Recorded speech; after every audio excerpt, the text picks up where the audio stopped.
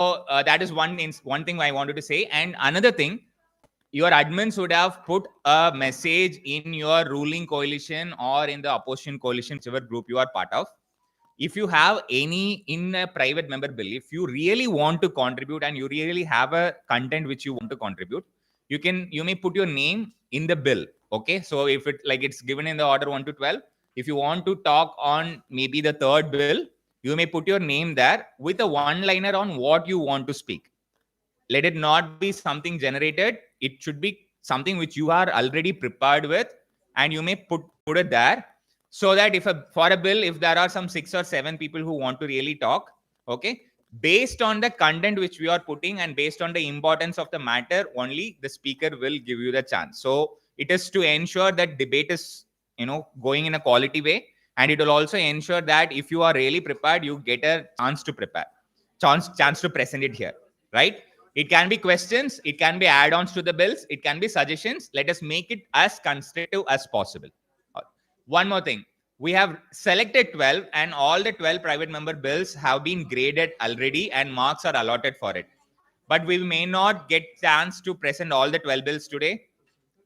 Based on the time availability, only the speaker will take up in the same order. The bills are selected already in the order in which the priority is given. Okay, so based on time availability, we'll try to take maximum number of bills, but some bills may not get the opportunity also. Be sure about it. Fine. Okay, I think I'll hand over this session to the Deputy Speaker and he may take over. Thank you, sir. Good morning, honorable parliamentarians. Yesterday was a very interesting day, and yeah, hope you'll all have the same enthusiasm as yesterday. So, starting with the most awaited agenda, the impeachment of the deputy speaker. We did receive a lot of chits saying that the deputy speaker is not well, so we'll be moving on with the impeachment. So, two people will be recognized to put forward your opinions on why you want to go ahead with the impeachment, and you will get 1 minute each. Then the deputy speaker will be given 2 minutes to defend herself in that matter, and then we'll go ahead with the voting. So I hope that's clear. First, recognizing Veer Pratap to put your opinions on the impeachment. You'll have 1 minute.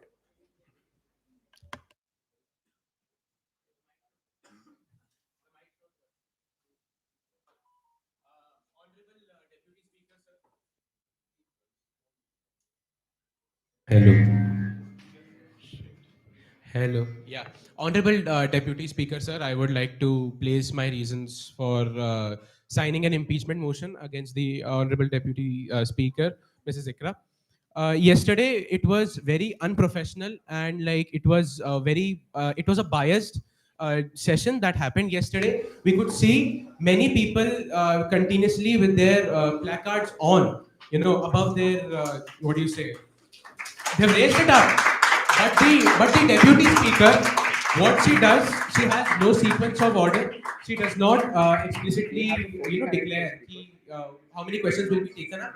She starts taking up questions and then she directly proceeds to the voting, which is very unprofessional as you compare it with the actual speaker. So I would like to rest it with the fact that she was not professional and equal chances were not given to the opposition despite many people with their placards in the air. So we would like to impeach her and we would find someone more professional, better and best for this parliament. Thank you. Thank you, honorable parliamentarian.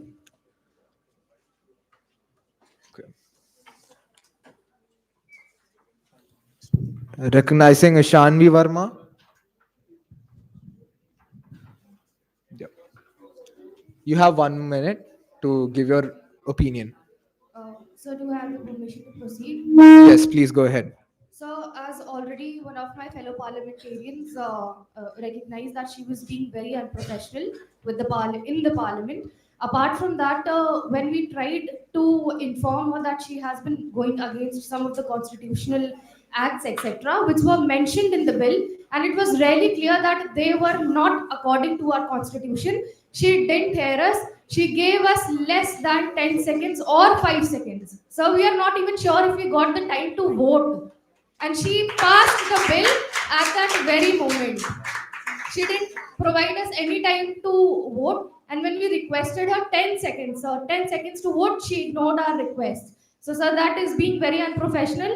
And as my fellow parliamentarian already mentioned, we need someone better. Thank you. Thank you, honorable parliamentarians. There'll be no more add-ons because we're running short of time. We have to go ahead with the private members' bills after this. So, requesting the deputy speaker to come forward to defend herself.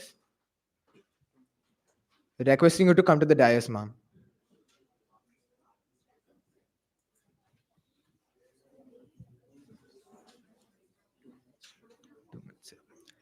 You have 2 minutes to present your points for defending yourself. Honorable members, this is Ikra Siddiqui, your Deputy Speaker till now. One thing that I want to clarify, the voting that Honorable Member has mentioned, I was instructed to give my verdict as soon as I see a majority in the voting, even if it's under 10 seconds. And I did exactly that. I wish I would have communicated that to you before. That is one thing from my side. Second thing, being biased.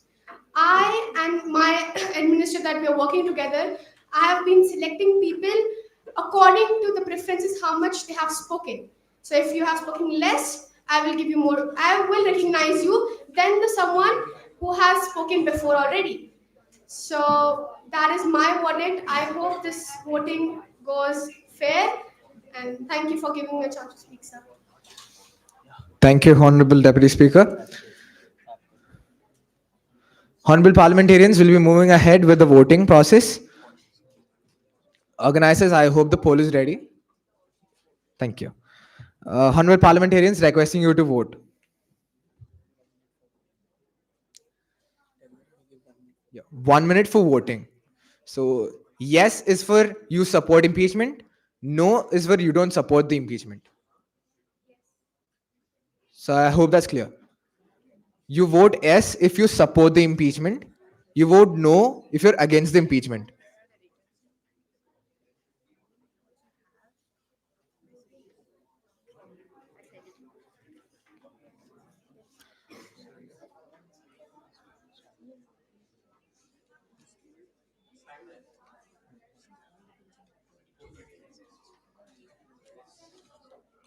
You have 25 more seconds, parliamentarians.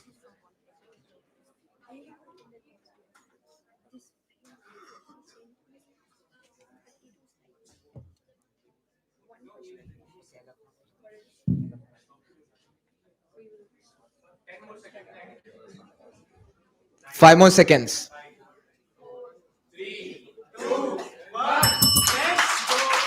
Thank you, honorable parliamentarians. Seeing that there's a clear majority supporting the impeachment,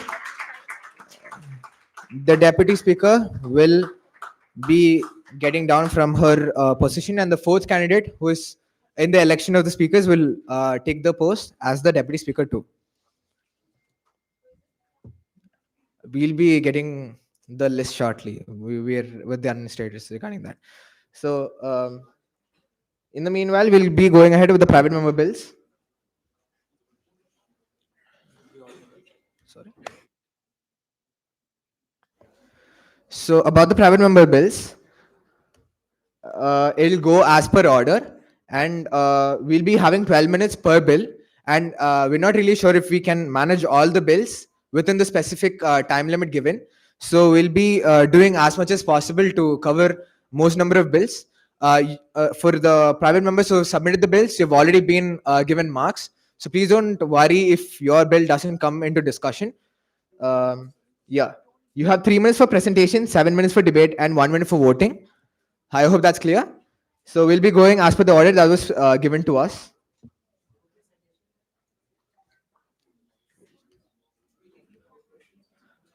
So first we have Rahul Ranjit, Election Commission Impartiality and Transparency Bill, requesting him to come to the dais, please. Yes, Honorable MP, go ahead.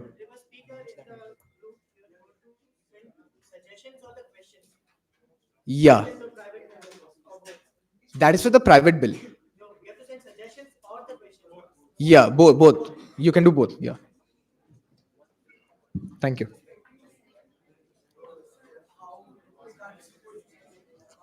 Please raise. Please, yeah. Send in the questions like right about now. Yeah. Okay. If you do that, then that it will be easy for the administrators to cover up that. Yeah, thank you. Honorable parliamentarian, you have 3 minutes for presentation. Your time starts now. Honorable parliamentarians, my name is Rahul Ranjit, and today I will be presenting my bill.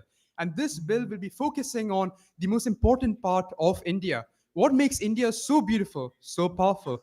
It's a fact that every single person. Honorable parliamentarian, your number, please. Oh, sorry. My number is 098. I Thank you. apologize for that. So once again, what is that makes India so beautiful? It is the fact that anybody in this room, anybody in India, regardless of whatever place they may be from, whatever thing that they may believe in, can vote. They can select the next leader. They can select how this country is run.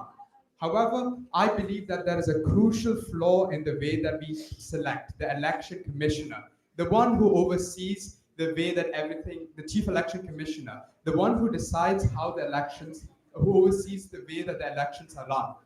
And the way that the chief election commissioner is selected currently is a panel which consists of the prime minister, a representative of the union government selected by the prime minister, and the leader of the opposition. I believe that this is unfair. This allows the ruling to select a chief election commissioner who may be biased to support the ruling, considering that the prime minister and the representative of the union government selected by the prime minister will probably select candidates who are more favorable to the ruling side, which is why I propose that the representative of the union government is replaced with the Chief Justice of India. This is something that was also suggested by the Anu Barnaval judgment in 2023. They also suggested that the balancing vote should be given to the Chief Justice of India. This provides equal representation of the executive, legislative, and the judiciary and makes it significantly more fairer. And we require free and fair elections. There are other suggestions also in my bill that aims to make the Indian democracy the best democracy in the world, on top of being the biggest. Thank you. Thank you, Honorable Parliamentarian. We'll now have 7 minutes for discussion. Honorable Parliamentarians, please put your placards down. We'll be recognizing people who have submitted their questions to the administrators. So only they will ask questions. Honorable members, please wait. There was a message posted in the ruling and opposition groups by the administrators, and only those who gave the questions to them will be recognized. Honorable parliamentarians, people have been recognized for the first bill. For the upcoming bills, you can post your questions. The administrators will make a note of it. Sorry? Point of information. I'll come to that after the questions are over.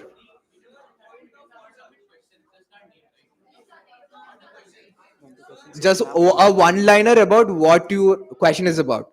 You have to submit that along with your name. Yes, Honorable MP, go ahead. Good morning, sir. Sir, this goes against the parliamentary rules and regulations. The questions that we need to submit, we were not knowing as in city and regional round. We were on point asking the questions and giving the suggestions. Ask the question. So, point of order. Now sending to administrator. Honorable MP, this was something that the YA members asked me to do. This was done because yesterday Musri did not get a chance by raising a placards. This created a big issue yesterday. That's why we came up with this thing right here today. Yes. As far as the proceedings go, the private members' bills have been shared with all the students. The sequence, the order of the bills was also given to you. If you have not had a chance to read the bill, you have not had a chance to research upon the subject. That denies you the right to question. That is what we are trying to say. The bills have been given to all the students. You know the order, who is going to present when. So you know the first sequence in which the bills are going to come to you. If you would have had a time to research and read upon the bills, your questions can be easily submitted to the administrators. That is what is being evaluated here.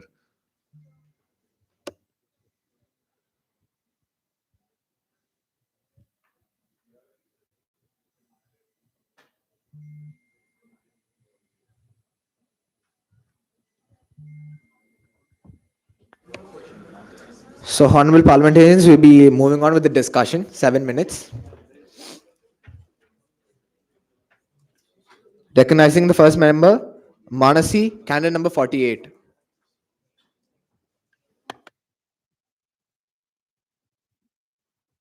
Can I permission to speak, Speaker? Please go ahead. My name is Mansi Hall, ballot number 48. The bill creates both a search committee and a selection committee. This may delay urgent appointments, especially during election years, and excessive dominance of retired external bodies in search committee, where none of these bodies are accountable to the parliament for the functioning of the EC and hence may be struck down as violation of the basic structure of the separation of powers. Section 5 qualification clause restricts the field of candidates unnecessarily as requiring CEC and ECs to be at the rank of secretary to goal. It has no basis in Article 24, narrows independence and favors bureaucratic backgrounds and also violates Article 14. Post-retirement lifetime ban may be excessive and also violates Article 19(1)(g). Section 14, power to remove difficulties clause gives excessive power to central government and this violates the doctrine of excessive delegation and basic structure of independence of EC. And Section 11 provides limited protection of commissioner, undermining the independence of independence guaranteed under Article 324 and SC judgments, such as the Anu Baranwal 323 that you mentioned. So I would really apologize to the member of parliament. I wasn't able to grasp the entire question because of how large it was. Could I answer each section by itself? Could you give me one part and then I will answer? Thank you very much. Is that completely all right, Honorable Speaker? Well, Honorable MP, please state your question within 10 seconds and then you can answer. The crux of your questions in simple words. Yeah, okay. So firstly, you talked about making a search committee as well as a selection committee, right? But it may cause a delay. And also in this search committee, there is excessive dominance of retired as well as external bodies, which is against the basic structure of the separation of Please powers. conclude. Yeah, thank you. Member, do you have an answer? Yes. So the member of parliament would thank the other member of parliament for that excellent question. Okay. And to that, I would respond with well, the first point about the fact that there is an excessive representation of bureaucracy in the search committee, right? Now, the case is that the current search committee that we possess actually encompasses of I believe that the search committee that we need right now requires that these people have to be experienced, right? Honorable parliamentarian, please do not speak among yourself. Your chance for the question is done. So we'll be moving on to the next question. Candidate number 88. Yes, please go ahead. Honorable parliamentarian, in your bill, the bill mandates that the CEC and other election commissioners cannot be reappointed and are barred from any government or political employment after retirement. Doesn't that violate Article 19(1)(g) of the Indian Constitution, that is the right to profession, which guarantees the right to practice any profession or to carry on any occupation, trade, or business? Sir, as part of completing my point, sir, for example, last year itself, our former President Ramnath Kovind, he was once after retiring from his post as president, he was appointed as the chairman of a commission. There was a Kovind Commission. So he was given a profession by the government of India. Yeah, so why not the CECs then? Okay. So to the member of parliament's question, Sangeet Krishna, I would like to state that I agree with your point. I agree that this particular section of my bill is flawed. I accept that I made a mistake and I would like to amend it. I would probably wish to reduce and create a cooling off period after the Chief Election Commissioner's appointment, after he leaves the post.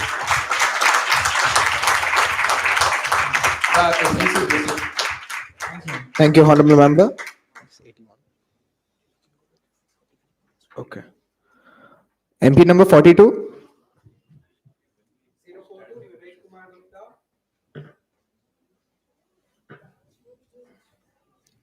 So, Section 7 of your bill appoints the Chief Justice of India as the chairperson of the selection committee. How do you justify giving the head of the judiciary a direct role in a purely executive appointment?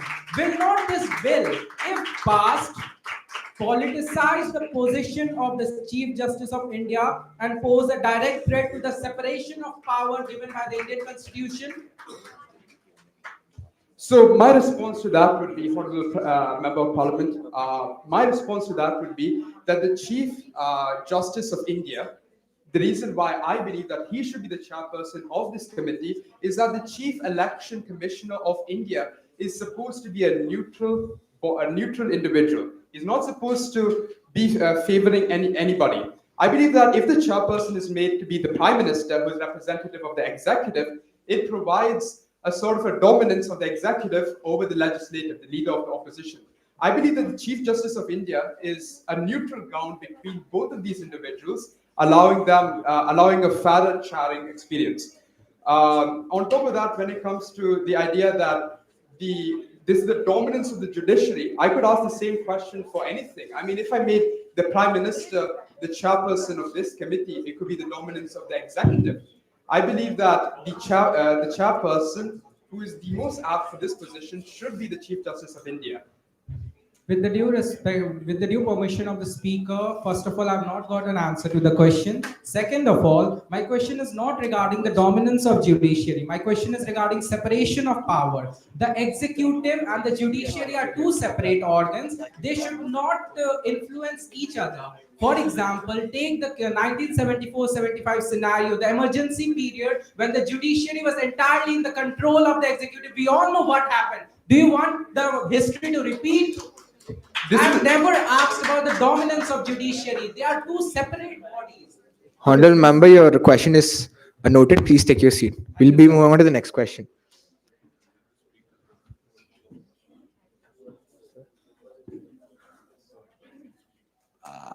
Okay. Yeah. Okay, sir. I'll see to it. Okay. We'll be moving on to the voting process. Organizers, the voting poll, please.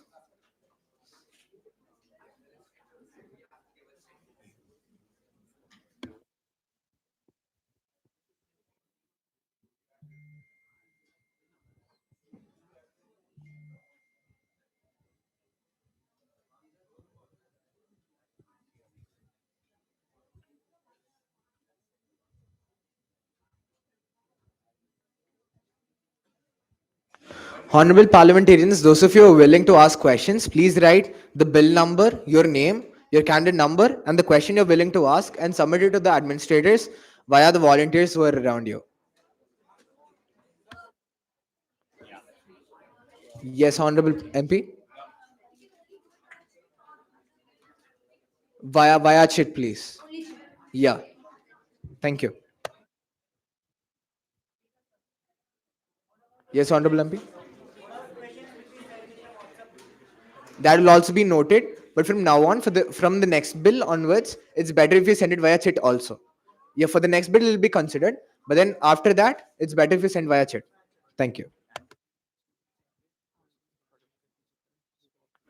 The questions you send will be chosen regarding the content. So only those who provide good content and good questions, they'll be allowed to ask questions. Thank you. Parliamentarians, you have 1 minute for voting. Please vote in your website.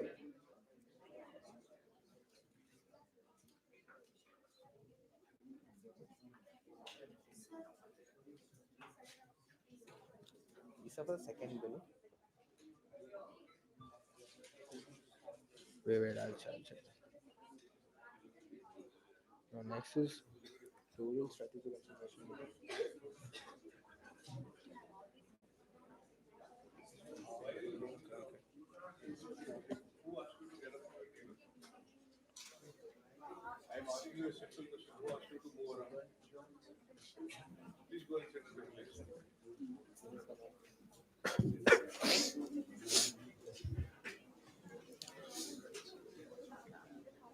Honorable parliamentarians, the time for voting is over. Seeing that there's a clear majority, the private members bill, the Election Commission Impartiality and Transparency Bill is passed. Thank you very much. Thank you very much.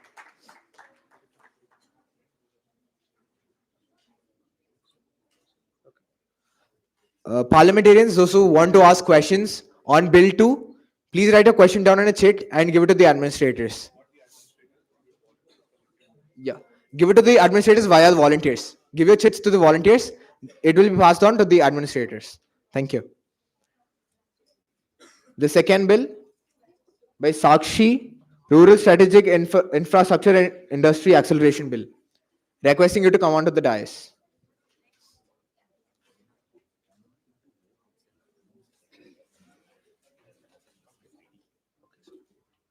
You have 3 minutes to present your bill.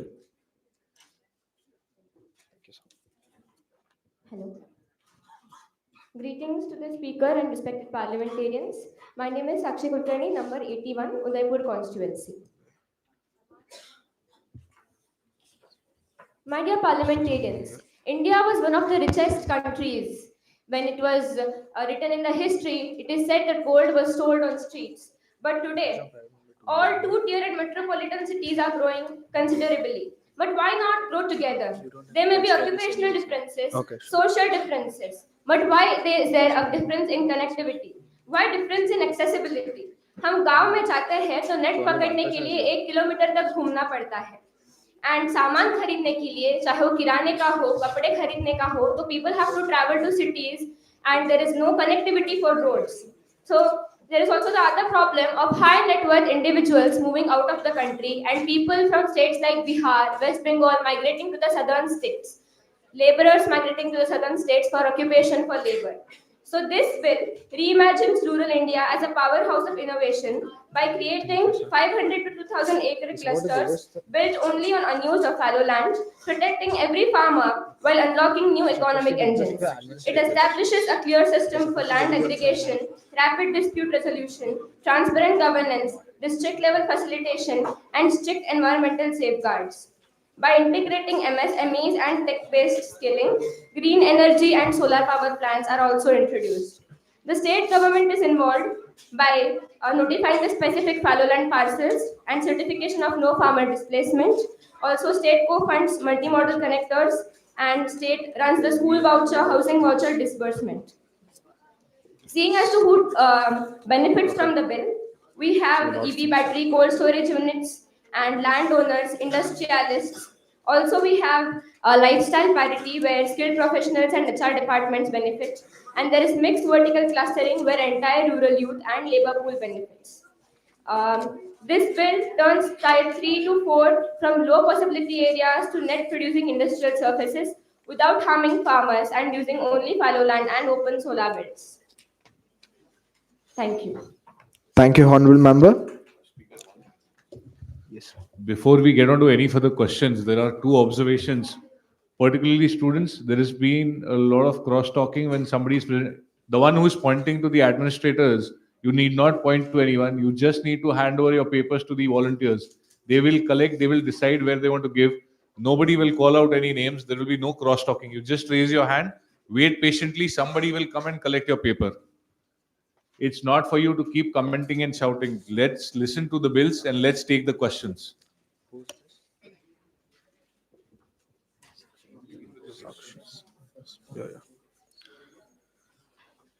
Candidate number 105.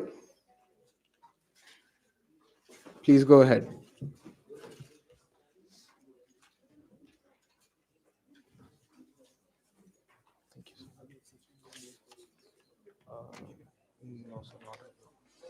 My ballot number is 105. You promised 30-minute connectivity to the nearest national highway in 150 districts. Can you guarantee it that it is not another unrealistic target that simply cannot execute on ground?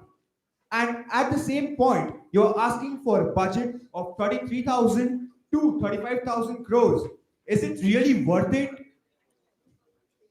Answering such a good question of honorable parliamentarian, there is a program called as the Bharat Mata Pariyojana under the Ministry of Road Transport and Highways, which is also undertaking this program, and we have seen a considerable amount of progress in the highway connectivity. So this will be undertaken under the Ministry of Road Transport and Highways, which will ensure that it will truly be implemented. And as to the question of budget, A budget of 33,000 to 35,000 crore for 5 years has been allocated for this program. And it is not merely investing in the rural and this infrastructure, but apart from that, it is creating jobs, it is preventing migration, preventing high net worth individuals going out of the country. It can attract private investors, and apart from that, the budget can be taken by PPE and other models which will not place a burden on the government. So that is how it is worth it, because it is not merely creating rural development, but it is leading to an infrastructure development, industrial development, prevention of high net worth individuals going out of India.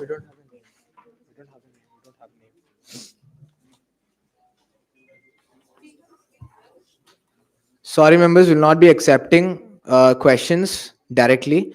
We'll only be taking questions that are submitted to the administrators.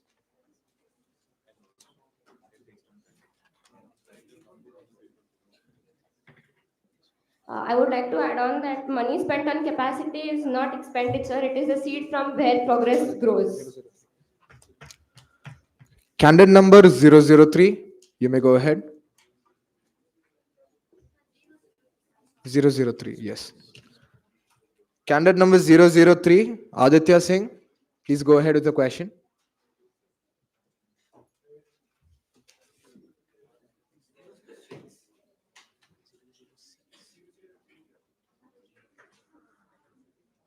Candidate number 003, in the name Aditya Singh, you have a question for bill number 2, right? Please go ahead. Your bill claims that unused or fallow land will be generated into 500 to 2,000 acre parcels with agreement of no farm displacement. Yet India's rural and classification are notoriously unreliable. Revenue records are often outdated. Fallow status frequently disputes ownership, and voluntary aggression on such large scale has historically required informal pressure or incentives that border on coercion. Given these structural realities, how will the government ensure? How will you ensure that the process remains genuinely voluntary and does not create a de facto land grab environment discussed as development? What institutional safeguard exists for small stakeholders, shopkeepers, and non-title cultivators whose land usage may not appear in records, but whose livelihood depend on such parcels? And how does the bill plan to handle legislation, compensation delays, and land record reconciliation without stalling no development for years? I would like to summarize your. May I speak a minute? Please go ahead. I would like to summarize your question. One thing is undisputed land, and the next part is about the shopkeepers losing their.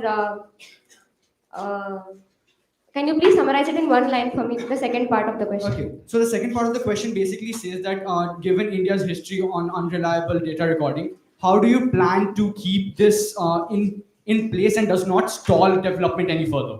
Okay, so first thing that I would like to suggest is the acres of land which I have suggested. I want all of you to know that there is 122.19 lakh hectares of fallow land that is present in India now. So I think that this is one step to utilize fallow land which is simply standing as a waste.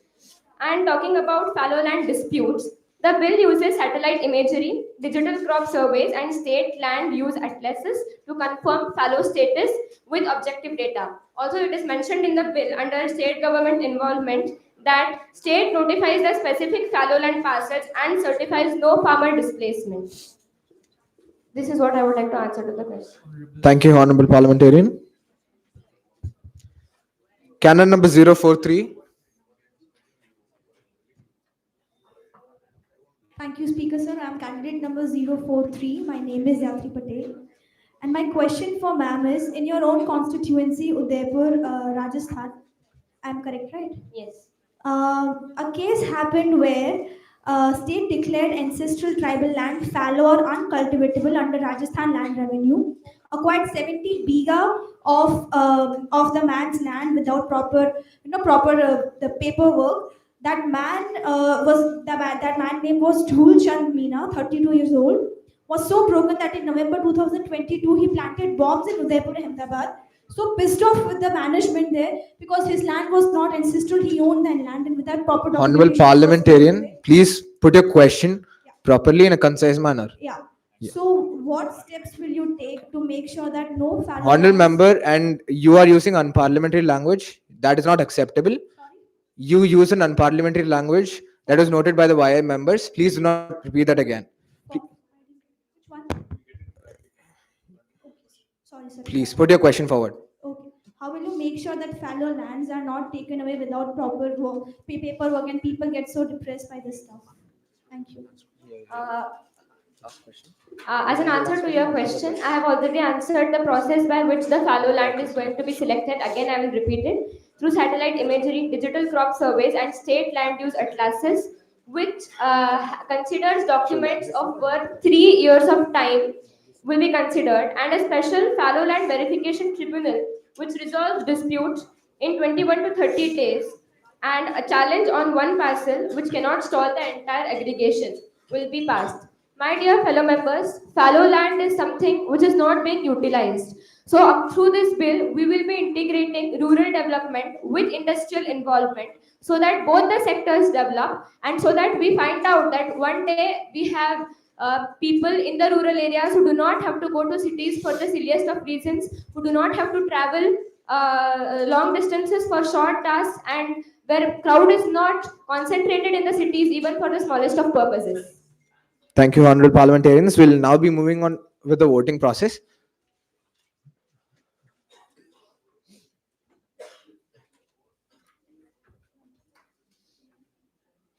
All of you have 1 minute for voting.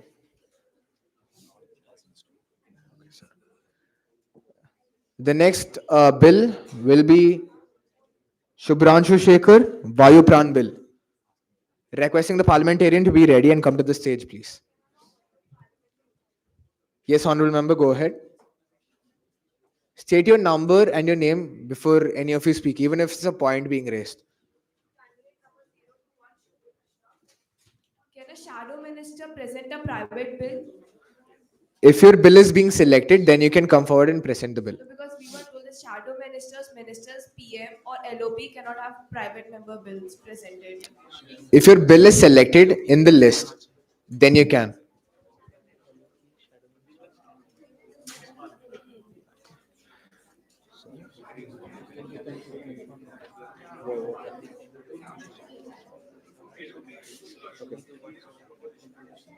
Okay. So LOP and shadow ministers are allowed to present private members' bills. Only cabinet ministers are not allowed to do that. I hope that's clear. Thank you.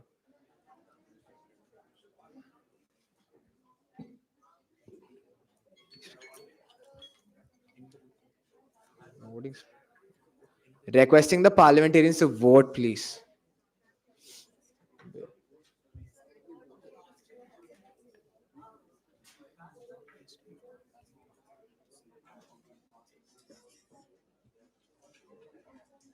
Seeing that there's a clear majority, the bill is not passed. Thank you. Thank you. But the time is done. No? Thank you, members. You have 3 minutes for presentation. Please go ahead. With due respect, may I have the permission to speak? Please go ahead. Thank you, sir. Honorable Speaker and my dear respected parliamentarians, today I stand before you presenting my Vayupran bill, a bill which might seem a dream to you all, but let me tell you, this bill is not a dream because this bill is worked thoroughly and has it all groundwork cleared upon. This bill might seem a promise to go for a moon, but trust me, this bill is not just the promise, this bill is the ladder. Now let me illustrate what I have worked upon in this bill. This bill clearly inculcates that I'll be empowering the farmers of our country with technology. And by technology, I mean AI and other things. There was a concern which was raised that this bill might effluate all the existing policies that government have already made for the farmers. This bill rather integrates all of them. This bill has a special condition named DAID, in which the farmers will be empowered with a special ID that encompasses all their data, including their farmland and all the seeds and everything which they have been using. Also, in this bill, I have introduced a special system.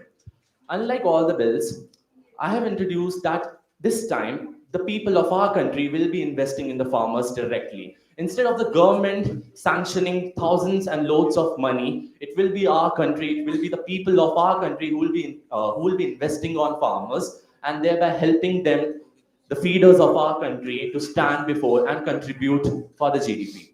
Thank you. I rest my case here. Thank you, Honorable Parliamentarian. This is ballot number 38, Subhranshu Shekhar Malik. I'm so sorry. Thank you.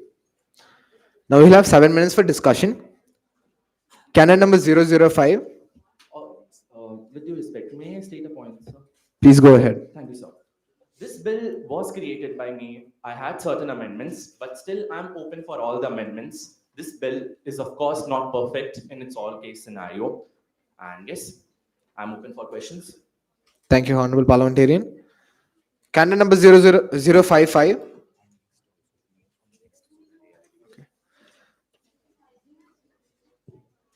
055, the name of Dikshita. Raise the question. Followed by candidate number 062, requesting the candidate to be ready. Please go ahead.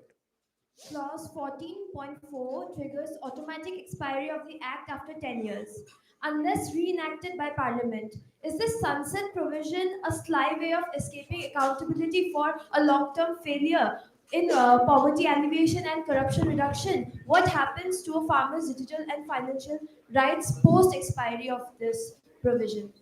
Thank you, ma'am. That's a wonderful question. The whole review and sunset clause, it's mentioned in our parliamentary format of drafting the bill. I actually wrote that point in the review and sunset clause because, after all, it is not sure that this will work or not. This might seem dream to you all, but it's a movement which I want our country to have. That is the reason. And it's the whole point of it being there. It's simply because if ever the worst case scenario occurs, then we shall be prepared for something else. So you did not answer my question. What happens to a farmer's digital and financial rights post the expiry of the provision? They'll get all their data back because in any ways we have mentioned in clause 4, we have mentioned in article 4, you must see that the whole data which has been feeded, it's already authenticated, and the government has no right on all the data which the farmers have feeded. So anyways, if this app or this technology expires, they'll get their data sovereignly. A major loophole in Honorable member, your communication must be via speaker only. sorry, sir, you have the permission to proceed. Please go ahead. Isn't the blanket immunity in clause 14.3 in good faith a dangerous loophole? Who decides what good faith is, and what stops officials from claiming good faith for something in terms of errors, abuse, or even collective actions against devastating livelihoods? Sorry, ma'am, I didn't get your question. Honorable member, please, we have to move on to the next question. Sorry, thank you. Candidate number 062.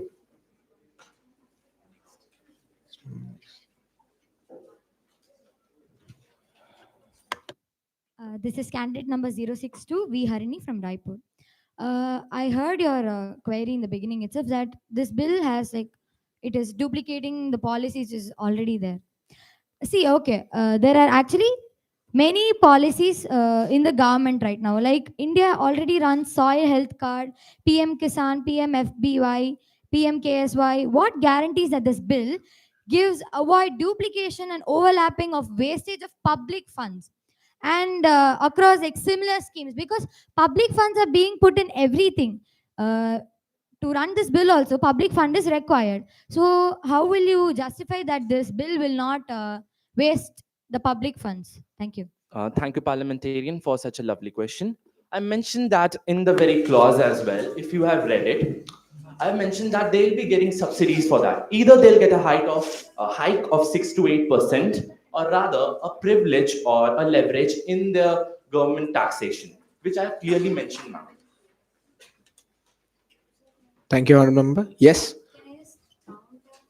You have one follow-up question. Yeah, you'll get 10 seconds to ask a question. Thank you. Sorry, no more add-ons. Sorry. 062. You said that they'll be providing subsidies, but the farmers are also putting their funds into the other existing schemes also. So it is like a double work for them, right? That is what I'm asking. Who said it would be farmers who will be putting their money? It will be rather the people of our country who will be contributing. Yes, people of our country are still. Honorable members, no cross talking, please. Sorry, pardon. Sorry. Yes. Member, do you have an answer to the question that she asked? And about the question of duplication, I have already mentioned it, ma'am. This bill rather integrates everything, and I mentioned in my speech as well. This bill has a special case scenario of DAID, which integrates everything that a farmer requires, encompassing all the existing policies that a government has already made. Thank you, member. Candidate number 094, you may go ahead with your question. Candidate number 094.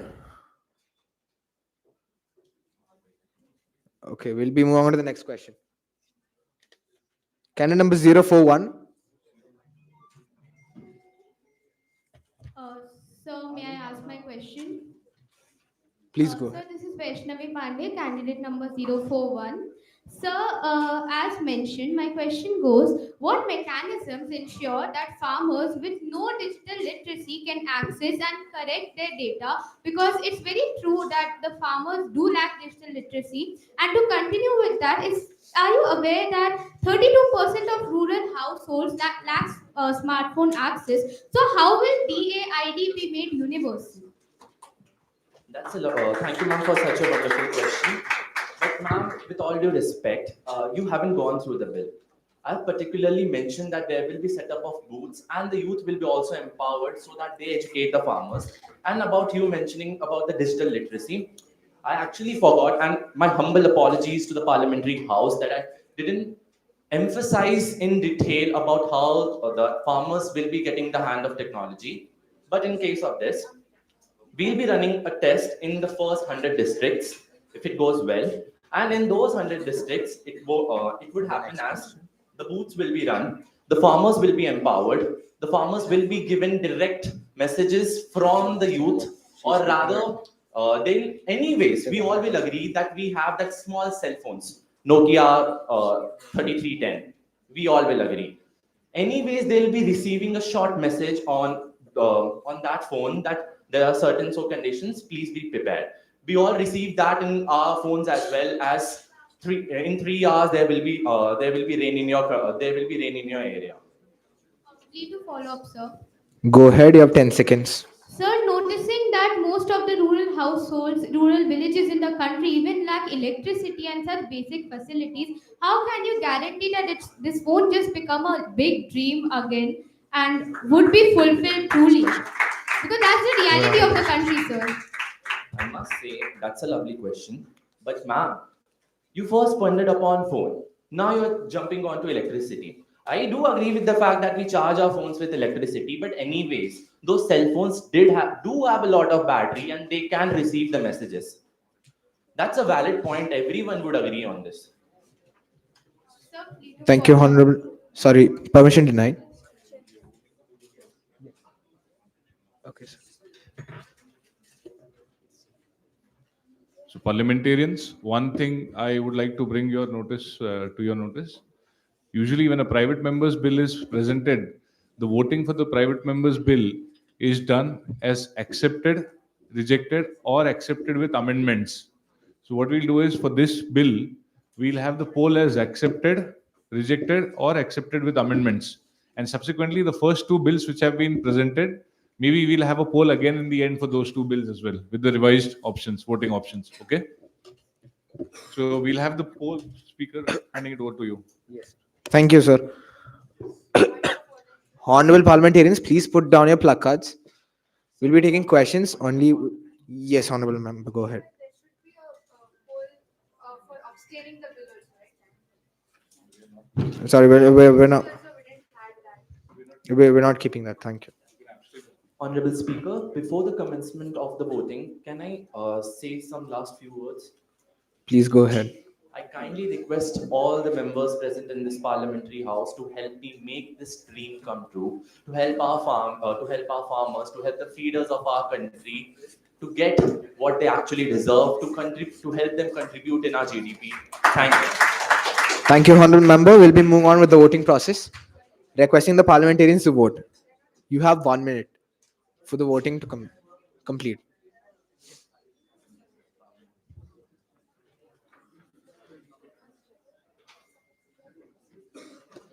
Choose your options carefully: accepted, rejected, or recommended for amendments. You have three options now.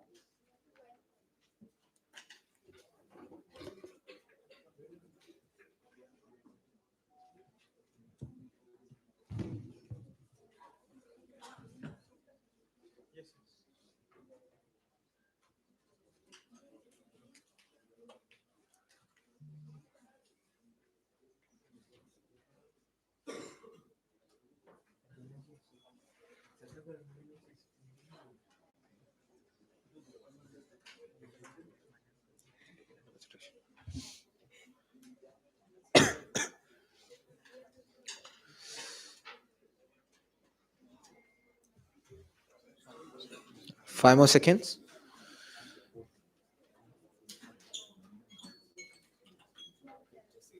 Honorable members, requesting all of you to vote. The count that we received is very less compared to the total quorum of the house. So requesting all of you to vote. We have 10 more seconds for the voting to complete. So please.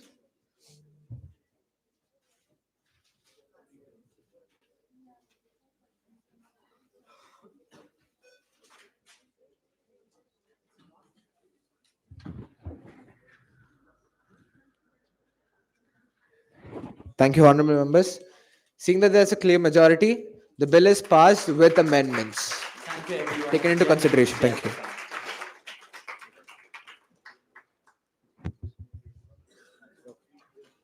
The bill is recommended for amendments. So the amendments that you suggested will be considered by the MP. Going on to the next bill, Sita Lakshmi SR, Child Rescue and Rehabilitation Act. Rehabilitation Act. Requesting you to come to the dais, please. Sita Lakshmi SR.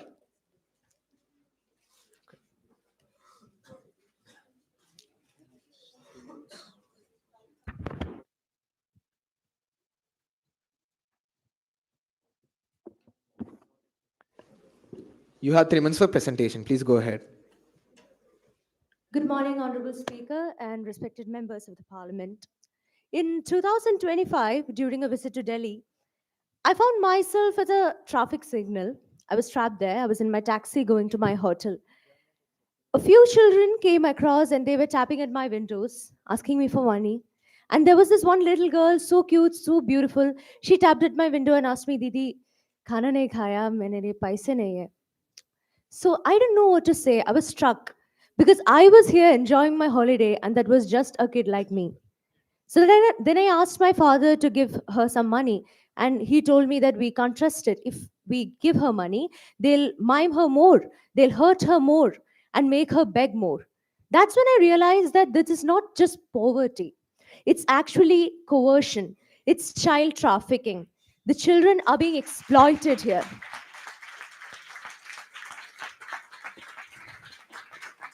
That day, on my notes in my previous phone, I noted down one line: investigate on child trafficking. It's a manifestation of that note that you see before you as the bill on child rescue and rehabilitation.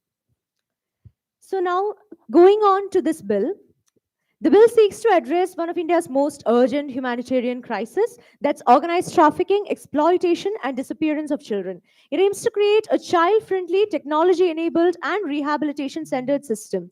It involves the creation of a national digital child protection grid, connecting digital rescue units and rehabilitation homes and interstate coordination cells.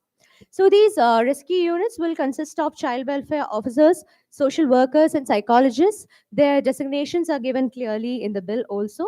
So we'll be ensuring swift rescue, and more than rehabilitation, the more emphasis would be given to the prevention of such acts. and the medical and psychological assessments of these children would be done within 24 hours of getting them on hold and rescuing them. Mandatory production before child welfare committees would be done within 48 hours of rescuing them.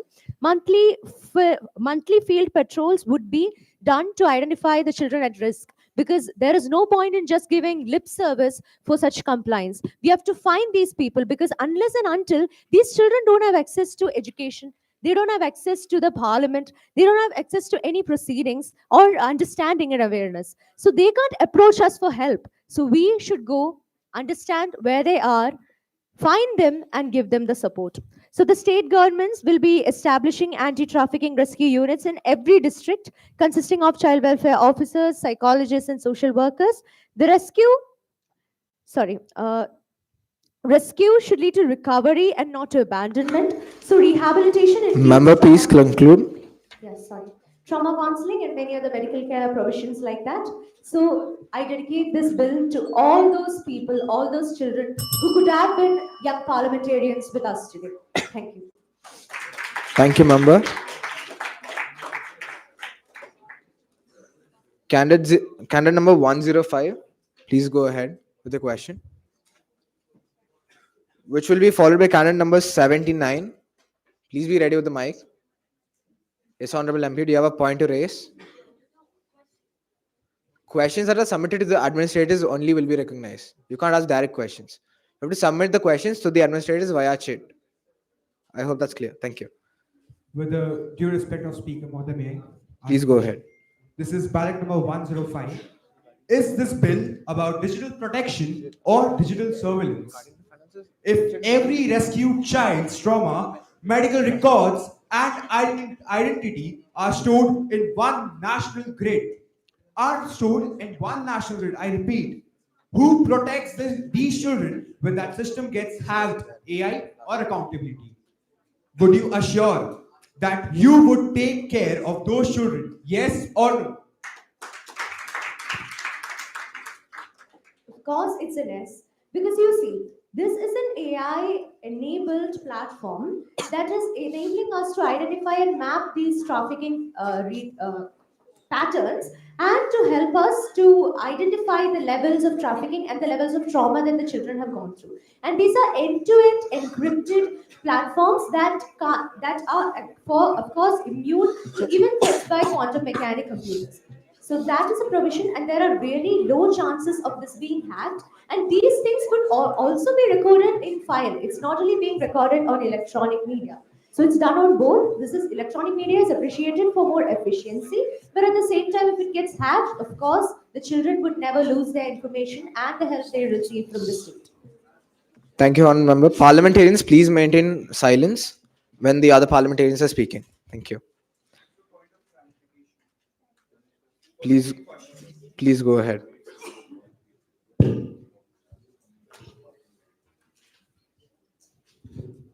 This is ballot number 105. As if you said yes, you would take the accountability, right? How would you take that? You would protect them with the bodyguards, or you would go ahead with them and see who is telling them what? See, if this bill is passed, it's a responsibility of the state, not just me, it's a responsibility of the state with increased accountability from my side to protect the children. It's not just about going there with the bodyguards to support them, it's about trying my best, my level best, to recover the data that's being lost and to make sure that in the process of recovering the data, if it's being lost, the children are not denied their rescue mechanisms and the helps and skill training that they can get within that period of time. That's the maximum that we could do as part of the state. Thank you, Member. Next, we have candidate number 79, which will be followed by candidate number 002. Please be ready.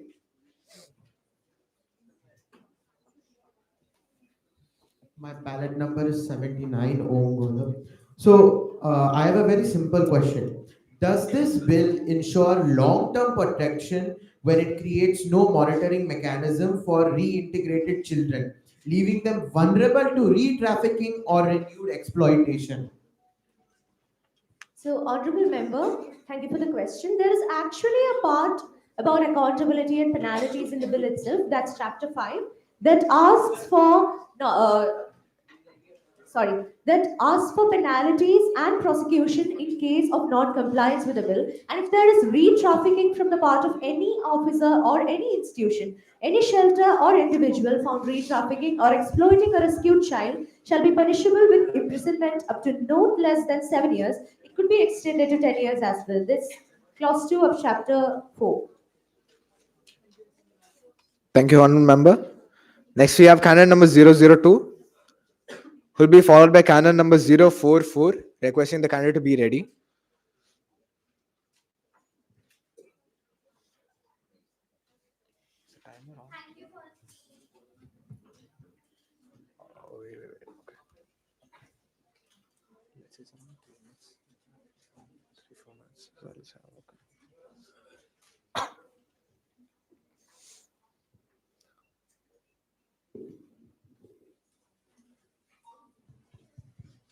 Thank you for the opportunity, Speaker.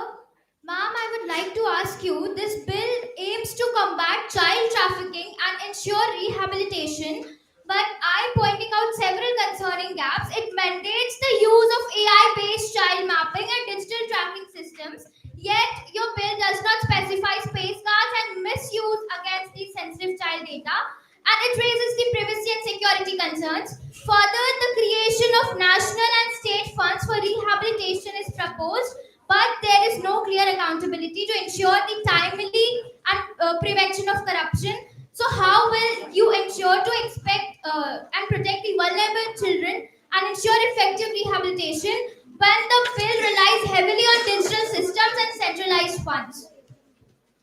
See, despite having centralized systems till now, we have not been able to combat this issue even after gaining 75 plus years of independence.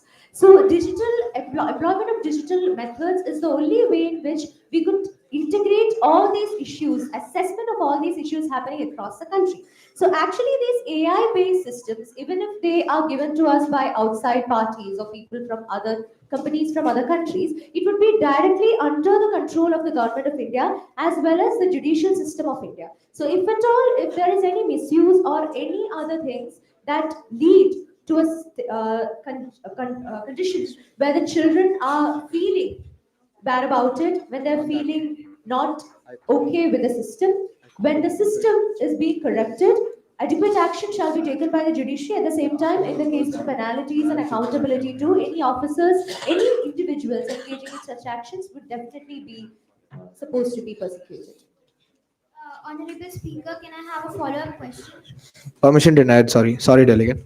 Next, we have candidate number 044.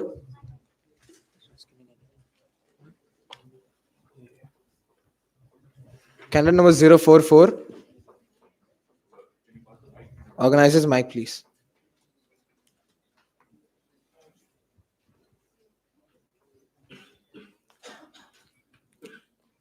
So CWC already exists for the same purpose and is just a parallelism. It's already 40% understaffed. Why do you want to create a new one now? And you have cited 144, BNS 144 in your preamble. However, BNS 144 does not apply to child predators but to real exploiters. So you have incorrectly cited a statement. Thank you. Thank you, honorable member. I'd like to ask for a clarification. Is this against the CRA, that is Central Rehabilitation Authority, that's being established? It's just a parallel statement. You're just creating the same one, but you're giving a new so- name to it. Okay, so you're telling me that CCW is parallel to CRA? CWC. Honorable member, no cross-talking, please. Thank you. Go ahead. So the thing here is, the Child Welfare Center is only accountable to the rehabilitation of children who have already been found or left alone by their parents, right? So CRA is entirely different from that because they should be finding out people. They should be engaged in the process of rescuing children too. So those are entirely different prospects. And in this, under the CWC, we have not been able to find children. We have not been able to rescue and rehabilitate the whole lot of children. That is over 11,000 children from almost South and North India. We have to combat Member, that please issue. conclude. Please conclude. Yeah, so what was, sorry for asking it again, but what was the second part of the question? You had cited. Sorry, member, you have to go for the voting process. Okay, thank you. Parliamentarians requesting you to vote. Sir, one second. Honorable Speaker, Honorable Speaker, can I make a last statement regarding the BNS? Please go ahead. But then So the voting has regarding, already started, so go ahead. so the BNS is actually against sexual exploitation and trafficking of humans. Humans do include children, my dear sir. That is applicable for everybody who are being exploited in this whole process of human trafficking.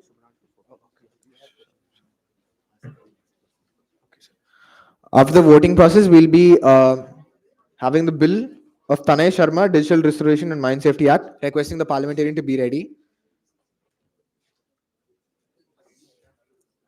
Honorable parliamentarians, please vote. Yes, honorable member. I request the speaker and administrator at least to announce when you are accepting the question for which bill, because meanwhile we are preparing bill for any bill there was before. Only the window has been closed till bill number 7. So it can be like you can give a 2 minutes window for the bill and then accept.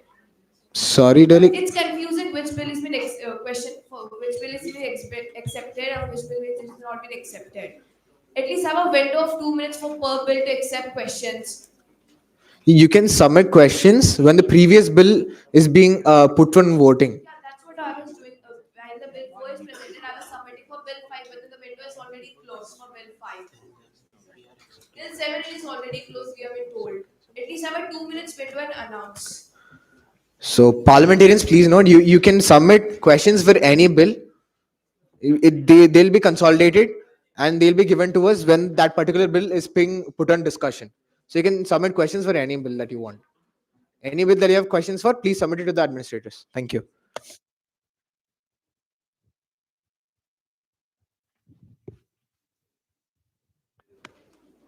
Seeing that that's a clear majority, the bill is passed. Thank you. Thank you, Honorable Speaker. I forgot to state my ballot number is 059. Once again, it's 059 SS Sita Lakshmi. Thank you. Member, you have 3 minutes for presentation.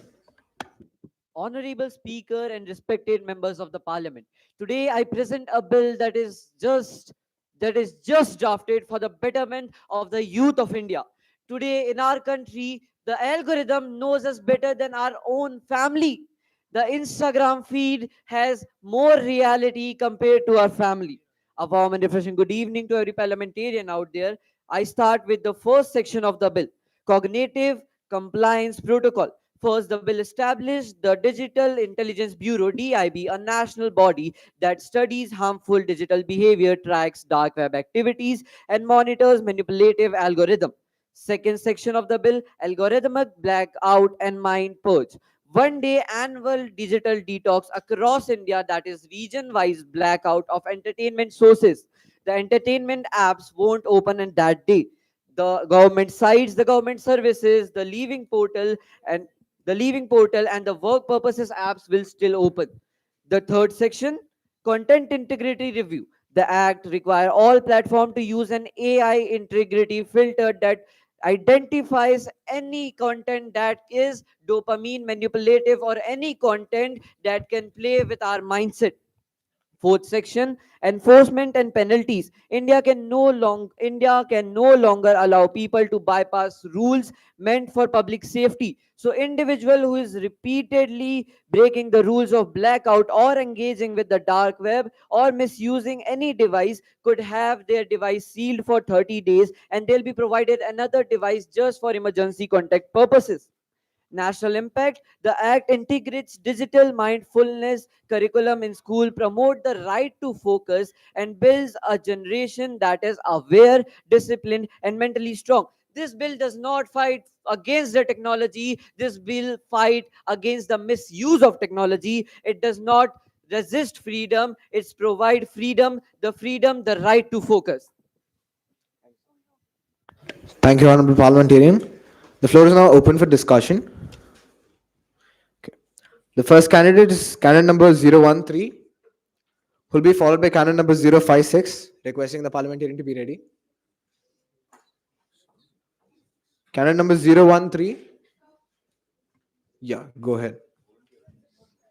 Permission to speak? Please go ahead.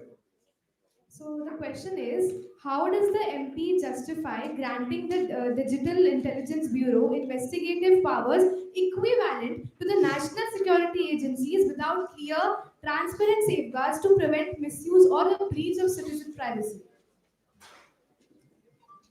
Ma'am, the investigation bureau will be containing the people of cybercrime department. And as you know, in today's world, internet removes data in seconds. And the data which is against the national security and the person who breached the national security must be punished in seconds. We cannot bear taking them to the institution of jury. Permission granted, delegate, but then make it very quick. 10 seconds. So the question was that the powers that you have granted is equivalent to the national security agencies, the power. You get it?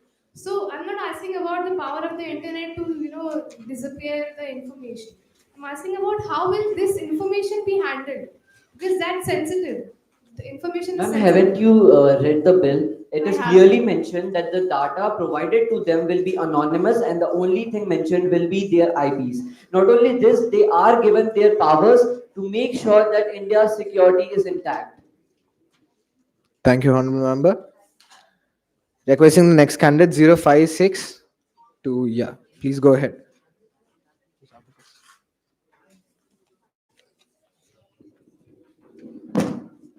Honorable Speaker, do I have the permission to proceed? Please go ahead. This is ballot number 056, Ishani Verma. My question is very simple. That what is the purpose of the cognitive compliance protocol as per section 1 and consequences for individuals who bypass the algorithmic blackout restrictions as stated in section 2? So one day is not enough to detox all the data with the amount of dominance that we have of digital world in today's time.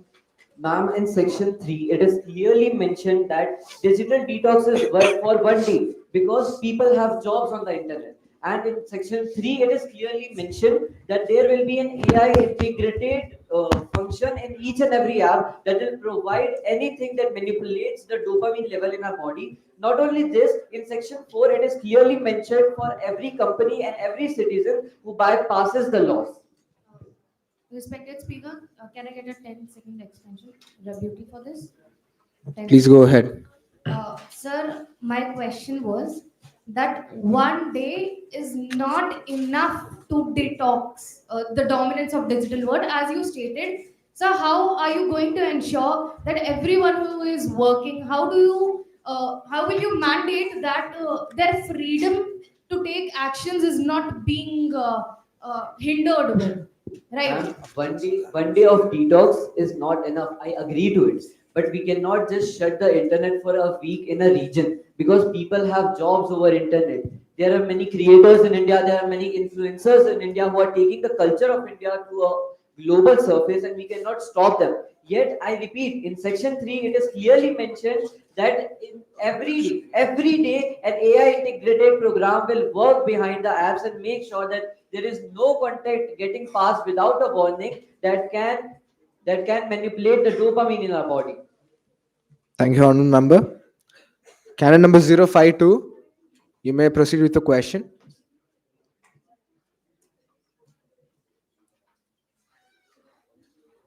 Candidate number organizers mic, please. This is Altamash Madni from Nashik constituency, ballot number 052.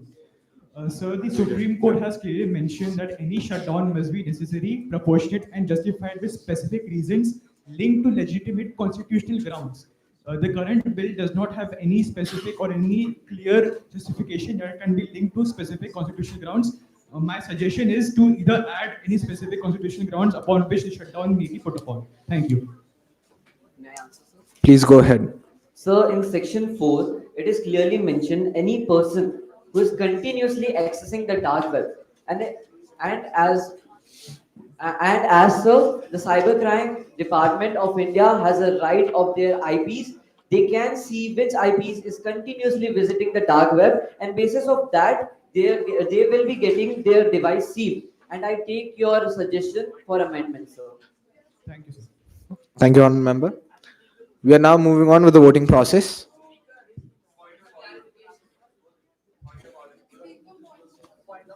Points of order, please raise your placards. Point of orders, I request you to keep your placards up. At the other points, please lower your placards. Yes, honorable member, go ahead. Yeah. Organizers, mic, please.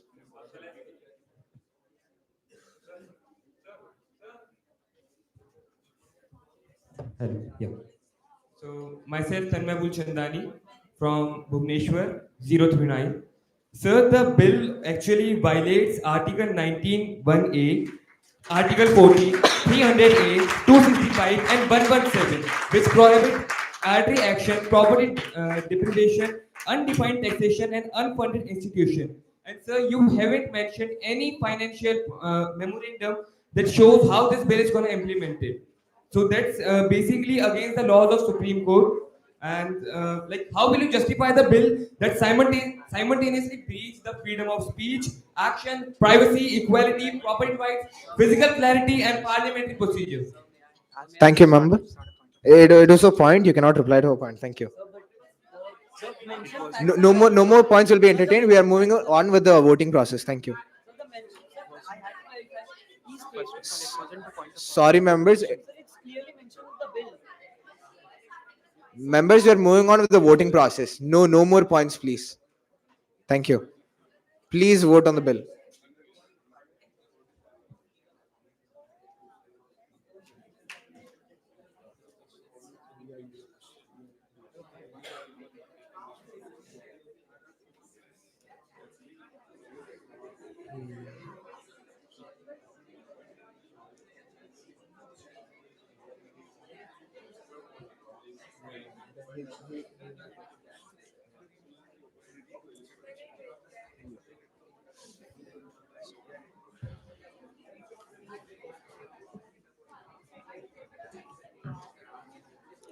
Members requesting you to vote.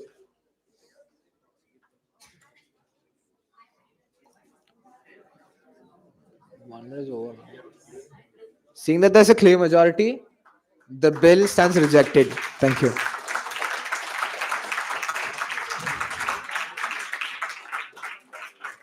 Next we have Aryan Dev, Bharatiya Antarik Suraksha Vidayak Bill. Requesting the parliamentarian to come onto the stage, please.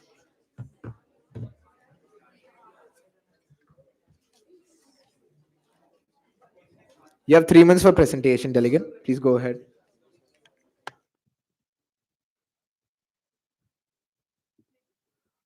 Greetings, parliamentarians.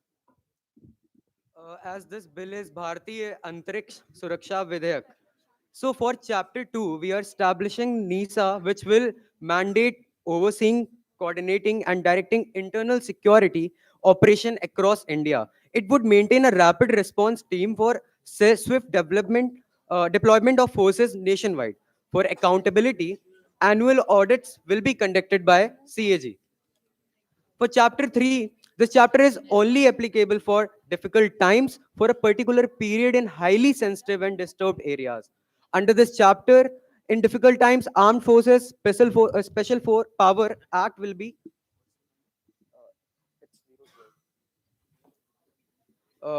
it's in this chapter. In difficult times, Armed Forces Special Power Act imposed swiftly and all its provisions.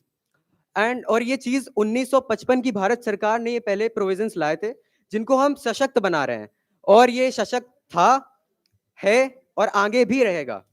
और for chapter 4 Manipur, जो यहाँ पर कल बहुत इसका discussion हो रहा था, तो इसमें मणिपुर आज से नहीं ब्रिटिश राज से चल रहा है. There are some example. इन 1933 Manipur burned till 2.5 years with approximately 750 deaths and 45,000 people displaced. In 1997, approximately 350 people died, again burned for 1 year. And horrific incident happened again where government killed 1,700 innocent people, considering them extremists, and it was revealed that they were innocent people. Since 13th February, presidential rule is imposed which is already extended to 13th of August in the parliament. I propose a presidential rule to total 2 years till 13th February 2026 shall be there to lower the tension and to reconstruct the loss that has already happened. ILP, 16-kilometer border zone, would be abolished for preventing exploitation by insurgents. And for chapter 5 हमारे देश में 1947 से far left सेंटरिज्म यानी नक्सलवाद और माओवाद ने लाखों लोगों को मृत्यु के घाट उतारा है. मौजूदा सरकार के नेतृत्व में आज 12 जिलों में सीमित हो चुका है, जो नक्सलवाद कम हो चुका है. Unified command control post working under NISA we will restore land rights, forest rights to scheduled tribes. We will improve infrastructure, and direct expenditure will be there for health, education, and we would have surrendered and rehabilitation policy for penal provisions. This is specific under at the last of the bill, and this bill is only work under the provision of Constitution of India. Thank you, Honorable Member. Points of order, please raise the placards. Yes, Honorable Member, go ahead.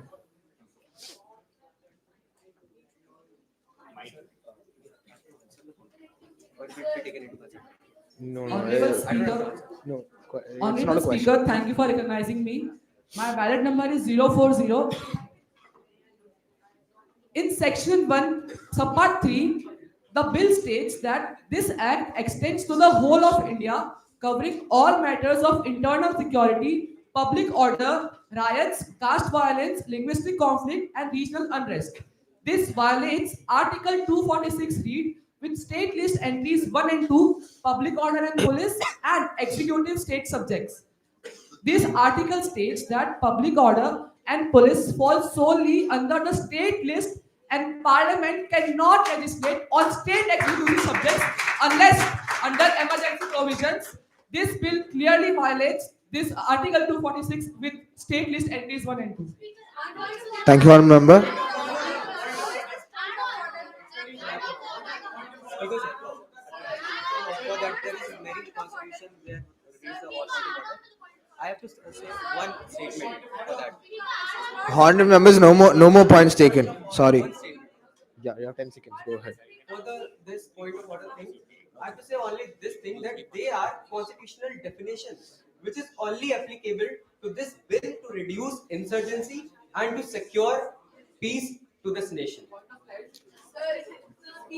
Any points on the floor?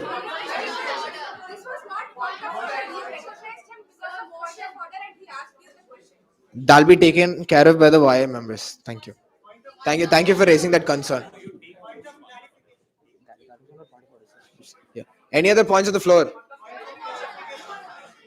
Yes, Honorable Member, go ahead.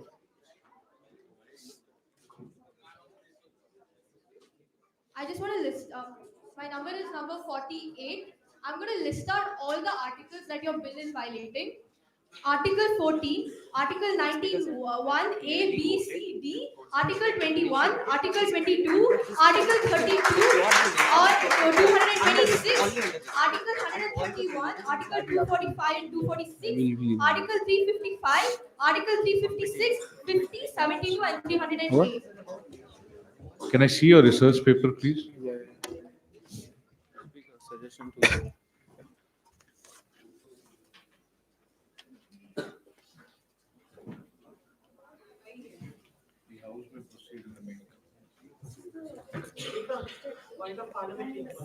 Yes, Honorable Member, go ahead. Delegate number 009. So I want to ask that in a private member's bill, on top of this bill, it's written Ministry of Home Affairs, Legislative Department. So is this by the ministry or is it specifically by a private member? So I don't think this bill can be considered as a private member bill. Maybe considered as government bill, or maybe just copy some format and send it to the government instead of checking. Sir, it is the format of the government that follow the bill format, and we are like I am I just made in the format of the government bill, the same format of the government. Government bills and private member bills are two different things. Honorable member, no close talking. I Sorry. come under the Sorry, Speaker. Yes, go ahead, delegate. Honorable Speaker, thank you for recognizing me. So, in the beginning of the bill, it has the emblem, the Gazette of India. That is not allowed on a bill unless and until it is passed by the rest of India after the bill has been approved. So, this cannot be considered a bill because it has the whole logo of the Gazette of India. Thank you. Thank you, honorable member. I'll make Honorable member, that was a point. You cannot answer the point. We'll now be moving on to the question. Canon number 117, please go ahead.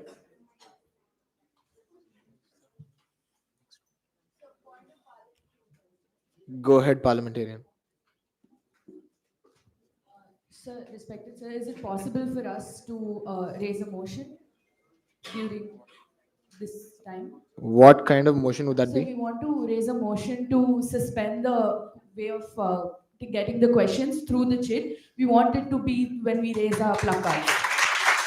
So because we have been submitting, sir, you see the whole row, we have submitted around 5-6 questions and we're already done till bill 10. No questions are getting accepted. Yesterday also during question hour, our questions were suspended.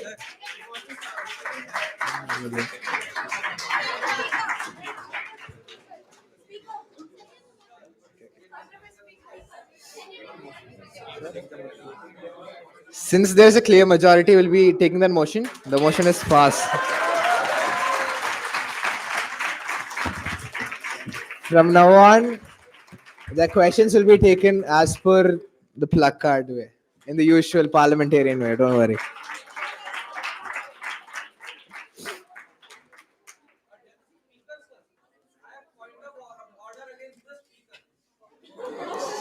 Go ahead, delegate.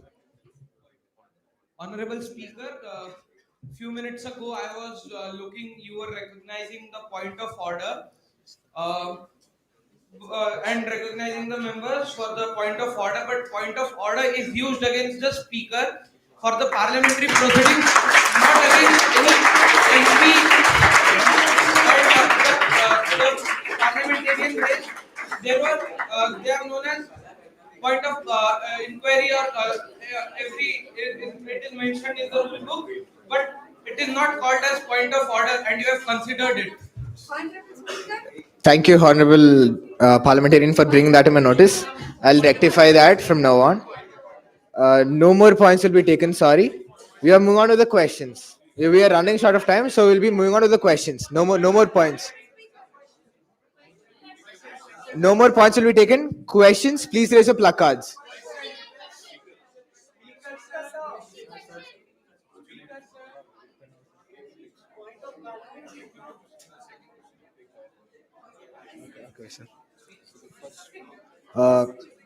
Since canon number 017 was already recognized, canon number 017 can go ahead with this question, after which I'll recognize all the others for the question. Please go ahead, parliamentarian. My cadet number is 074 Chirag Ahuja, MP from Gaya, Bihar. Thank you, parliamentarian.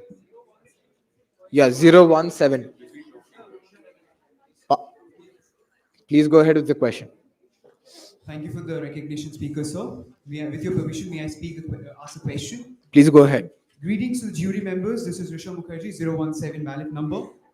The question to the presenter is, your bill gives NISA, AFSPA like powers over state police without state consent. Which constitution article allows the center to override state policing under the state list? And if you cite Article 355, how do you justify using a duty as a power for a permanent central control? And it directly attacks the bill on federalism, the biggest constitutional weak point, sir. Sir, in the bill there is NISA mentioned. It is centralized and जब भी कोई state में policing नहीं कर सकता है तो article 356 हमें ये मतलब हमें ये मौका देता है कि हम आर्टिकल 356 लागू करें, जिससे कि वहां पर अगर कोई भी इंटरनल वायलेंस हो रहा है, इंटरनल सिक्योरिटी का इशू हो रहा है, तो वहां पे प्रेसिडेंशियल रूल लगा सकता है. Speaker, sir, follow on to the question, answer. So, follow on to the answer. 10-second follow on, sir. Go ahead. So you mentioned about Article 366, but it directly exposes that the bill tries to... 356, sir. 356. Honorable member, no cross talking. Yes, Please sir. go ahead. It exposes that the bill tries to use Article 355 to override state powers, which is legally incorrect, sir. And you have mentioned about this in the bill. Thank you, honorable member. Go ahead. Sir, for that Article 356, I'm saying again that it is the right given by the Constitution that we can impose by the Article 356. We can impose for the state policing if they are not working, if they are not doing their work good for the internal security and for the internal violence. Thank you, member. Canon number 038, go ahead. Canon number 038, yeah, go ahead.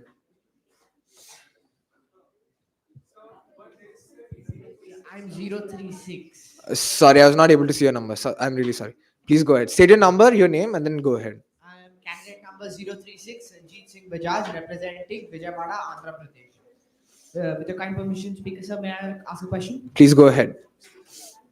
If internal security, sir, is truly your expertise, how do you explain the same recurring border breaches, insurgency flare-ups, intelligence failures, and wherever your guidance is involved? Before advising this house, could you clarify whether your model is an actual security doctrine or is it just a confidence without any results? Sir मैं आपको कुछ बताना चाहूँगा कि Myanmar और जो मणिपुर है उस पर बहुत सारी इमिग्रेंट्स ट्रांसफर किए जाते थे तो उसके लिए we have introduce a border fencing and you are stating that only that for the immigrants and that thing. So we have introduced a border fencing for that to reduce that immigrants and transportation of that weapons, equipments, and for trafficking issues. Speaker sir, can I get Thank you, member. second follow-up? Please go ahead. Speaker sir, point number one, Myanmar is not a country, it's Myanmar. Point number two, sir, we never asked about immigrants. What I asked about was border breaches by mainly the army officials and intelligence failures. My question was never about immigrants. So my question stands unanswered. That's it also. I was thinking. Do you have an answer? Can you repeat your question in a very concise manner, please? Yes, sir. First of all, Myanmar is not a country, it's Myanmar. Point number two, I never asked about immigrants. I asked mainly about border breaches, which is understood mainly by the army. And number two, I asked about, I never mentioned the word immigrants. So, like, what's the question that you're asking? So I've repeated my question twice, sir. I think he's just quoting the two statements. Okay, thank you, members. We are moving on with the voting. Thank you, members. There are only 7 minutes allotted for discussion, and half of it went in point of orders and point of clarification. So we are now moving on with the voting process. Yes, go ahead, parliamentarian.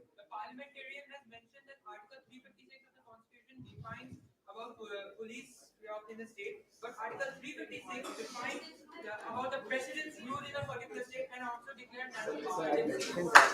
Thank you for bringing that to our notice. Respected Chair, I mentioned... Parliamentarians, please no cross talking. That was not a question. That was a point being raised. Now, parliamentarians, just for clarification, a point of order is raised when the parliament is not going as per the agenda. That is the only time when the point of order will be raised. Point of information is when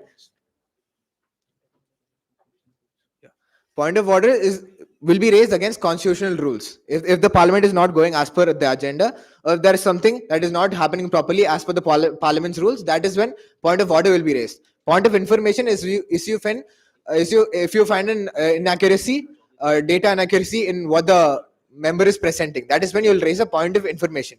Point of clarification is when you want to clarify something that the member spoke. That is when you will be raising point of clarification.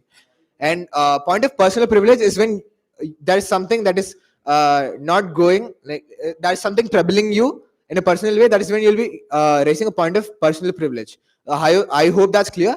And point of parliamentary inquiry is when you want to know something about the parliamentary procedures and something related to the agenda from the speaker. That is when you'll be raising point of parliamentary inquiry. I hope that's clear.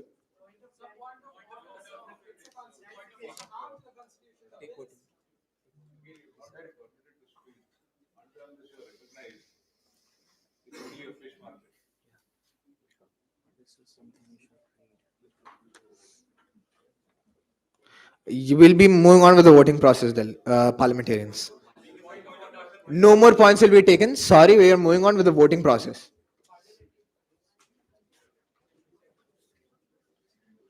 Requesting all of you to vote.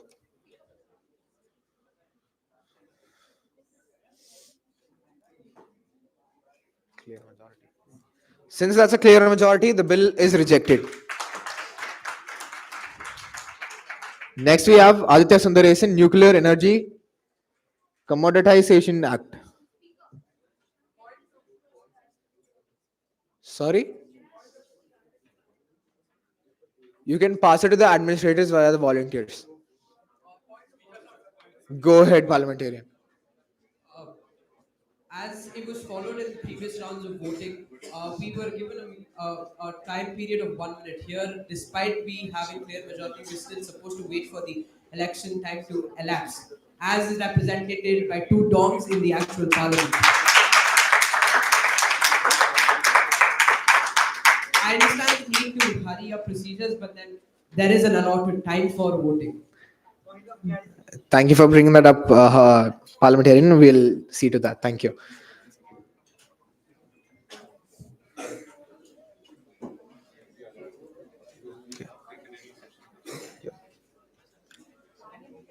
You have 3 minutes for presentation, parliamentarian. Go ahead.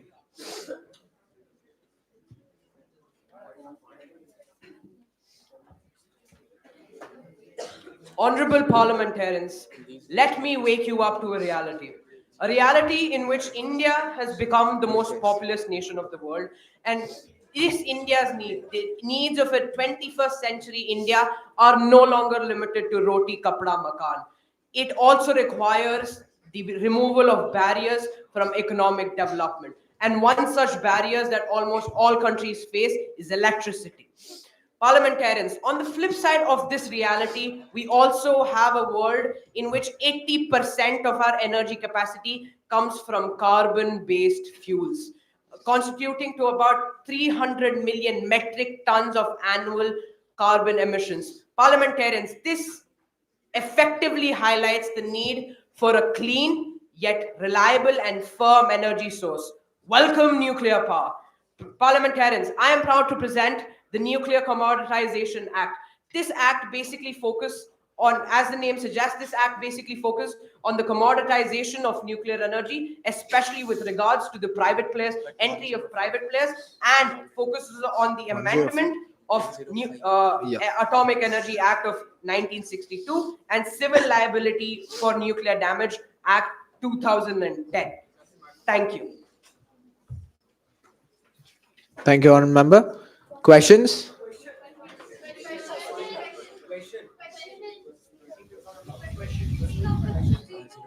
001, go ahead.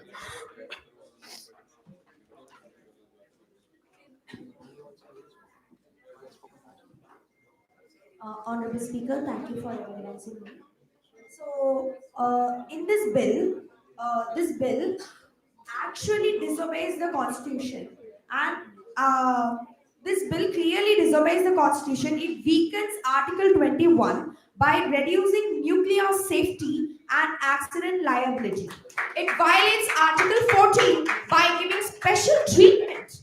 It breaks the Union list mandate by handling sovereign nuclear function to private companies. It undermines federalism by siding state powers, and it restricts transparency, violating citizens to right to know. A bill compromises safety, equality, sovereignty, and federal balance cannot constitutional scrutiny. Thank you. Members, hold the placards properly. I'm not able to see your numbers only. So this bill is actually disobeying the Constitution, and how can it be No. Disobeying. Members, please wait. 060 060. Candidate number 060, go ahead. Speaker ID. Sorry, parliamentarians, you may answer. Parliamentarians, firstly, with regards to violation of Article 21, the last I remember, Article 21 pertains to the right to liberty. I don't understand the right to liberty and life. I don't understand the implications of that. Secondly, with respect to weakening of safety measures, parliamentarians, I believe you fail to recognize the presence of NPCIL and DEA frameworks, not to mention IAEA safety and additional protocols, along with international agreements like the Wassenager Group and Australia Group, which clearly mention safety and safe guidelines. Along with that, this bill does not pertain to the operational aspect of nuclear energy, but rather about the commoditization with respect to the entry of private players. Along with that, we also have, if you read the bill carefully, we also have a subcommittee called as the Atomic Energy Regulatory Board, which works with the DAA to ensure equitable responsibility. With respect to your claims of infringing of right to information, parliamentarian, you need to understand that atomic energy as a whole is protected by the Official Secret Act and needs due redactation, which is the reason of the particular clause that have been brought up, especially with regards to amendment to section 22. Thank you, honorable member. Now I recognize 060. Yes, please go ahead. Kriti Pandey, 060. I repeat, 060. Thank you, Speaker Mahodaya, finally being able to speak after having my hand raised since yesterday. It's a nice feeling. So my question to the Honourable Member of the Parliament is that the amendments to the Civil Liability for Nuclear Damage Act, that's in the bill, remove the right of recourse against suppliers, right? This principle was India's hard-learned lesson after the Bhopal gas tragedy, where victims could not hold the Union Carbonite accountable. This bill effectively repeals that lesson, protecting corporate suppliers at the potential cost of public safety. So, sir, will the honourable member admit that this amendment is a direct betrayal of the Bhopal victims and a total surrender to foreign nuclear supplies? Parliamentarian, firstly, the right to recourse under the civil liability for nuclear damage comes under Article 18. I am amending Article 17, especially subclause B, which actually heightens the repercussions of a said nuclear incidents, including a 2,000 crores per incident. As per this particular act that I'm amending, it is only limited to 1,500 crore rupees, which was considered too meager. That too for a time period of about 5 years. 5 years worth of nuclear incidents, 1,500 crores. Yet you call 2,000 crore rupees per incident meager, and an absolute disregardation of the people from the Bhopal gas tragedy. I see this as an attempt to slander rather than ask critical questions. Thank you, honorable member. Parliamentarians, requesting you to sit down and hold your placard properly so that I'll be able to see your number properly. Go ahead.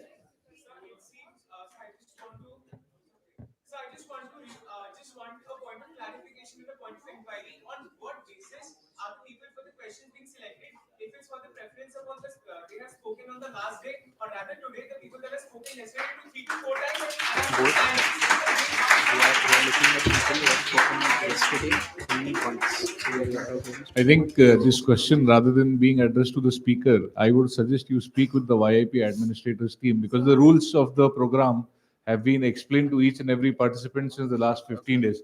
So let's not waste the time on questions which are not related to the bills. We've made sure every participant is getting enough time. But if the same question is going to be repeated again and again, over and over, you'll get the same replies again and again, over and over. So I think that answers your question. I will not take any, follow through on that. Thank you for raising a very important point. You may please be seated. Thank you, sir. Can number 050 go ahead?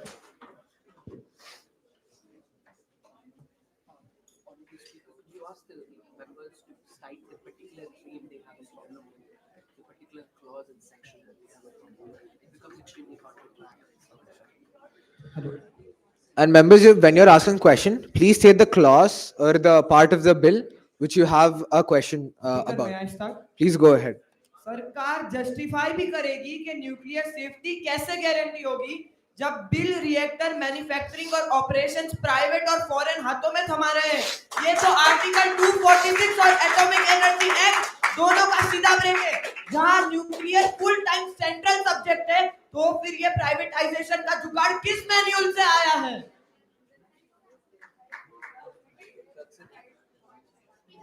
Parliamentarians allowing private players with a stake in which the government has a stake of 35% does not mean that we are completely handing over the nuclear or atomic sector to private players. The NCPIL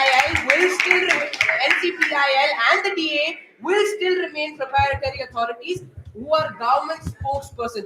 All this amendment bill does is allow private players to help us reach a goal in which our energy capacity, our nuclear contribution to the energy capacity is far greater than the current 2%. Speaker sir. Thank you, parliamentarians. We are moving on to the voting process.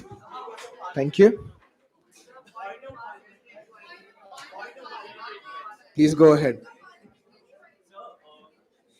Respected Speaker, since this is an amendment bill, our coalition was discussing this. We need two-third majority to amend the constitution. A special majority.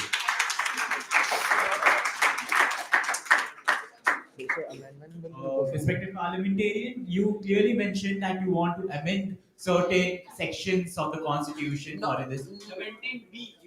Not the constitution. These are acts. It is clearly mentioned. Honorable members, please don't talk amongst yourselves. This will be put to vote.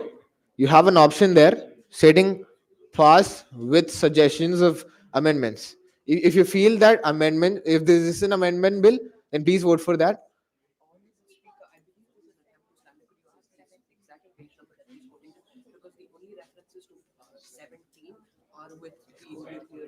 Go ahead. Honorable Prime Minister, would you please be kind enough to state the exact clause or page number wherein the particular clause that constitutional 17B is being amended? 17B, I did not say. Chapter 2 say amendments to the Atomic Act. That's not part of the constitution. It's an act. It's a separate act that has been passed. It's an amendment for the bill which had been passed in 1962. For that, it needs special majority. There's no. First of all, I'd like to doubt your sources. Secondly, the question that was raised was regarding the constitution. I fail to understand how we switched from the constitution to a particular private, to a particular government bill within a matter of 2 seconds. Thank you, parliamentarians. I hope the voting is done.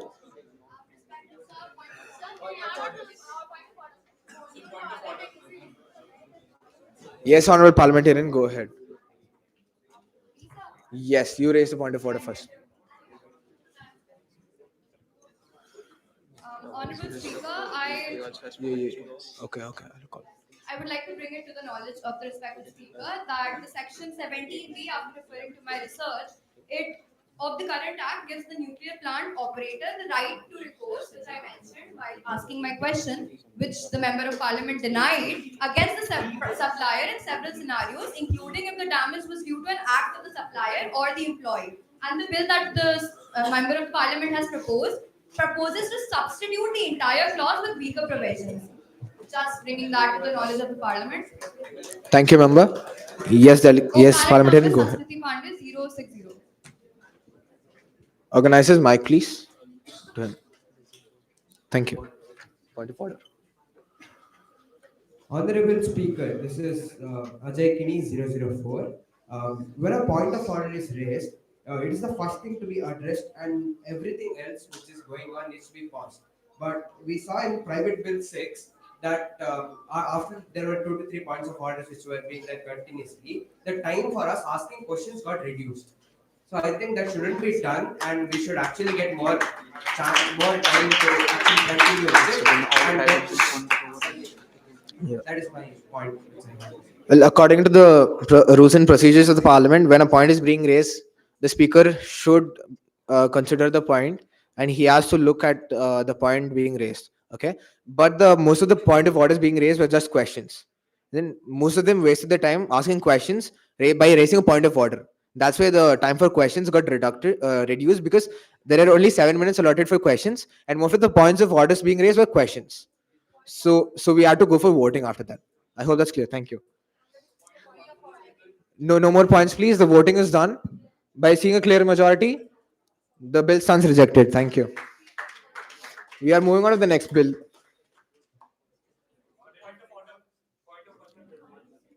Yes, point of personal privilege. Go ahead. Myself, Tanmay Chandani, 039 Bhubaneswar. I would like to apologize for my mistake that I made earlier by saying point of order rather than point of information. I was sincerely not aware of the fact. That's why I just want to apologize. Thank you. Thank you, parliamentarian. Next, we have Swati, Prison Reform and Rehabilitation Act. Requesting the parliamentarian to come onto the dais, please.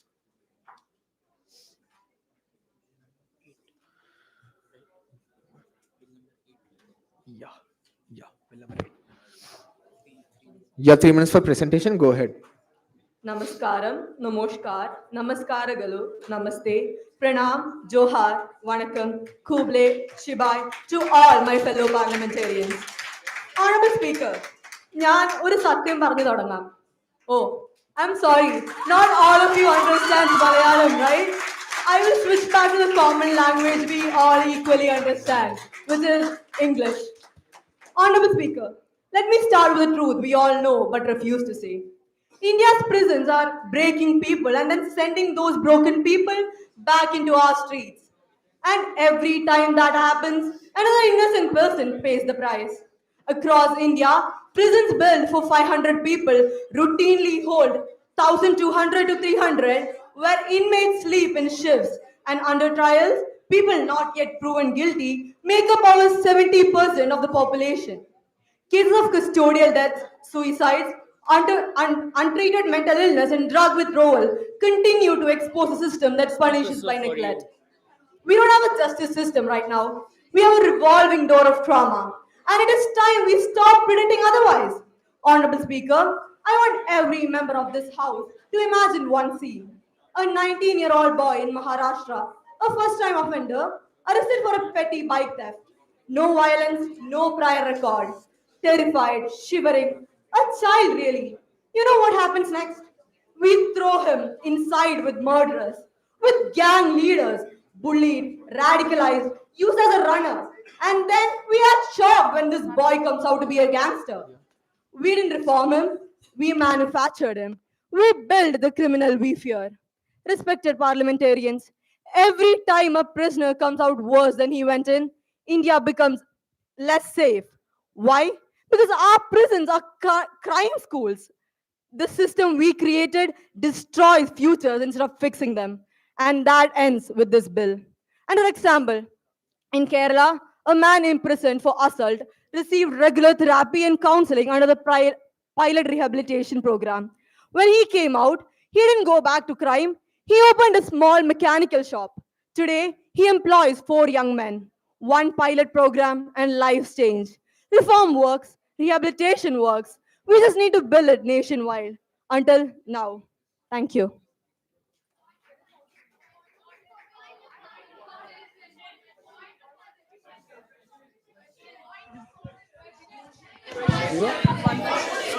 Students.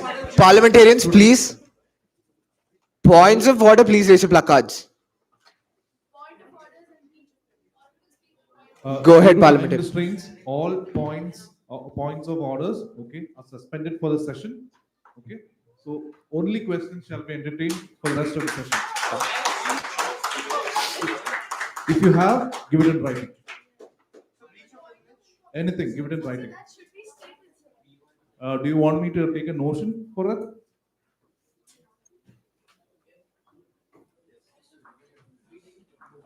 Okay, questions only, please. Thank you. Candidate number 094, go ahead.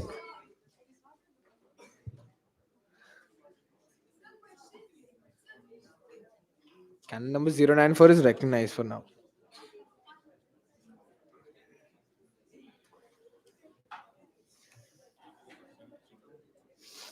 Arihana Medhi, 094, Solapur. So, Article 256 does not empower the center to impose substantive obligations on states for matters in the state list number 1, and the clause appears to use a constitutional provision incorrectly to justify encroachment into state powers. Sir, further the bill, Where? the question to the member of parliament is, shouldn't the bill be instead rely on Article 252 or make it a model law, not a mandatory regulation act? Add on. Okay. Honorable members, please wait. Member, do you have an answer? I did not understand the question. Member, please state your question in a very concise manner, 10 seconds. Sir, under Article 256, it does not empower the center to impose substantive obligations on states for matters in the state list. The clause provided appears to use a constitutional provision incorrectly to justify encroachments into the state powers. So, sir, shouldn't the question of the MP is that shouldn't the bill instead rely on Article 252 or make it a model law, not a mandatory central act? Honorable member, I am open for amendments, and section 1, subclause 4 invokes the article 256. The center can give direction to the state for proper implementation of union laws. Sir, follow. Permission denied, sorry. Canon number 023, go ahead. Okay. So, sorry, parliamentarians. Canon number 078, go ahead.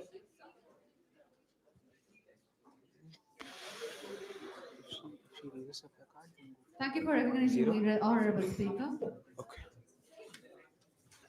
I'd like to mention that the most of the provisions of this bill, that is rehabilitation, segregation prisoners' rights, medical care, already exist under the Modern Prisoners Act 2013. And it caused a duplication of 60 to 70% of existing statutory duty. The section 17 and 18 duplicate protections already guaranteed under CRPC, IPC, Human Rights Act 1993, and also the Supreme Court judgment of DK Basu guidelines. Member, do you have an answer? Go My ahead. number is 078. This bill makes it nationwide, it makes it mandatory. Do you think every prison is following it? If so, no. I think only 2 prisons which are mandatory following it is Kerala and Delhi right now. Respected Speaker, can I get a 10-second follow-up? Go ahead. I would like to add that it is also state listed. That's all, my Speaker. That was clear when she asked the question. No more add-ons, please.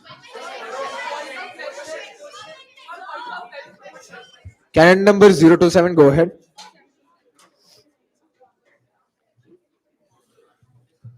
Thank you, Speaker. Finally, Honorable Speaker, the bill presented creates new obligations for the prisoners, but it provides no clear appeal for grievances, readdressal, or safeguards. It renders the bill incomplete and unfit for legislative passage, sir.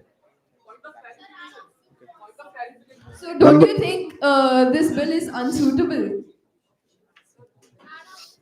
Considering that, What's your number? Placard number? 027, I'm so sorry. Yeah, what I'm trying to say is that the bill, it creates new obligations for prisoners, correct? But it doesn't provide any clear appeal, grievance, or readdressals or safeguards. So it's incomplete, don't you think? And would you like to amend your bill, keeping this in yeah, consideration? sure. But then I think it is mentioned that the prisoners can have appeals if they are treated unfairly in the bill. Plead to follow. Go ahead. But don't you think unfair, isn't that very subjective and can be misused without a proper structure? Misuse of appeal. Yeah, like, so can I? Go ahead. What I'm trying to say here is that if there are there's no clarity for appeals for safeguards provided in the bill, then how will we guarantee that the prisoners have their rights intact even after being convicted? I'm open for amendments. Thank you. I'll note that down. Thank you, members. Parliamentarians, please note, as stated by the YM members, no points will be entertained. Questions, please go ahead. Canon number 077, go ahead. Canon number 077, go ahead. 014. Okay. Honorable Speaker, do I have the permission to speak? Go ahead. Sir, under Section 5.3 Restorative Justice, sir, there's four issues with this clause.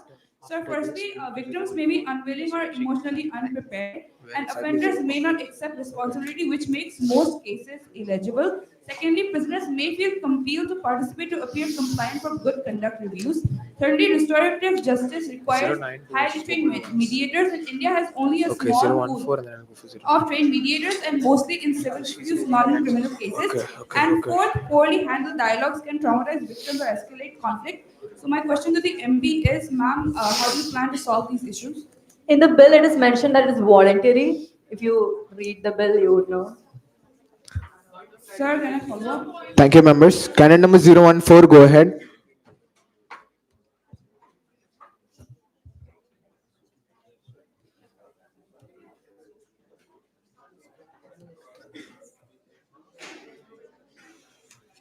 First of all, thank you, Speaker. And let's moving forward. As you have created a bill for the prisoners for a better life, as we can see in Tihar jail, which is situated in Delhi itself, the original capacity of the Tihar jail is 740 prisoners, but it has been overcrowded by 466.6%. How can you safeguard those persons who have been thrown in a single room? Like a multiple prisoners are surviving for their place in a prison. How could you save that through your bill? Ma'am, that is not what the bill is about, but then I can address How that. are you? I will address that. The bill is about classifying. The bill is about classifying the existing prisoners, right? Where I'll clarify it for you. So let's say you steal a bike. You go in with the people who have murdered people. If you steal a bike, you like occasionally go in with them, and then you spend 2 nights with the people who murdered the other people. The bill is about classifying. The bill is classifying these people. The murderers will be in a prison cell, right? And then the other petty thefts, and it will be classified like mental health. The prisoners with mental health issues, they'll go in another cell. That is the one. Speaker, Give them Speaker, 2 we need minutes. to follow. Let Speaker, them speak what they want.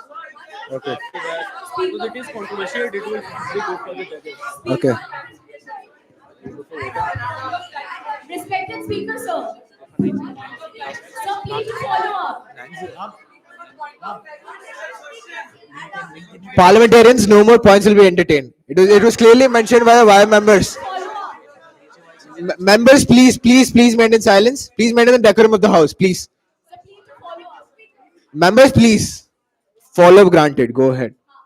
If you're saying that you will provide good mental health to the prisoners, 092, first 096. provide good space to the prisoners. If the prisoners would live together, Where like is she? it's criminal minded. See, if the people are surrounded with more criminal minded people, they'll create more fuss in the starting. So if you would provide, I am sorry, but that is what the bill is about. Read it. That is literally what is. Your bill promotes betterment for the prisoners, and this is the betterment for the prisoners. If you're not providing space for the prisoners, how can you? I am addressing that in the bill. Did you not hear my speech? Members, please maintain decorum. Member, please wait. Do you have an answer? Go ahead. Ma'am, I started with overcrowding of prisons, didn't I? Did you not hear my speech? Because I said Members, no cross talking. Members, no cross talking. Please wait. Follow up denied. You have an answer? Go ahead. I started with overcrowding of prisons. The prisons in which 500 prisoners were supposed to be accounted, there are over 1,200 to 300. That is what I started with. If you heard my speech, you would know. There are no major intakes for you. Member, please take your seat. Parliamentarians, please maintain decorum. Candidate number 092, go ahead. Members, please lower down your placards. This is the last question, after which we'll be moving on to the voting. No more add-ons, no more questions. This is the last question of this bill. Members, please maintain decorum. Please. There are more bills to come, please. Member, please go ahead. Anaisha Gorisaria 092. Ma'am, you have outlined 4,000 crores for prisoner therapy, psychiatric care, vocational training, We will switch the and places. rehabilitation centers. Ma'am, where is the budget for the widow whose husband was murdered by the prisoner now receiving therapy? Where is the counter animation for the rape survivor who is still waking up to nightmares? Like, you are talking about restorative justice, dignity for prisoners. Yeah. Can you imagine the victim? What is she going through? Yeah. Like, no corresponding chapters, no months, nothing, not a single thing about it. Okay. Ma'am, do you think all the prisoners who are convicted are actually guilty of the crime? Yeah, still. Members, decorum, please. Actually, Members, please. no wrong convictions. Members, please do not shout. Members, please. Honorable parliamentarians, please maintain decorum. Members of the House, please maintain decorum. Please maintain silence. This is not entertained. Honorable member, please wait. There are no points entertained. Points will not be entertained. Please put down your placards. There will be no more questions also. We'll be more with the voting process. Member, do you have an answer? Go ahead. No more add-ons, no more questions, please. We are moving on to the voting process. Thank you.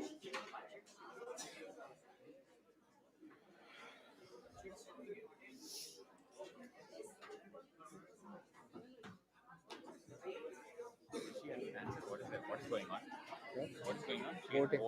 She's not having an answer.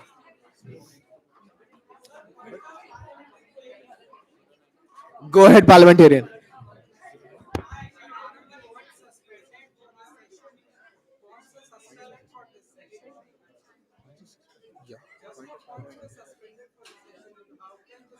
Excuse me, Speaker, sir. I'm really sorry. Points were suspended. I'm really sorry. Points were suspended by the YI members.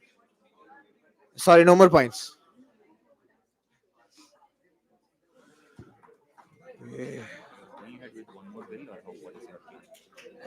We're supposed to end by 11 now, so it's 10:57. I hope everybody's done voting. With a clear majority, the bill stands rejected. Thank you. Okay, sir. Yeah. Members, we're running short of time, so we'll have one final bill.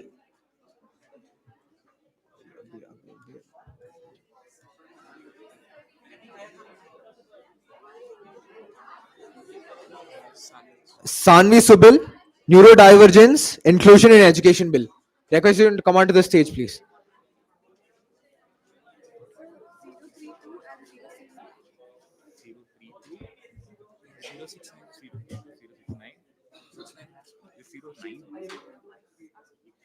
There are many people who've spoken once here.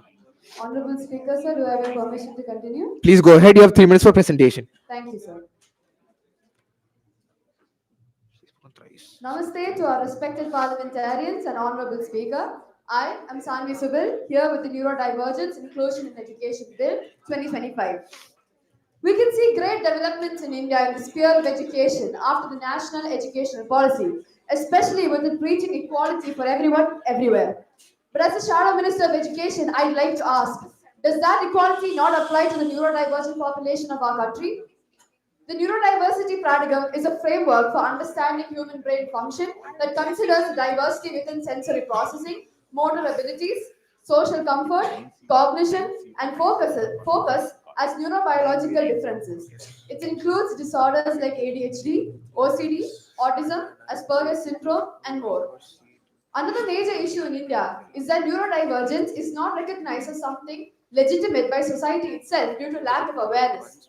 This bill aims to change that stigma and aims to educate parents to foster understanding amongst them and create healthy spaces for children to grow up in. This bill aims to include neurodivergent students who have been excluded from the RPWD Act due to not meeting the requirement to be included into the Act or the disability not being mentioned in the recognized list of disabilities in the Act itself. This bill aims to demolish the thought that neurodivergence is a disability, but much rather promote its existence as a difference. This bill aims to teach students how to deal with their differences effectively and productively.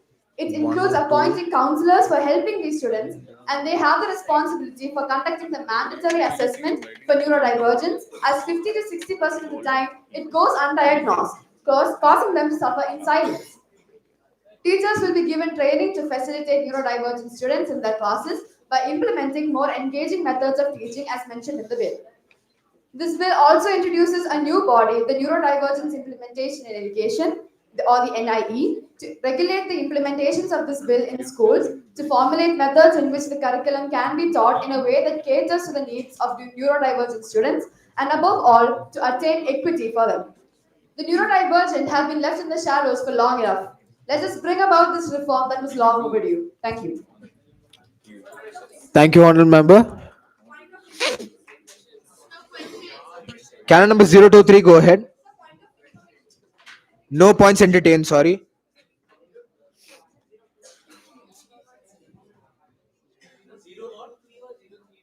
023.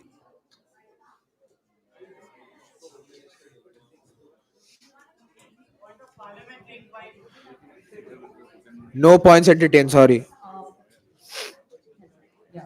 My name is Tanvi Jalna Parkar, constituency Arunachal West, number 023. I repeat 023. Okay. Greetings to the House. Thank you, Speaker, for the recognition finally. Yeah, I saw it. And my question to you, ma'am, is that in the bill, in the first, you talk about how you want to normalize the neurodiversity and how certain special people have to, such things should be normalized. You want, in general sense, you want to do that. But at the same time, ma'am, you're also talking, let me just, yeah, in your bill, you're also talking about how in chapter 2, you're talking about, I think, if I'm not wrong, in clause 5, you're talking about mandatory assessments at the beginning of every school year, right, ma'am? So, ma'am, you're talking about normalization. At the same time, you're breaching the right to privacy Member, please of a conclude. particular student and asking them to give a mandatory test. Aren't these two paradoxical statements you're putting forward? Ma'am, how are you going to normalize this if you're ultimately going to keep a record of all the like all the things which are happening? Honorable Speaker, do I have the permission to answer? Please go ahead. Thank you, Speaker. Thank you, Honorable Parliamentarian, for the question. Now, when I mentioned normalization in the bill, what I thought about implementing was that nowadays we have this common belief that people with neurodiversity or people with such disorders in general are considered lesser than us or considered less capable. What I meant by normalization is to like completely alienate that thought and make it much so that Member, these please people provide are a concise answer.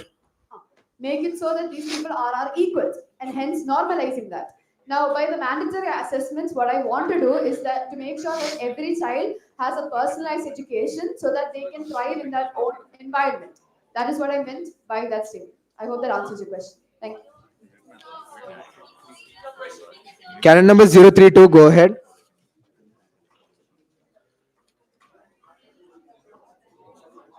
Candidate 032. Member, before you begin, honorable parliamentarian, requesting you to provide an answer instead of an introduction. Many of them feel that it's an introduction. We've been getting chits. So, requesting you to give a concise answer on the topic. Thank you. Sorry, we're running short of time, so no follow up. Sorry. 032, go ahead. Ma'am, in your bill, in chapter 3, you've mentioned about the financials of how 20 lakhs is going to be allocated. And you've also mentioned that 50,000 according to the urgency. Can you elaborate on how that budget is going to be enough, considering I mean the undermining of the budget and the bill's promise of true inclusion? How are these two things going to match, considering the given budget?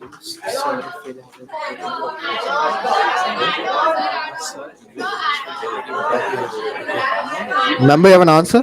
Yes, are we acknowledging the add-ons? There are no add-ons. You can go All ahead with the right, answer. thank you, sir. Thank you, Honorable Member of the Parliamentarian, for that question. I was anticipating that. See, the inclusion of neurodivergence is something that is completely new. It has never been, I mean, in the sense that I mean it anyways, has not been brought into the government till now. So, by introducing such a small amount, what I want to do is that I want to try implementing it first before adding the budget more, just to see how people react to it or how the government implements it well enough. And the urgency, what I meant by urgency is that some schools don't even have the basic equipment or the basic need, the things that they need have are not enough to facilitate students, normal students as well. So, according to the urgency, according to what they lack, we will be giving them grants up to 50,000 rupees. Obviously, this bill is open to amendments, so in the future, according to the scale, the budget can be increased. Thank you, members. Sorry, no follow-up. Candidate number 90? 90. Go ahead.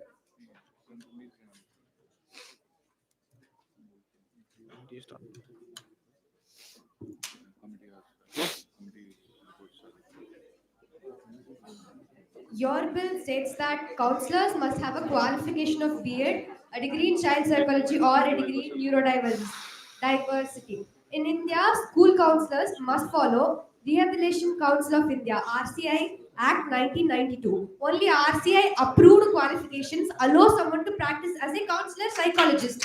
B.Ed does not qualify anyone to practice counseling. Degrees in neurodiversity are not recognized by RCI or UGC as a professional counseling qualification. The bill's qualification criteria contradict existing national regulatory requirements. All right, parliamentarian, thank you for your question. Like I said before, this bill is open to amendment, so I will be taking that into consideration.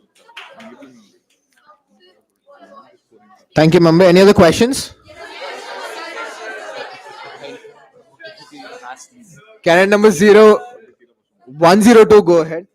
Speaker, so sorry to interrupt. I just did not tell my number. Okay. My number is 090. Thank you, sir. Candidate number 102, go ahead. 102.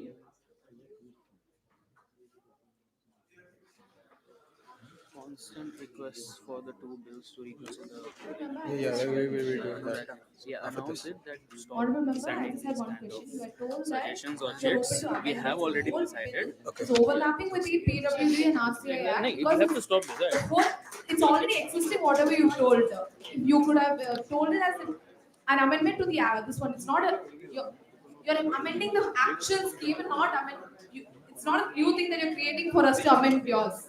All right. Thank you, parliamentarian, for your question. Well, first of all, in this bill, it is explicitly stated that this bill is meant for the inclusion of people who are neglected by the RPWD Act and the PWD Act, because in that those acts that you mentioned, there is a specificality that 40% or less disabled people are they are the only people who come under that act. So this bill is for the people who are not coming under that act. So therefore, it's a completely new thing because like schemes like ADHD and Asperger's syndrome is not recognized by the government yet. So this is something that is new as per that. Thank you, member. No more questions. We are going on for the voting process. After this voting, we'll have a re-voting for the first two bills. I hope that's clear. We'll have a re-voting for the first two bills. Now we're moving on to the voting for this bill. Requesting the parliamentarians to vote.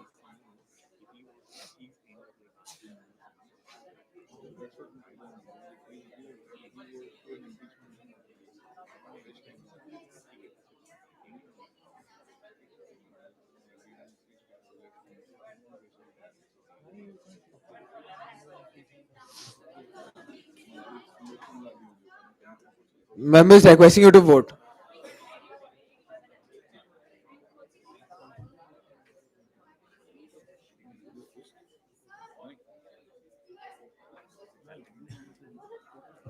What motion is it about? Sorry?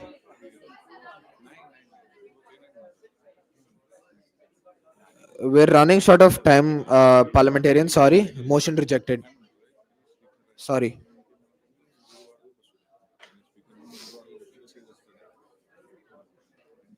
There's only one vote. One vote difference. It's a tie.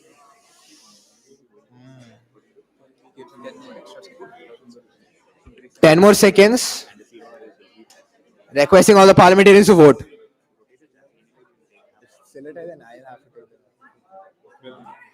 Let's put it to vote. Let's put it to vote and this is the last bill. Okay, sir.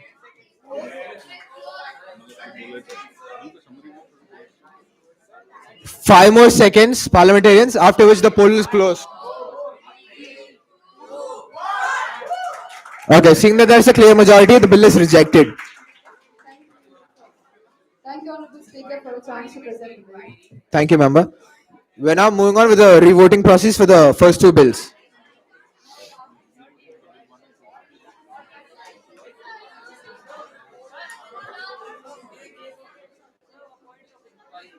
No more points, sorry. Points are not entertained, sorry.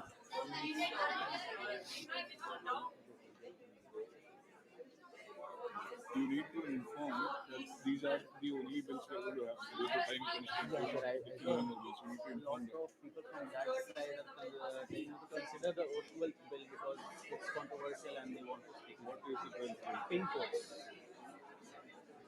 Oh yeah, pink codes are. Not now.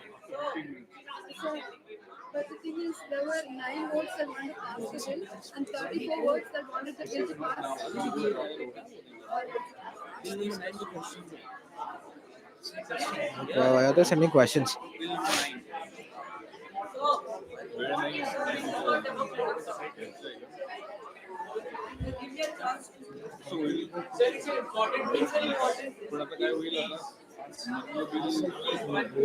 ahead with that question. Is there a point of parliamentary inquiry saying it's important? There isn't a point of parliamentary inquiry saying it's very important. Participants, this is the Election Commission Okay. impartiality and transparency bill that you're voting. Please bear in mind.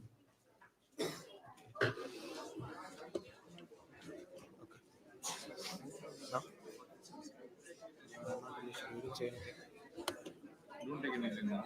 Okay. So don't take anything now. Requesting the parliamentarians to vote.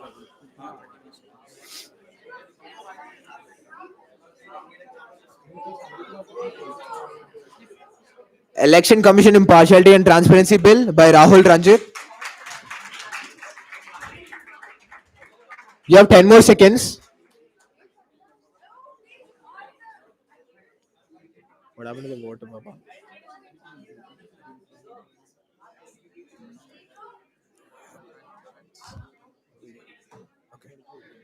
Considering the majority, the bill stands passed.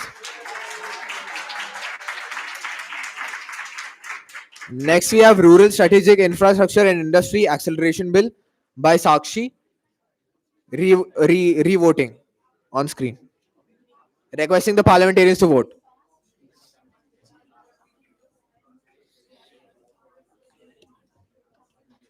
can we have the voting results on the screen?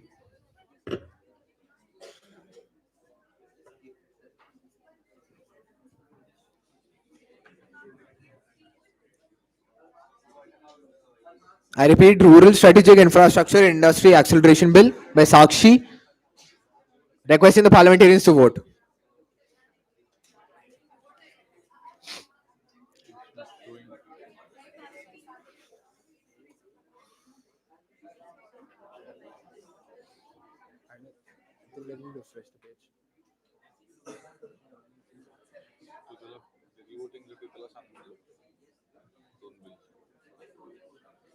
Sir, who is the next speaker? 10 more seconds, parliamentarians.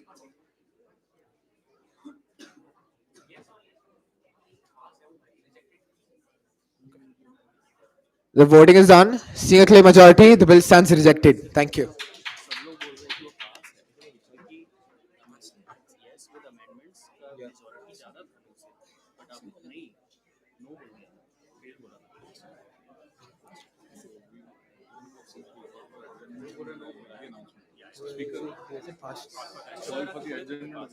Okay, sir. Motion. Okay. Requesting the parliamentarians to move a motion for the adjournment of the agenda of private members' bills. No points entertained. Sorry. Requesting the parliamentarians to move a motion of adjournment. Seeing a clear majority, the parliament is now adjourned. Thank you.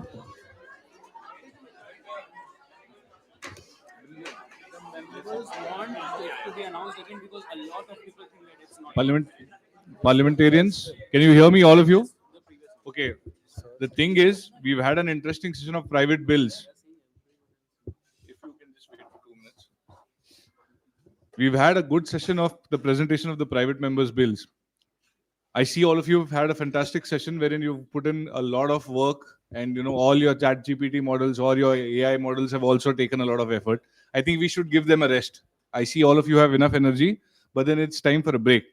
Why the break? We have a strict timeline to follow. The next session has to come up.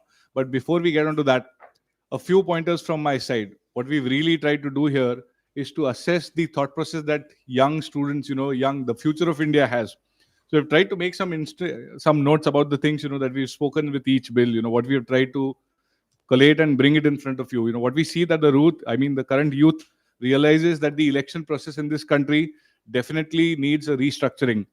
In a way, we need not clap at this point in time. It's just a summary for all of you to ponder upon. These points are important.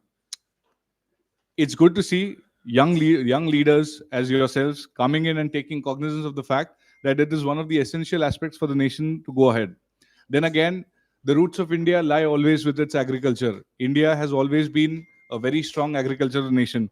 The second bill presented to us the aspect that if we really want to strengthen our country, we need to ensure that the rural pockets are developed with all amenities available for everyone across the country. The third part, again, we touched the rural pockets, wherein we focused upon the farmers getting an equal opportunity to document and record what kind of produce we are getting, to digitalize the records, to see what is happening where, and to enable future provisions being made for the farmers. Interesting outlook, interesting approaches. It's really appreciated and commended that all of you students coming from diverse backgrounds, we are touching upon subjects as diverse as the rural backgrounds, and then we are putting in our thoughts into it. What's essential again is Thalir, the very vertical of YI, which is working in bringing the YIP program to you. Thalir is essentially a vertical which works for children extensively. Child trafficking was a subject that we touched upon. Again, it's an important aspect, but then beautiful counter arguments on that bill. How about the data that is going to be collected? How it is going to be used? What will happen against the students? There's nobody to account for them. So interesting approach, but then we really appreciate the fact that yes, we are considering the children and we take cognizance of the fact for the underprivileged. Whereas at times I see the privileged ones standing up and asking, I'm not getting enough opportunities. Let me tell you, it is because of those privileges and opportunities you have made your way to the national finals. But then this is important. We take due cognizance of the underprivileged and the harassed. Interestingly, most of you are stuck to your devices. We are going to have something interesting coming up. The devices will be off for some time. There is not going to be any devices. So someone suggested 1 day detox. We'll have 1 session detox.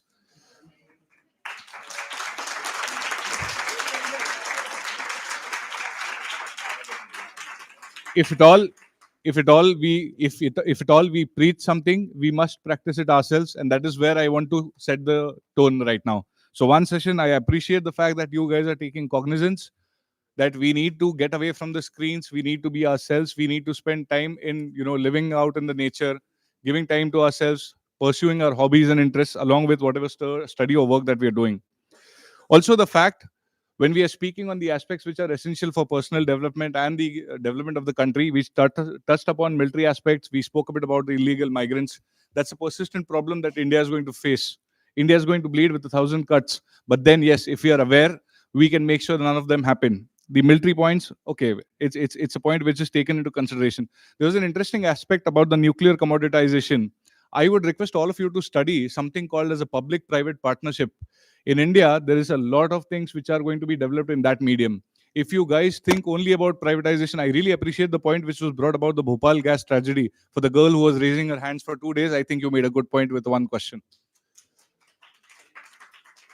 It's essential to consider privatization in this domain, but at the same time, the caveats involved need to be addressed. So a good perspective comes into picture, but then study upon the aspect of public-private partnerships. That's going to be a long way, and that's going to be something which will help India grow into something massive. Other than that, prison reform and rehabilitation bill. I don't know Malayalam, so I don't know what to say on that.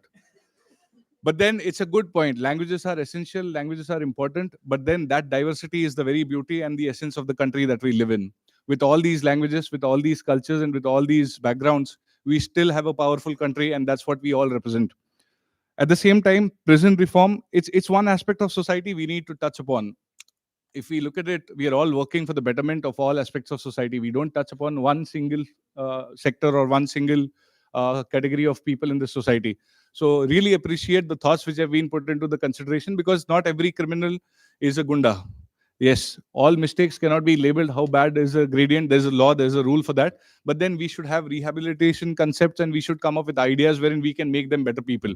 One crime should not be labeled as everything. As for the inclusivity bill in the end, yes, that's an essential impact. That is the only way we are going to take everyone on board. And when everyone is on board, that's when everyone progresses. So I think we've got a fantastic session. As for the part of the students, speaking upon the chances and getting a chances. See, the chances have been there since the last 15 days that the program has started. We don't want to take any more point of orders, point of privileges, and all those things. Different mediums raising the same question again and again. So let's get on with it. The next session will be a committee report session. We've had a speaker impeachment, so you get one more speaker. Don't make it Game of Thrones. We don't want to kill all the speakers and remain with none at the end of the day. Beyond that, you'll be made to sit committee wise. The committee report session will happen. There is going to be a 10-minute quick bio break. After that, you'll have lunch. After lunch, after the committee report session, there will be lunch. Tea coffee will be now for 10 minutes. After the tea coffee break, you'll be sitting as per your committees. The YIP teams and the volunteers, I think I must appreciate the volunteers for taking in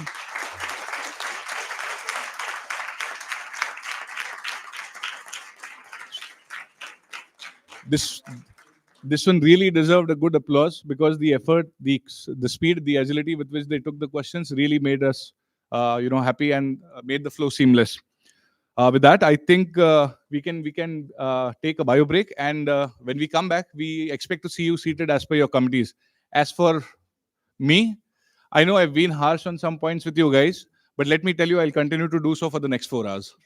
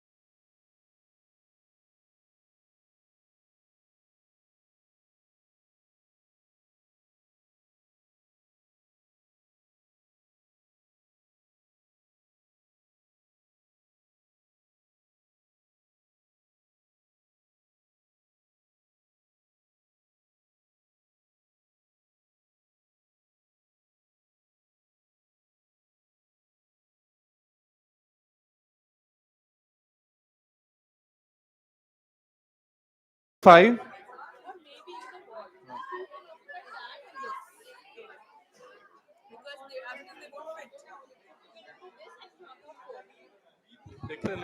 कितना balance है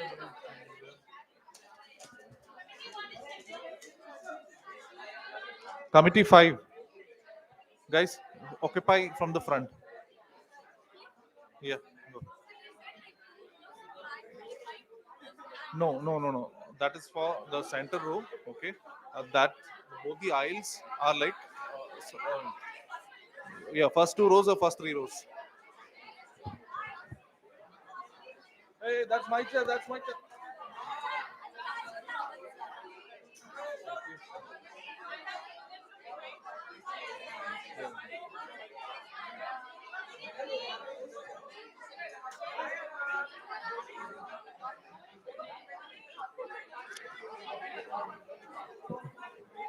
Committee 5. Committee 5. Guys, can I have silence for a second, please? Guys, can I have silence for a second, please?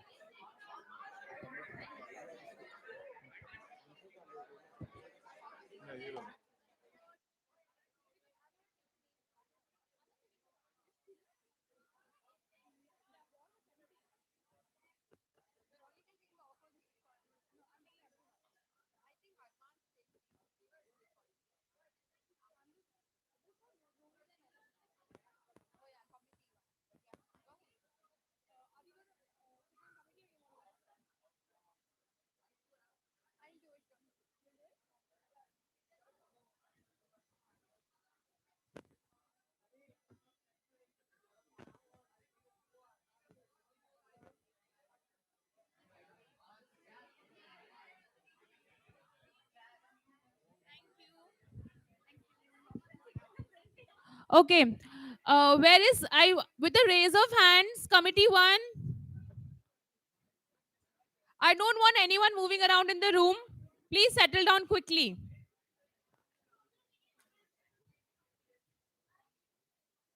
Okay. Yes, what is happening? This chair is empty. I don't see anyone sitting here.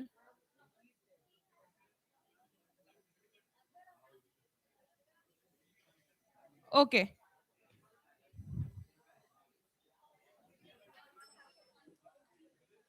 Hello. Take it from behind. There are many chairs behind. You can pull one from behind. Yes. Participants, please be ready as quick as possible because you guys want to represent your committees and Committee 2 also all get settled? chances. Great. Committee 3? The quicker All you are, settled? the good Okay. time we'll get to present chairs from everything here and then also. break for lunch.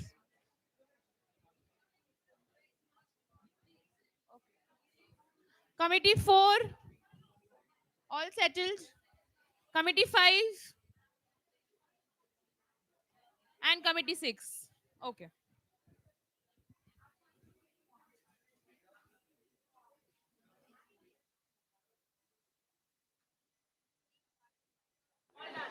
Okay. Guys, can I have your attention, please? The next speaker for the session is going to be Aditya. Aditya, please take the dais. Everyone, please rise for the speaker.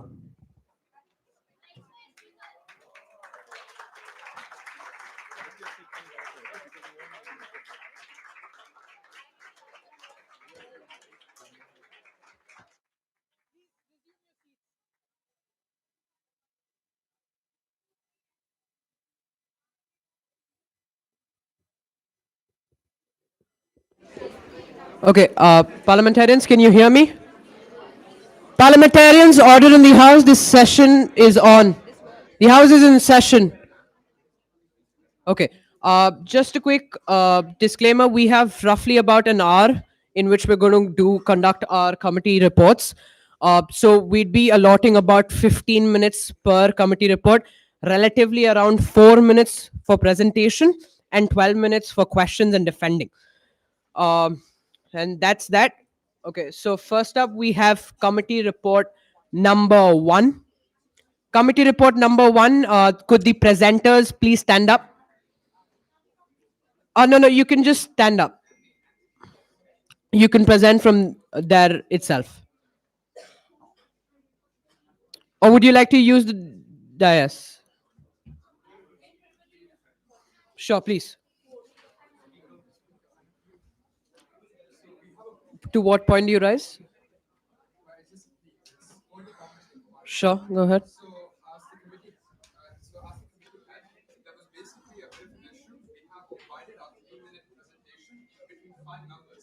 However, on previous inquiry, we realized that there was no limits on the number of presenters.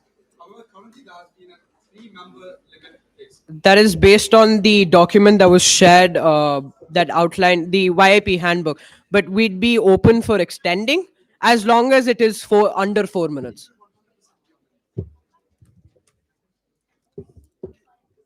Committee report 1. Are you ready, presenters? Are you timing it? You want me to time it? What do I do then? Look good.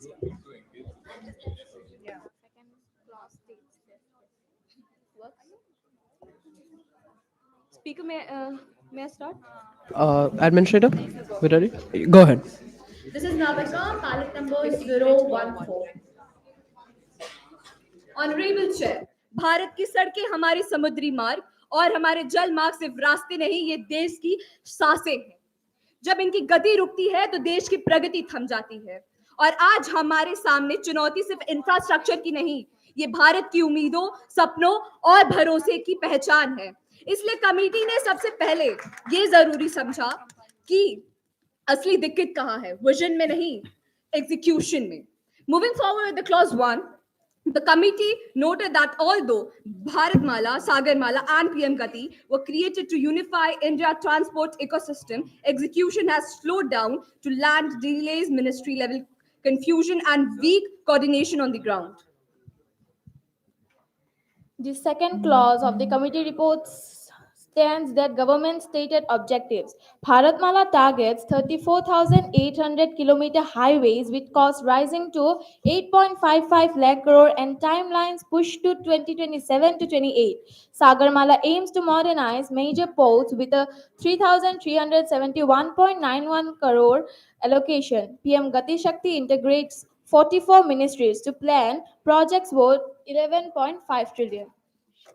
Now we're moving forward with the third clause. Most delays, some lasting to 3 to 8 years, came from incomplete land execution. Nearly 50,000 crore worth of tenders are stuck. The committee firmly recommended completing 95% land execution before tendering and forming dedicated state-level task forces to eliminate the bottleneck. And the fourth clause states cost allocation, escalation, and budget misalignment. Bharatmala costs rose by 3.2 lakh crore mainly due to land delays. Maintenance gets only 1% of the budget. Tech upgrades are happening before physical infrastructure is ready. Committee wants 70% funds for core construction, better cost review, and contingency buffers. Moving forward with the fifth clause, India built new highway fast, but maintaining existing ones has been ignored. Only 2,600 crore was allocated for 54,000 kilometers, creating what the committee called smart system on weak foundations. Hence, it recommends serving 30 to 40% on the road budget only for maintenance and using satellite-based surveys for the quick checks. The sixth clause states about coordination challenges. Gati Shakti improves data sharing but lacks power to enforce decisions. Committee recommends giving it legal authority to resolve disputes and enforce timelines. Projects like Enam, Mormugo was stalled because early community conciliation was missing. The committee demands mandatory environment, social and economic assessments along with 6 months community conciliations before approvals. और mic सौंपने से पहले मैं सिर्फ इतना कहना चाहती हूँ, देश की प्रगति की रफ्तार तभी बढ़ेगी जब नीति, नियत और नए निर्माण दोनों मजबूत हों। क्योंकि दृढ़ निश्चय फलति सर्वकालेषु, मजबूती, निश्चय और सही प्रबंध से की जाए तो परियोजन का सफलता और मजबूत होते हैं। धन्यवाद। 8 class states, inland waterways, and private investment. Only 29 of 111 waterways function despite being far cheaper for transport. Committee urges 2,000 crore yearly investment in top waterways and better rail linkage. Private investment is low, hybrid risk sharing is needed. The 9 clause states consolidated recommendations. Delays stem from weak governance, slow land acquisition, and poor maintenance funding. Land must be acquired before tenders. One third of the budget should go to upkeep. Gati Shakti needs enforcement powers. Environmental and social checks must precede approvals. Boost waterways and attract private investment through a shared risk models. Thank you.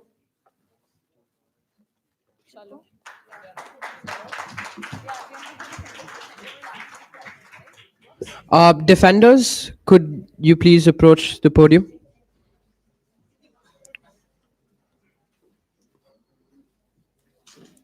Okay.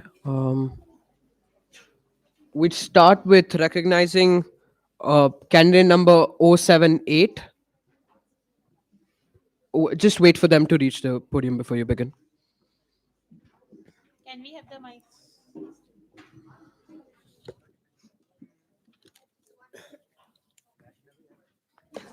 Before going on to the defenders, can the presenter say their number? 01.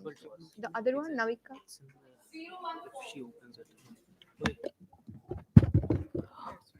One microphone has been given to every committee. Make sure your committee members pass on the mic to you.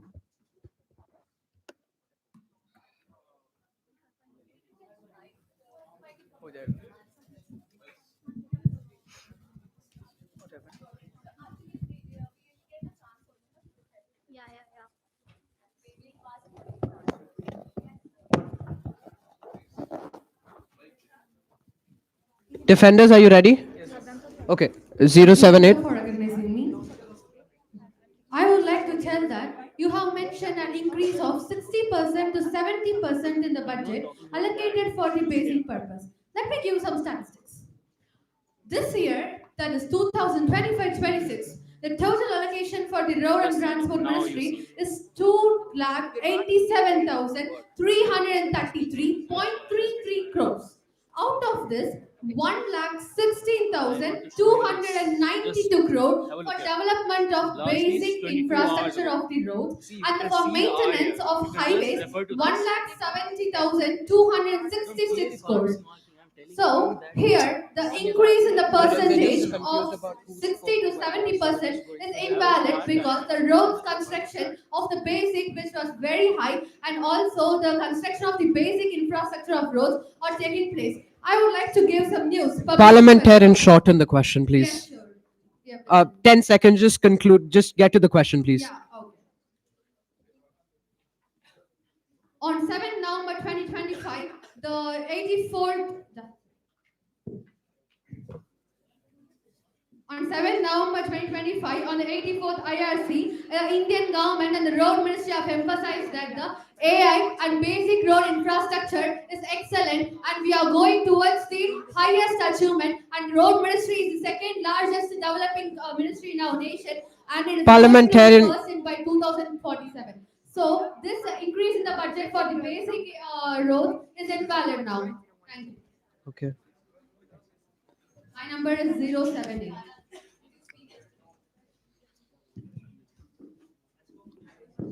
Honorable Speaker, may I respond? Please go ahead. Judges, my number is 016. I'm R. Suprita. So, in our committee report, it does state that we want to change the allocation for the budget from 60% to 70%. That is absolutely right. But the main thing is that you can see in the tabular column that we've allocated it for 4 things: maintenance and basic infrastructure. And we've specified what basic infrastructure we wanted it for. So, we have very advanced missions like PM Gati Shakti, which is about integrating these 3 roadways, railways, all of those, which require great foundation. So for the foundation, without foundation, trees cannot grow. You can't plant seeds without basic foundation, which is why we've asked for a 10% increase from 60 to 70%, just because foundation is the main thing that is needed for advancements. And I know that the road ministry is doing very well, which as a part of the ruling party I am extremely proud of. But this is just a 10% increase to Parliamentarian, please conclude. That's it. Thank you. With your due respect, can I get 10 seconds of follow-up? 5. Make it short, please. Yeah, okay. The allocation of road ministry, which have been increased to 70%, were rightly to increase 30 to 40% of the road expenditure, which is globally only 10 to 15%. Already, India is in the fiscal deficit of 4.8% at the margin of 4.4%. So this will include increase the fiscal deficit and cause a major loss for our country. That's it. I'm sorry, can she repeat the question again? The beginning. Please repeat the last. The allocation. Oh, sorry, first part, please. The allocation of fund, which is increased to 70%, will lead to increase in the expenditure to 30 to 40%, which is only 10 Is that to okay? 15% global. Parliamentarian, is that okay? Yeah, go ahead with the response. Speaker, can I respond to that? Yeah, please go ahead. So, first off, we are not increasing the expenditure of the ministry in any ways. With the allocated budget, we are wanting to increase from 60 to 70%. How will that increase the expenditure of ours? No follow-up. No follow-up. All points were suspended. This was informed by the administrators earlier on. Yes. 100, candidate number 100. Parliamentarians, just a quick say, please refrain your questions. Try to keep it closer to 1 minute. Anymore, we won't be able to take a lot of questions.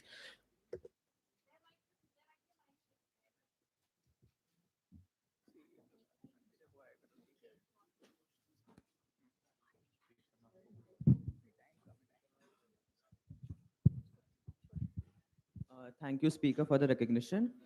Candidate number 100, Shivansh Naran, representing Balasore, Odisha. So there is a very basic loophole that the committee has to recognize a problem and has to give a solution.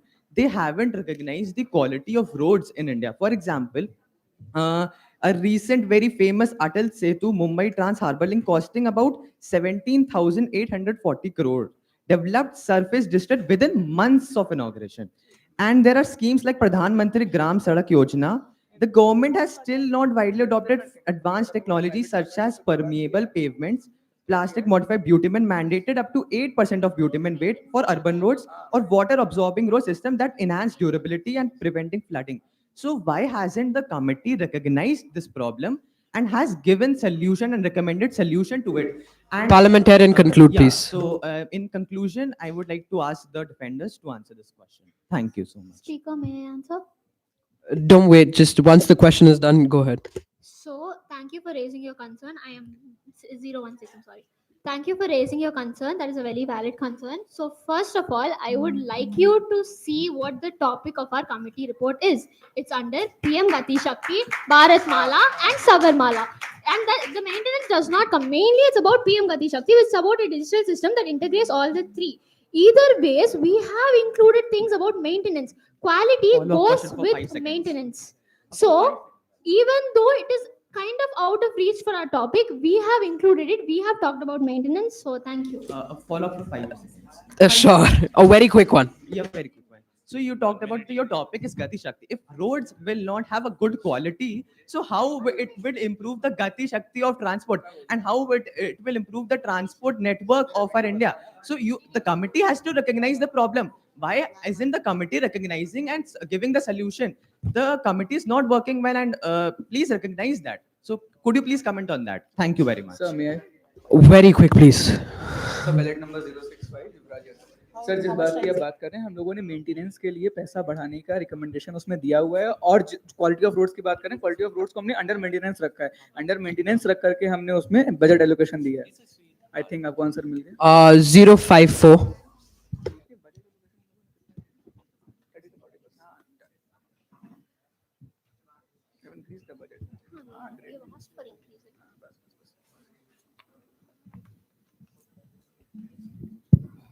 Honorable Speaker, thank you for recognizing me.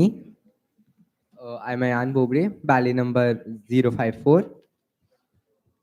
Can I start? Go ahead, please.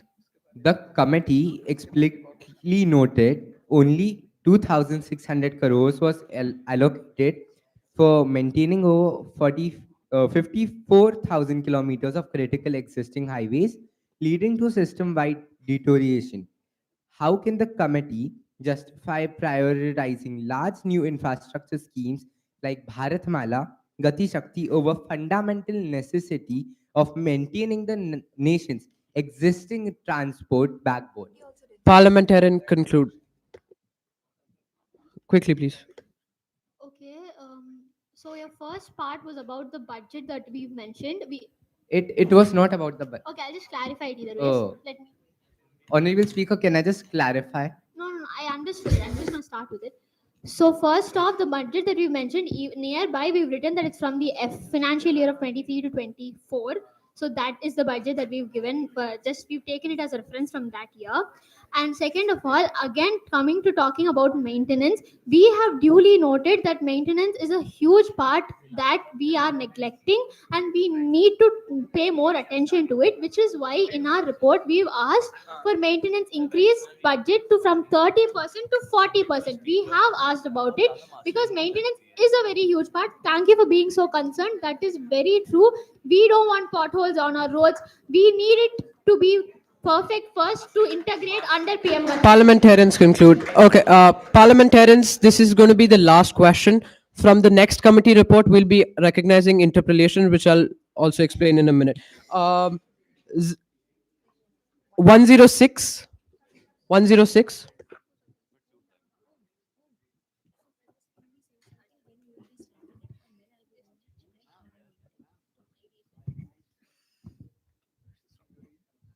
Honorable Speaker, may I?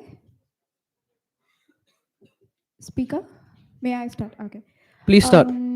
Member, why is only 1% of the ministry's budget allocated to the maintaining 54,000 kilometers of road, resulting in the situation described as smart system on weak foundation? Thank you. And my number is 106. Parliamentarian, quickly. So first of all, you are asking a question about the budget allocation to us, which is not relevant. We are not the financial ministry. We are not the road ministry. We are a committee evaluating ministries. Okay. And yes, again about your point, the same point we've been telling for the past 3 questions that we've recommended an increase in budget for the maintenance. So thank you. Your point is duly noted. Okay. One. 006.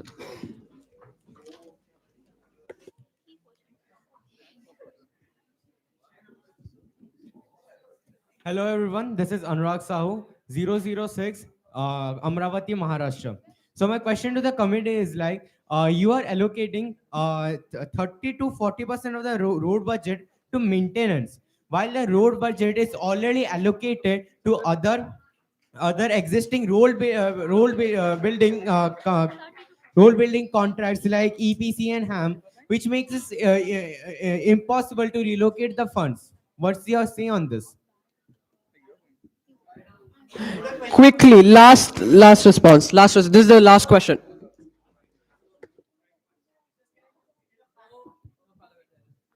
Go ahead. So, honorable member, you were talking about the 30 to 40% of the allocation. We are not allocating anything. We are saying from 30%, we would like the road ministry to allocate it in 40%. This does not even need to take place in the budget year of this year, but it's already been allocated, right? We are recommending, our job as a committee is to evaluate the road ministry on projects like these. So we are recommending the ministry to increase, as a lot of people have already talked about maintenance. All we are doing is recommending an increase from Parliamentarian, 40%, conclude. not reallocating the funds. Thank you. Conclude. Okay. Parliamentarians, considering that we have a lot of hands being raised for this round, we'll recognize interpellations, which are basically chits. If you have a question, you may send it not to the speaker, but to the administrators. Next up is committee 2. Presenters, please come up to the dais. Defenders, come up along them, but don't step on the dais. Hey, parliamentarians, this is a committee report. There's no voting.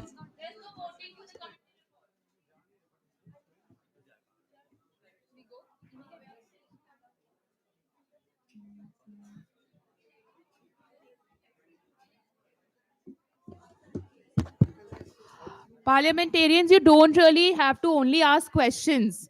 You can also add points, suggestions. Okay, because you are getting points for that also. Remember that. And the reports are not going to get passed. There's no polling here. These are the people 2 hours ago who did not speak once. They only spoke once yesterday.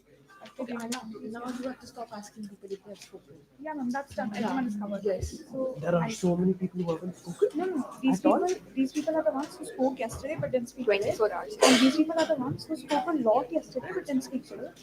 And these are the ones who only spoke twice. Really did. This is the only session where we get a chance to speak. Because from 0 hours, All cabinet ministers. No, mainly cabinet.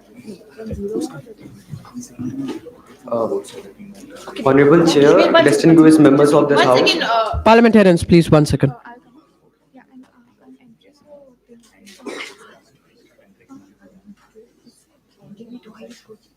Digital auditory.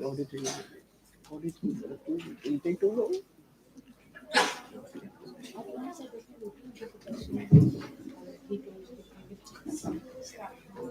Honorable Chair, distinguished members of this House, You tell them. today I stand to present a report that is not just another document, it is a national alarm bell because Gen Z's app dependence is no longer a habit, it's a crisis. अरे hello start तो करो अच्छा 7-4 spoke 2 hours ago. ठीक है 7-3 did not speak 3-3 did not speak 079. So नहीं, India नहीं, इसका has तो पिछले round raise कर। 85.5% smartphone penetration, yet only 1 in 4 schools teach digital literacy. And the result, 71% of Gen Z check their phones within 5 minutes of waking. 65% feel anxious without it. Youth anxiety cases have risen 55% since 2021. Let me say it clearly. India's youth is not addicted by choice. They are addicted by design. Infinite scrolling, autoplay, dopamine loops.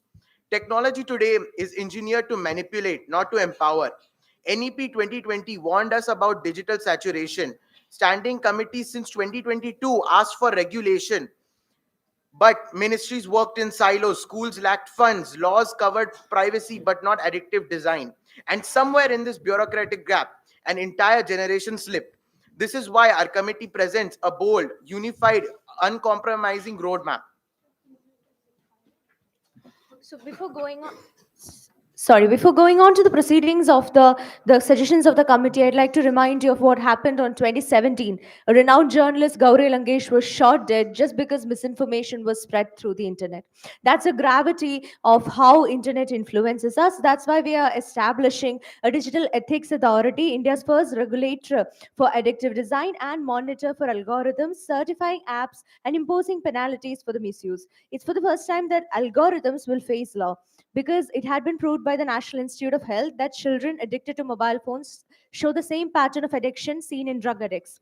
Then we establish a digital well-being standard, which is mandatory that if an app is targeting minors, we must show them the break prompts, screen break prompts, limit autoplay, show ad transparency, enable age gating, etc. This is actually for the tech and by the proponents of the tech. Now then, a National Digital Wellness Council, or NDWC, would be established. It would be a one command center, one chain of accountability for the country. Now educational reforms would be brought in for at the lowest from grade 6 onwards. Students learn what dopamine cycles are, how algorithms work, how screen hygiene skills should be practiced, privacy and cyber ethics should be taken into concern, and teacher training would duly be given. Then digital wellness funds would be taken up too. 0 to 8. Counselor pipeline. A certified digital wellness counselor course trained by NIOS, AIMS, and NIMHANS, face scientific and credible.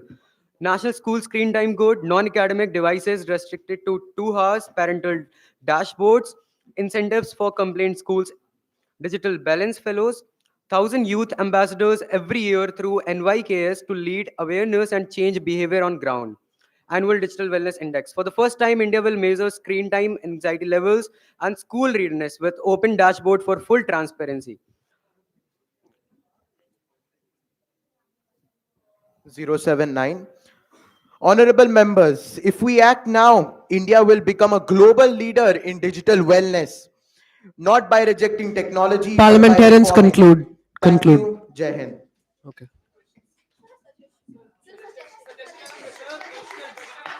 Um, 099.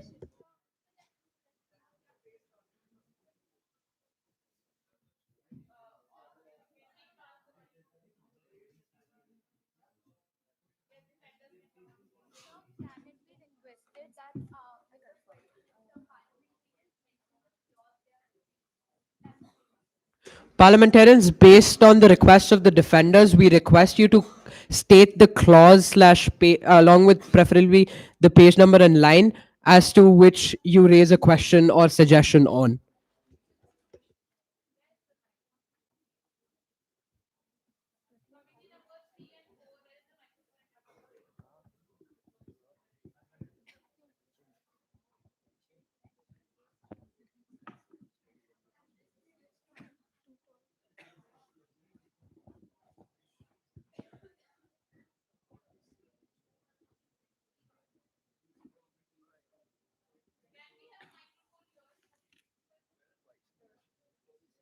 Committee, 4 members, please pass on a mic.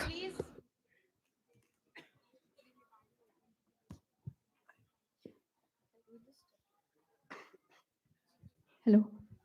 I would like to ask the respected MPs of the committee that if an app's engagement features are fundamentally the same as its addiction features, where exactly will the DEA legally and technically draw the line without crippling the app's economy? 1 minute. Just, kid, you have to tell your number, right? Sorry, sir. No, that's how do we evaluate? How do we mark you? Sorry, sir. I really apologize for that. 099. So this is the last and final warning. If you are not telling your numbers, so we will just not mark you. Sorry, sir. I apologize for that. I'm sorry, ma'am. Could you go a bit slow with the question? We couldn't understand it. If an app's engagement features are fundamentally the same as its addiction features, where exactly will the DEA legally and technically draw the line without crippling the app's economy? Can you mention the clause where it's written? Sir, I'm committee 2 chairperson. Sir, do I have a permission to speak? I'm the committee 2 chairperson. Just to defend the question that was being asked. Unfortunately, we won't be able to recognize. There's a said role.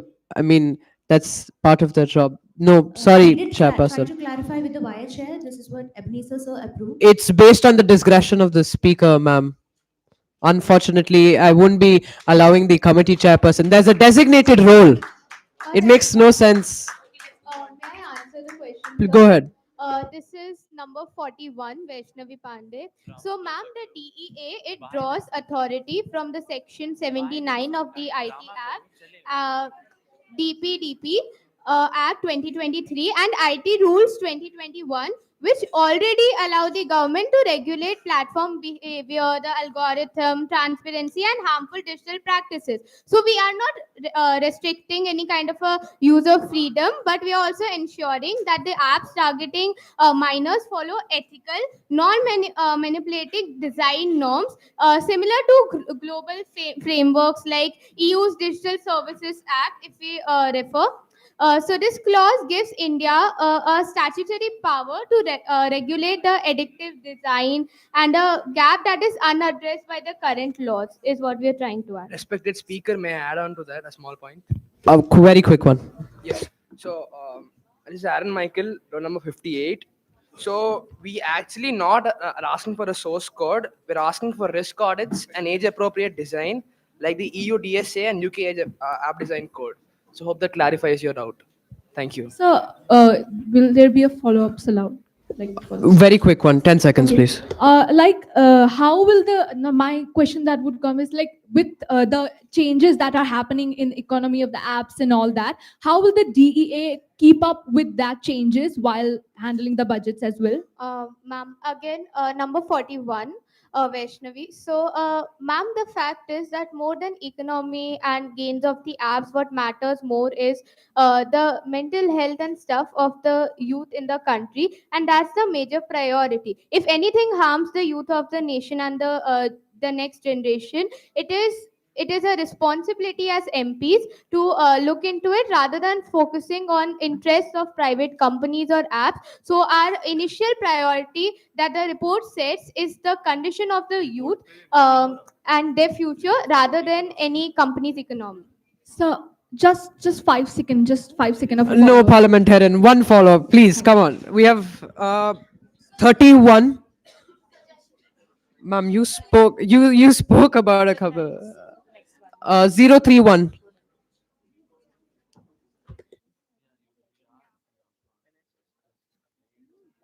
31.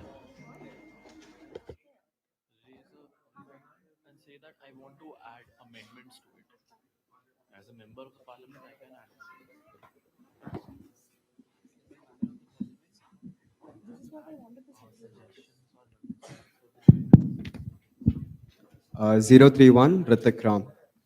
Honorable Speaker, may I continue? I would like to ask the committee whether the excessive rulemaking power given to the DEA without clear standards to impose set penalties in Section 2 of recommendations, which may lead to arbitrary judgments which directly violate statutory provisions under Article 14. I recommend that the committee include strict demarcated provisions for deciding the level of penalties and an appellate system to reduce the number of unfair cases. Thank you. So again, number 41, Vaishnavi.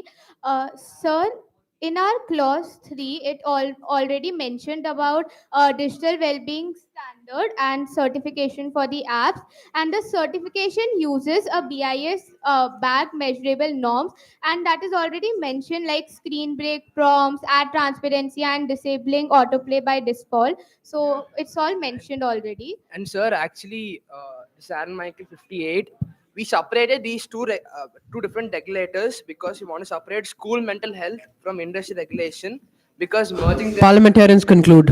Conclude quickly, please. Okay. 033.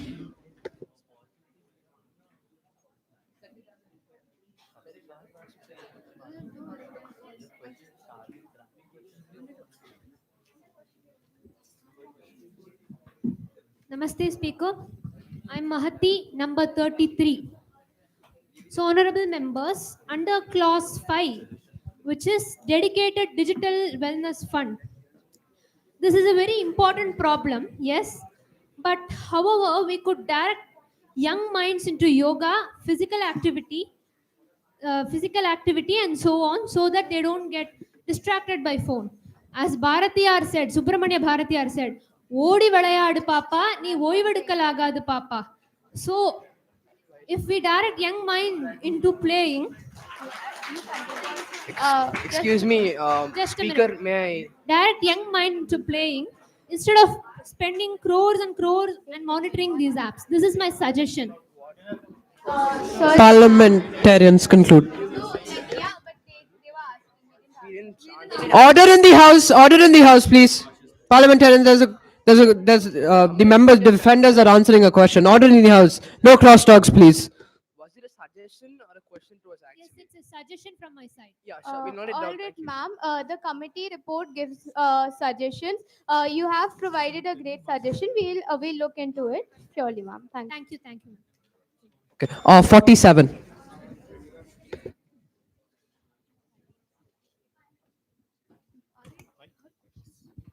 Uh, 047 Costopedia. So, Speaker, may I speak? Yeah. So, my question is just that the proposed Digital Ethics Authority will monitor algorithms. How will this avoid violating Article 21 privacy safeguards defined in Puttaswamy judgment? Mandatory digital wellness dashboards for students. Does this border on unconstitutional surveillance of minors? Sir, can you go slow, please? We can't understand. Sure. The proposed Digital Ethics Authority will monitor algorithms. How will this avoid violating Article 21 privacy safeguards defined in Puttaswamy judgment? Mandatory digital wellness dashboards for students. Does this border on unconstitutional surveillance of minors? Yes, respected member, this is Aaron Michael 58. So we actually don't propose surveillance or anything. We are proposing only for literacy, counseling, and curriculum. As stated before in the algorithm question, we are only proposing for audits and inappropriate design. So I hope that answers your question. Speaker, can I add on?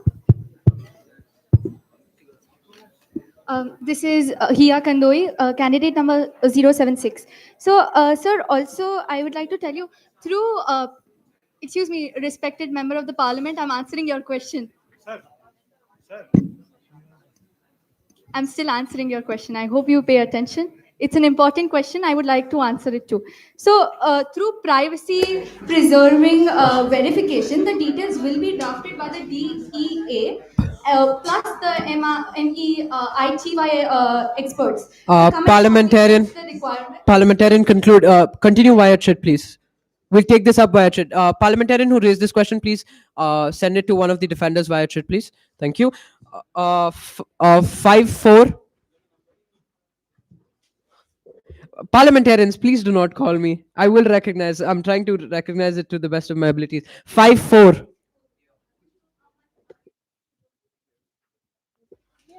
Uh,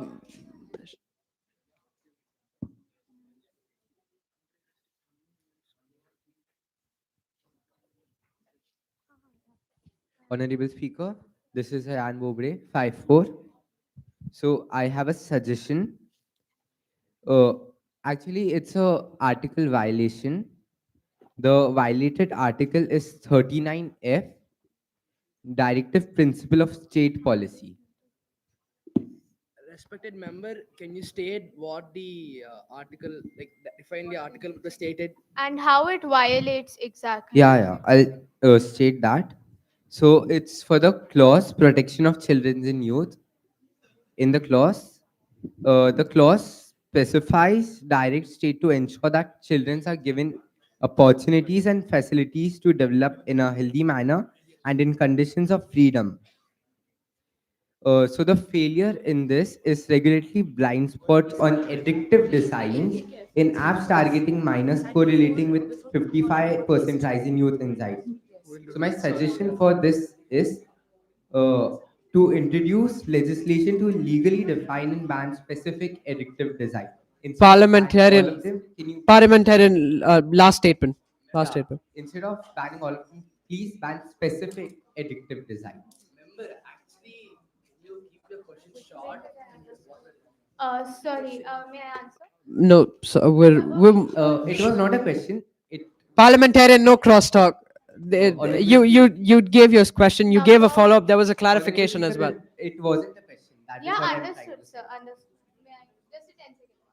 On member, this is number 41, Vaishnavi. Sir, you've given a great suggestion, but we must take into consideration it's a committee report and not a bill till now. Okay, it is just certain suggestions that we have provided. When it gets converted into a bill, the final legislation and constitutionality are taken care of, and already the standard Parliamentarian, conclude, please. in our report, the standards have been provided. Parliamentarian, thank you. Presenters for committee 3, please approach the dais. Defenders, please stay near the dais.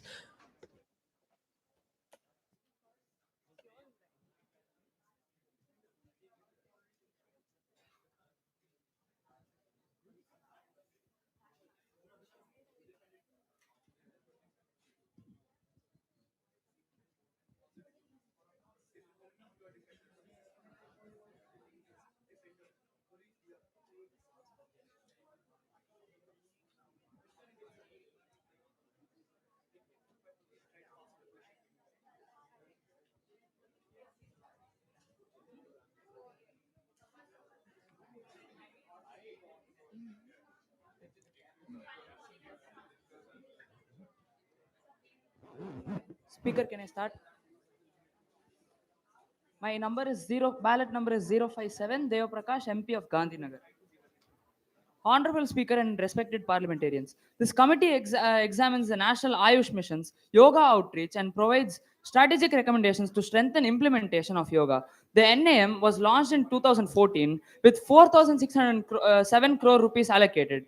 and it integrates 12,500 Ayush wellness centers into public health centers and community health centers nationwide.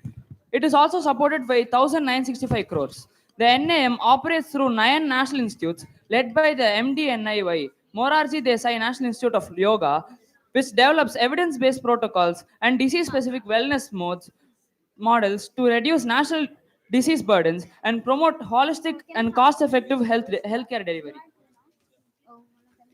Our committee recommends simple practical. I'm so sorry, I forgot to mention my number. It is 032 Lakshita Ved.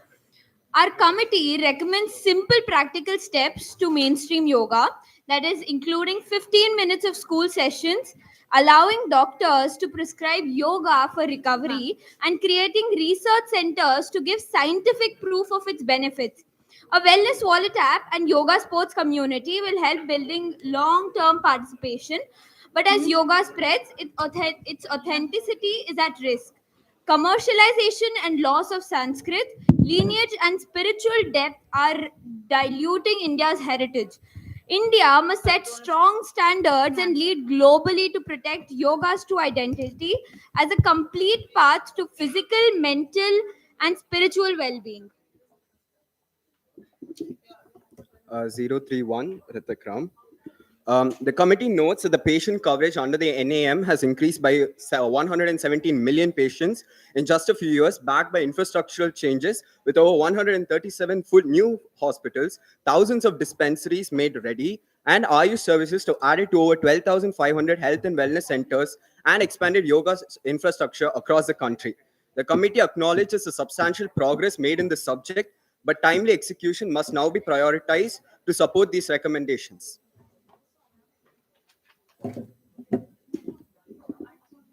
In 2014, the National Ayush Mission spent just 75 crore. Today, that has grown to 589 crore, and that funding built 13 new institutes, strengthened more than 100 seats. 005, I'm so sorry. Yoga is rising globally too. By 2025, over 542 million people will be practicing it, with India's youth leading the way. But we must also face the problem many states received funds extremely late, sometimes 194 days late, sometimes even 700. This happened because of slow paperwork, poor procurement speed, and the lack of project readiness. So, we are proposing a new solution, a time bound, milestone based funding system. Money will be released every quarter only after measurable progress and PFMS verified work. This means faster projects, cleaner audits, and no year end rush. This is Vamika Jain, number 086. Using blockchain ensures that funds allocated to the Ayush Yoga program are spent transparently and efficiently. Every rupee can be tracked in real time on a tamper proof ledger from allocation to actual field level spending. With smart contracts, funds are released only after verified process, ensuring accountability, preventing misuse, and building greater public trust in financing health initiatives. Thank you. Ripra Mishra 007. Okay. Ayush Wellness Centers already has a solid foundation, but we are currently utilizing only around 65. Parliamentarians' last statement. By improving coordination, reducing the rural urban gap, and encouraging private sector participation, we can transform Ayush into a far more effective and accessible health system for the country. 1 2 1 2.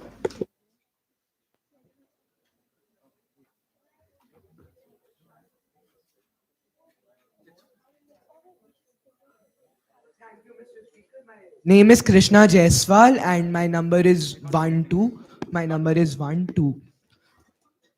Okay, my question to the committee is that with rising big conglomerates like Patanjali and Baidyanath that supply supplements with yoga, they say that with yoga you should take certain supplements that are Ayurvedic, and there is little to no scientific temperament of these supplements. How does the committee present to combat these institutions that supply supplements to yoga which are not necessarily mentioned in our scriptures or in any or do not have any scientific temperament? Honorable Speaker, may I am 003 from the constituency of Prayagraj, Aditya Singh. So to this question, I would like to answer that we have also mentioned that we'll be funding a certain research organization, which will be looking into the like the actual facts, what yoga can do to our mental health, what it can do to our physical health. After this, these reports will be out. We will be taking extra caution and extra steps towards these kind of influencers who have been misguiding yoga for the past couple of decades. Very quick, please.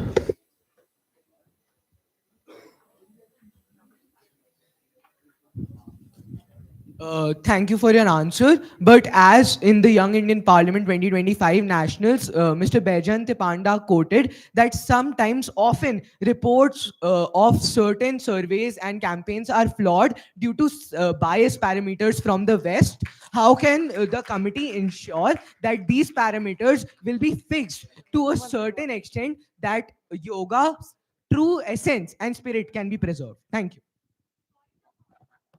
Points are suspended. Honorable Speaker, may I respond? So to this question, honorable parliamentarian, I would like to answer that these research organizations are Indian. They are indigenous, and we are going to be funding indigenous research centers, which are going to be completely sovereign and have no foreign influence. That's all.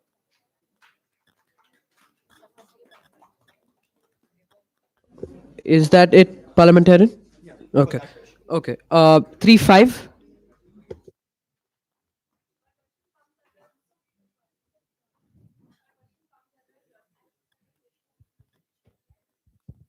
Hello. My question comes under safeguarding the authenticity and integrity of the yoga. The report focuses on emotional concerns about yoga, standardizing, but offers no concrete regulatory framework to protect the authenticity. Solution, I'll give a solution for this. The solution is the speaker, they can introduce a yoga standardization and certification act, enforcing trainers licensing curriculum standards and audits, along with global yoga protection cells to safeguard India's cultural ownership. And minus 035 Ruby Sahana. Honorable member, if you, number 102. Honorable member, in our committee report, it's clearly stated in the second section, strategic intervention and mainstreaming yoga adoption and health integration, the same suggestion that you mentioned.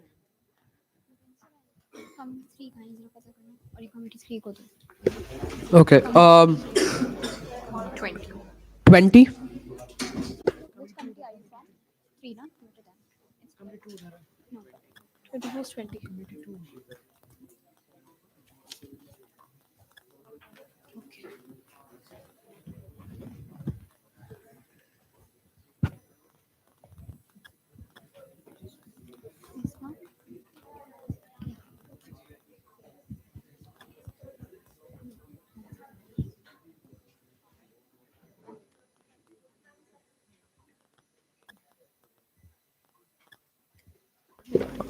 Parliamentarian 22. Could you please? I mean, sorry, 20. I'm Sarakshni Dinesh and my number is 20. I repeat 20. Honorable member, my question to you is, this report highlights that global yoga practitioners may reach 542 million by 2025, showcasing yoga's expanding worldwide influence.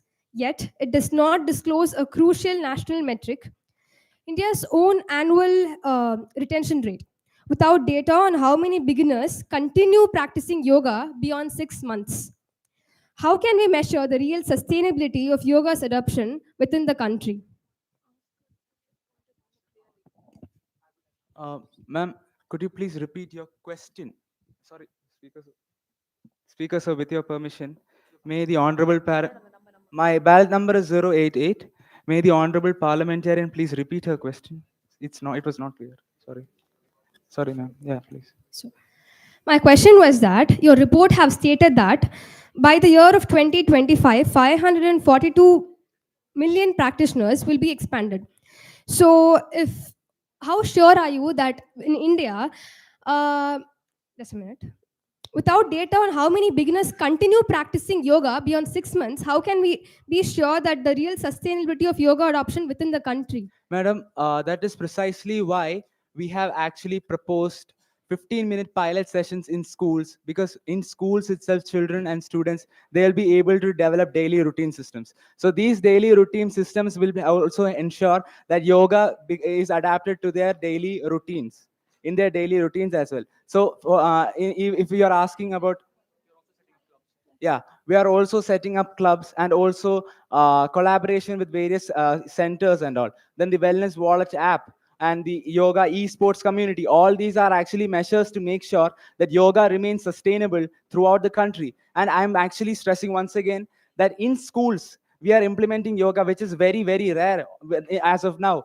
We see PT, and PT is mostly people playing games all the time. That is not actually PT, physical training. So hence, these are some ways how we are trying to emphasize yoga and sustainable, maintain it. But you have mentioned it by the year of 2025, and you are Parliamentarian, no follow up, please. No follow up. Three.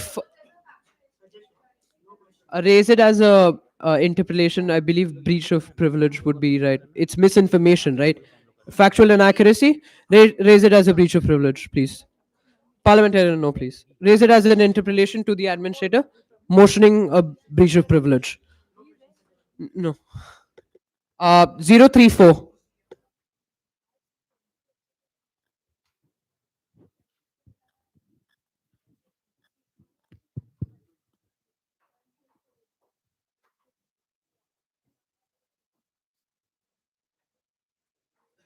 Hello. Thank you.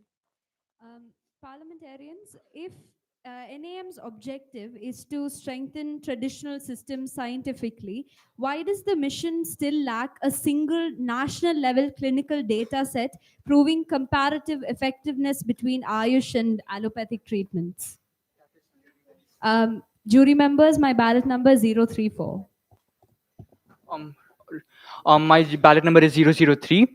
Honorable Member of Parliament, that is exactly why we are funding research centers, which are going to be accumulating this data and being telling us. After that, we can publish it to the people of the country and tell them what is the actual benefits of yoga, and not to believe what social media just tells them. Thank you. 104.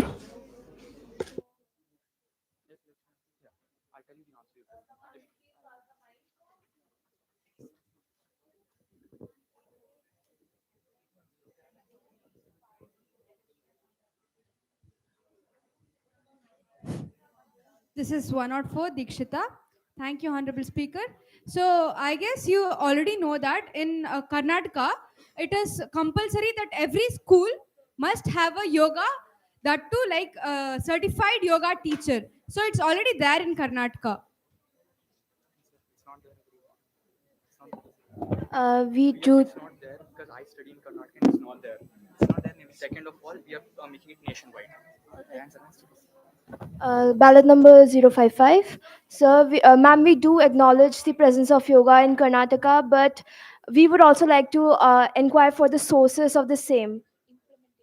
Like the implementation is not completely throughout the state, and which is very much questionable nationwide. And we are talking about implementation on a nationwide spectrum, not a state-wise. We do acknowledge your statement, but it is also necessary for you to provide sources to claim that it is applied throughout Karnataka.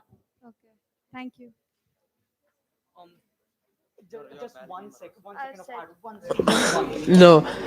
Well, this is the last question. 022. Just to repeat, ballot number 055. Parliamentarians, no chit chat, please. Order in the House. There was a provision, interpellation, we've temporarily suspended it. There was a large influx of interpellations. The administrators couldn't handle it. We request for everyone to wait for their recognition. 022, continue, please. Thank you for the recognition. Greetings, jury. This is 022 Tanmay Jamdani from the constituency of Dimapur.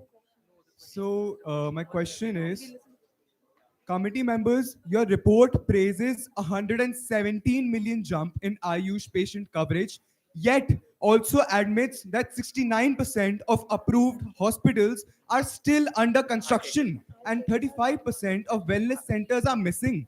How does the ministry justify celebrating outcomes that are occurring on infrastructure that, according to your own data, doesn't even exist? Is this a health achievement according to the ministry? Ba- you guys are onto it. Ballot number 055. We do acknowledge the loopholes in the existing NAM, which is present in any which is present in any governmental scheme, but we do also present Maybe add on. Maybe add on. The answer was very short. elapsed. Just 10 Can you seconds. complete this? I'll take it. Um, Honorable Member of Parliament, this is actually a thing to be very proud of. That even though with very less infrastructure, we are able to increase our patient. We are able to we are able to help more patients with less infrastructure. If we are able to implement the complete infrastructure, then just imagine what will be the scale of this entire. That's it, parliamentarians. Thank you. We allowed for one hour. No, no, sorry, sorry. Committee. Okay. Committee for presenters and defenders on stage, please.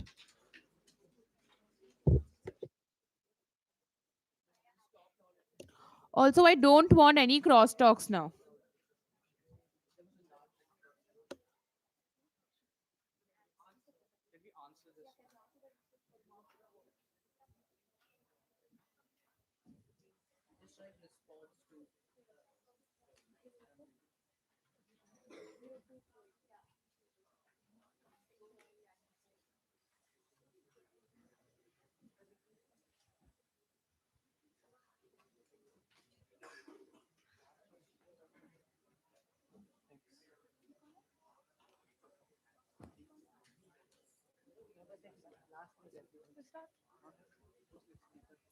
Speaker, permission to speak. Go ahead, please. My ballot number is 048. My name is Mansi Hall. The Standing Committee on Labor and Employment examined whether India needs a national plan to address labor shortages in essential trades such as plumbing, electrical work, welding, carpentry, and driving. While the Skill India Mission, PMKVY, and the DGT ITI network were designed as the backbone of India's skilling ecosystem, the committee found that these initiatives have not kept in pace with the workforce and industry requirements. First, the committee found structural fragmentation in the skilling ecosystem. Skill India Mission functions as a mission mode program. PMKVY operates separately. State skill development missions run in silos, and the DGT ITI system follows its own regulatory pathway. This has created duplication, unequal standards, and weak coordination. Second, infrastructure gaps are severe. A large proportion of ITIs and training centers continue using outdated, non functional, or rented equipment with no national guidelines for budgeting, toolkits, and no dedicated capital expenditure under PMKVY. Trainees are often trained on machinery that is 10 years behind Parliamentarian, could you please speak into the mic? that is 10 years behind industry standards, especially in EV servicing, solar, robotics, and advanced automotive maintenance. Third, the committee noted a persistent job skill mismatch. Short term PMKVY courses of 2 to 3 months do not produce work ready electricians, plumbers, drivers, or welders. RPL has often been misused, resulting in certifications without genuine skills, with only 12% translating into wage gains. Fourth, outdated syllabi remain a bottleneck. Over 45% of ITI courses have curricula more than a decade old, making graduates unprepared for modern equipment. Fifth, poor placement outcomes indicate systemic failure. Only 17.7% of PMKVY certified youth since 2015 secure employment. Finally, severe instructor shortages with over 70% posts requiring filing directly. Reduced training. This reduces training quality, trainee supervision, and practical learning, worsening shortages in essential trades. Once again, my ballot number is 048. My ballot number is 040. I repeat 040. To address these gaps, the committee proposes a set of structural, financial, and administrative solutions. First, the committee recommends converting the Skill India Mission into a statutory National Skill Development and Certification Authority (NSDCA). A unified statutory body will harmonize standards, regulate the curricula, consolidate certification, and ensure accountability across PMKVY, ITIs, apprenticeships, and state skill development missions, ending duplication and improving employment outcomes. Second, the committee urges the NSDCA to earmark at least 20% of annual scheme budgets for equipment modernization, third party audits, and maintenance. Dedicated capital expenditure. Can I conclude? Finally, to fix the human resource gap, the committee calls for a time bound national recruitment drive to fill all ITI instructor vacancies within 12 months. Thank you. My ballot number 040. I repeat 040.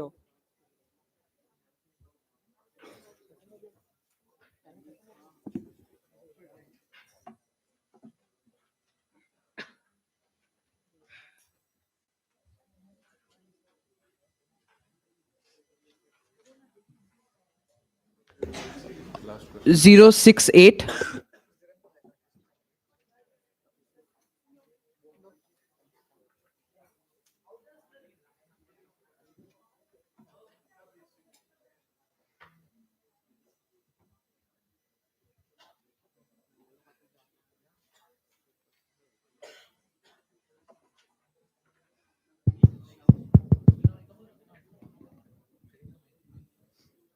So my ballot number is 068 from the constituency of Ludhiana.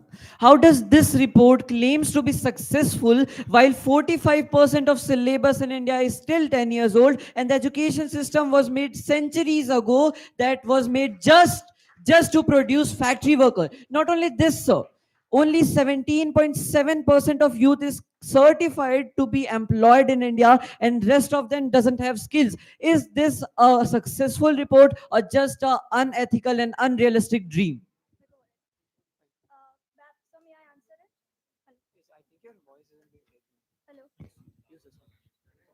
Hello, Speaker sir. Do I have your permission? My ballot number is 04043. I am Yatri Patel. So first of all, the two issues that the sir mentioned.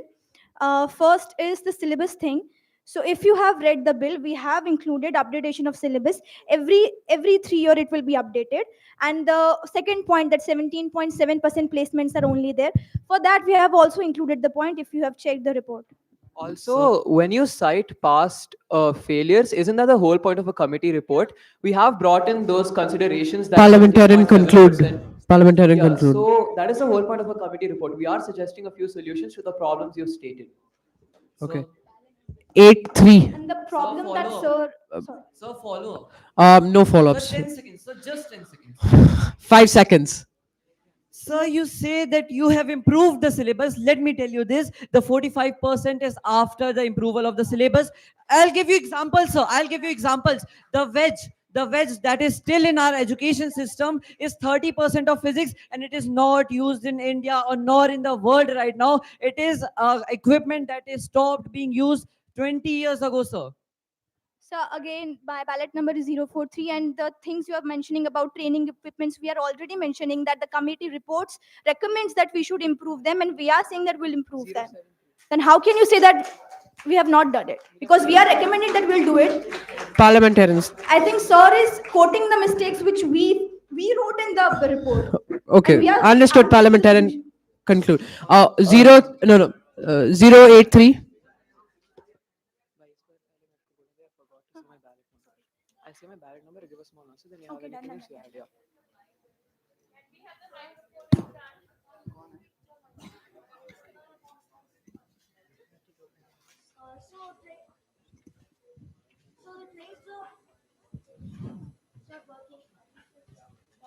Okay. So the trade jobs in India have a bad reputation for being not paid properly. So this deters many people who want to get jobs in trade jobs. So how can we improve the reputation of trade jobs in India? This will help people be interested in trade jobs.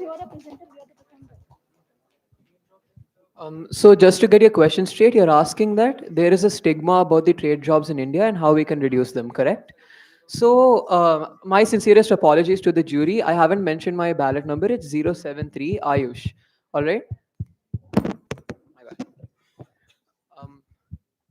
So, talking about stigma, stigma is a very social concept, and we have tried to touch upon this in our bill. There are many people who come into PMKVY despite this stigma, but to reduce the stigma, some of the things that the government can take up are They can release press campaigns such as the one taken up for the Swachh Bharat Abhiyan. Similarly, it can be taken up for PMKVY youth. Similar things have been done in the past, and we are, as a committee, we observe that there has been some reduction in the social stigma. That's why we have had more applications under PMKVY. Parliamentarian conclude. 069. Administrator.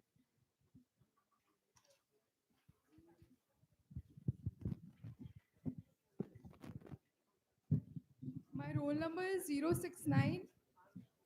My question is, you are making Skill India a statutory authority. But where is the architecture for state coordination? Will SSDMs lose powers? Will certifications be centralized? How will states adapt region specific needs? All right. Thank you for your question. So NCDC is a PPP implementation agency, not a regulator yet. So India currently has no statutory authority that can accredit skill centers, enforce curriculum standards, or set national quality norms. NSDCA that we are proposing fills this gap.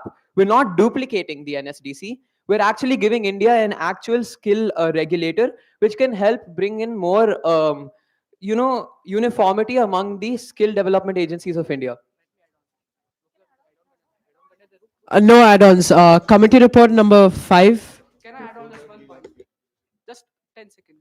No, no. My No, apologies, my parliamentarian. ballot number is 073. Parliamentarians. No, no. Parliamentarians, no. We're moving on with the. Par-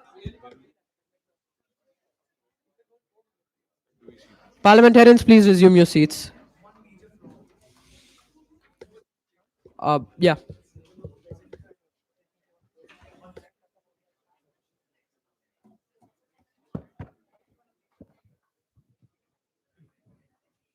Committee 5, please wait. We'll call you.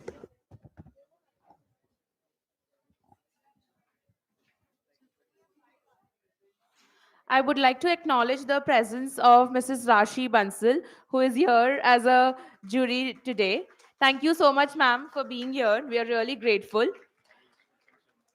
Next, I would like to acknowledge the presence of Mr. Rishabh Raj, who is an assistant professor of political science at Sri Ram College of Commerce, DU, and is currently pursuing his PhD.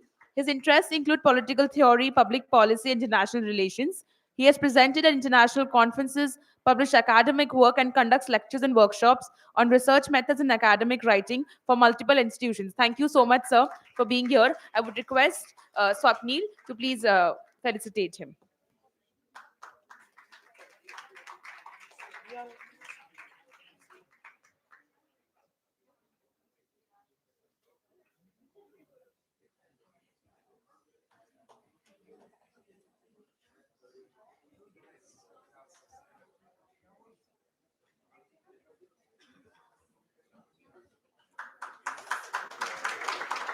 Thank you so much, sir.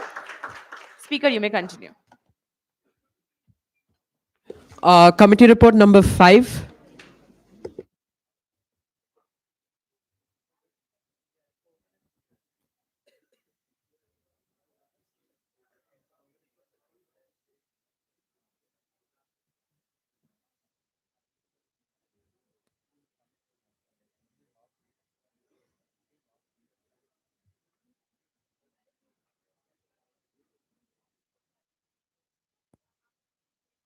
Committee number 5. May I understand how many people?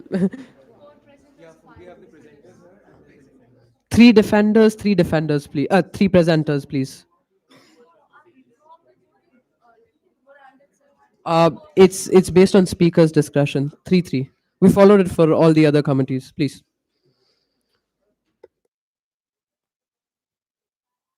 Would you take time to make a decision? You can call in the next committee meeting. The decision remains final. Fine. Committee 6, you may take the dais. 3 defenders, 3 presenters, please.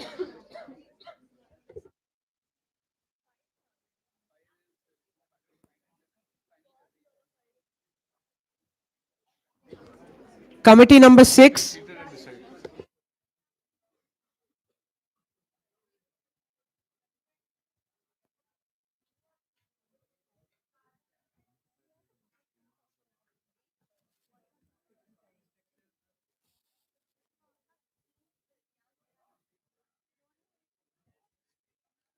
Non-presenting members, please resume your seat.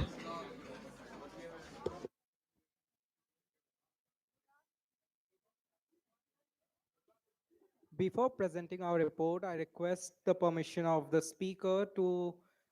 Basically, I want to correct something in the report. May I have that permission? Collect, sorry. Correct something. There's a misinterpretation of a text. You may do that during the presentation. Okay, sir. Please begin.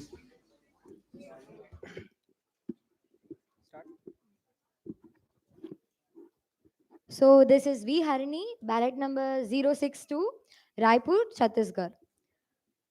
India's civil aviation sector has transformed at an unprecedented pace, rising to become the third largest aviation market in the world.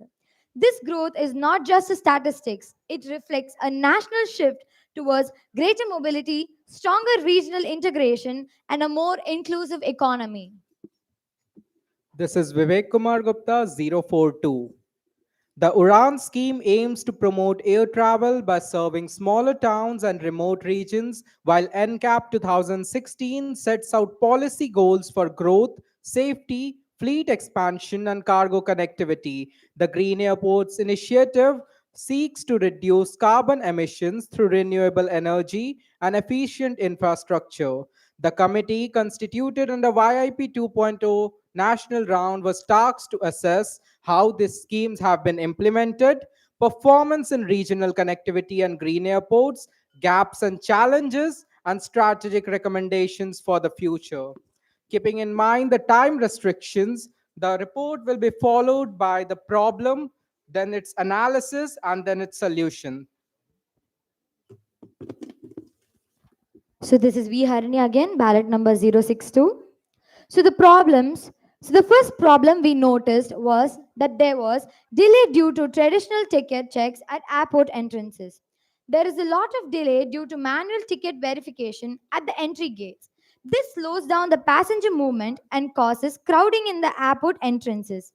This situation worsens during the peak hours. Analysis of the first problem, your number. This is Sanjeet Singh Bajaj, ballot number 036. I repeat, 036. So the analysis of the first problem. Manual checking is very time consuming, usually done by a very limited number of staff. Verification rates cannot generally keep up with long passenger queues. Alongside this, in cases where passengers are needed to be assisted with issues involving tickets and further flight delays. The recommendation for this problem is the implementation of passkeys integrated with the Digi Yatra. Before 3 hours of the departure of the flight, passengers can complete verification using the passkeys given in their phone on the Digi Yatra application, ensuring seamless entry without manual ticket checks. This enhances security accuracy, reduces congestion, and modernizes passenger processing at airports. This is ballot number 062. Secondly, there were delays and errors in luggage checking by staffs. The conventional or the manual baggage checking increases human error chances. It also causes additional delays and limits efficiency during high passenger inflows. This is Sanjeet Singh Bajaj, 036. Analysis of the second problem. Several cases have been reported where manual luggage checking has increasingly led to errors in the process. Misidentification and misleading are commonly intertwined with manual luggage checking caused overnight. Lack of usage, handheld X ray machines are some of the more issues we have identified. Recommendation: adoption of digital CT scan based luggage scanners integrated within the weighing machine to reduce human dependency, speed up the baggage handling, and improve the overall safety and efficiency. We can use the CT scan based luggage scanners, which will measure the weight Parliamentarians conclude. Last statement, last statement. Last statement. as well as check for restricted items. That's it, parliamentarians. We'll be moving on to the questions. One sentence, fine, okay.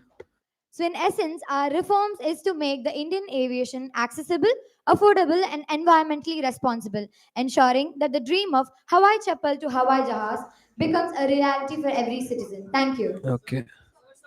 003.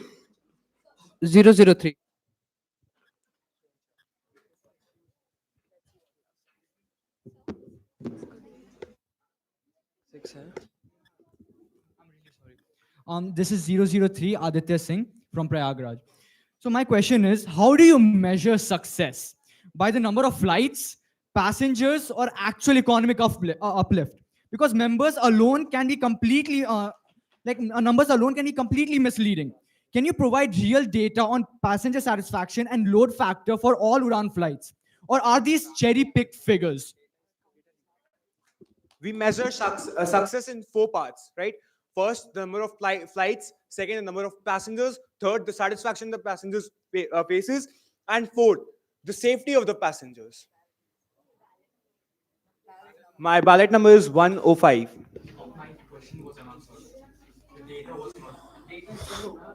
043. Hold on, sir. 1 second, 1 second. My question was, can you give passenger satisfaction, like, can you provide real data on passenger satisfaction? The data are there in the Udan scheme. Is there from the Udan scheme. Okay. 043.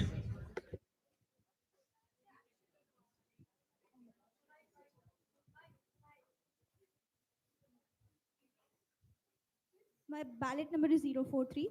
Sir, the recommendation you're talking about of decreasing the flybus prices, it is a state issue and not a civil aviation issue. Like, you can't control the fares. Okay, so when we can I answer? My ballot number is 080. Okay, answering your question, when we did our analysis of the Udan scheme, what we found out was one of the main reasons that people don't go to airports or do not avail the facility is because of the time constraints that's there. And also, one more reason is about the affordability factor, right? So one of the reasons people don't use airports is because there's a lot of time that's consumed when you have to travel from your location to the airport. So, and flybus is one of the factors where non-AC flybuses are provided so that the people can travel easily and afford. Parliamentarian, conclude. Conclude. Uh, so what I'm trying to say is that flybus, sure, it does come under the state, but we're providing this feature so that people can affordably go to the airports. Yeah, exactly. And the committee is not for the. Parliamentarian, thank you. 056.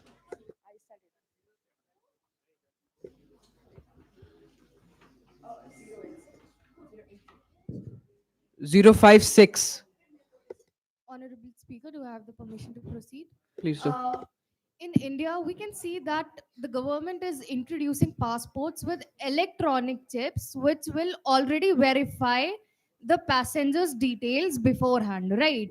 So, what is the main point of including this in smartphones? That can be more adaptive and construct their privacy, right?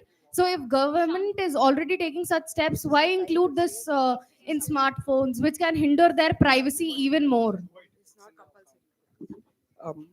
This is Ajay Kini, ballot number 004. Can I answer, Speaker?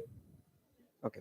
So answering to your question, it is about the time constraints, which is the major reason why we are implementing this strategy. And the other reason is that as it's for the convenience of the passengers beforehand, before they reach, this is something which is there that they can do before coming to that particular place. So actually, when you have passports with the chip, it actually is a good Parliamentarian, conclude. yeah. So ultimately, this is something which can be done pre-hand. So that is the major advantage of this. That is why we are implementing this. I hope that answers your question. 038. Last question.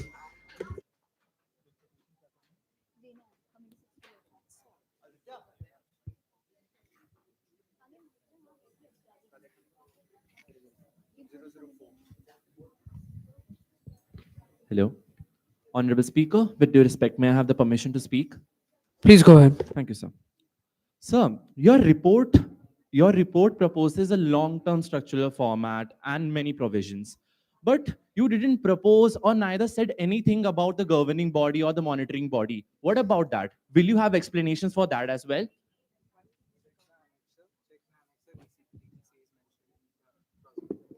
If you see the annexure part of it, then you'll see that every recommendation has a stakeholder and someone is actually governing it.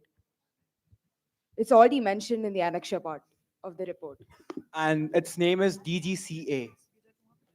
DGCA governs the... No. Parliamentarian, thank you.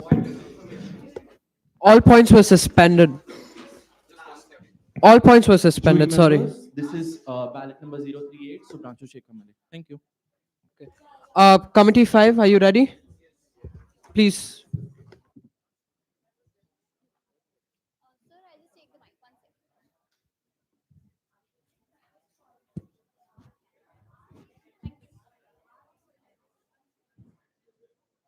Parliamentarians, order in the House, please.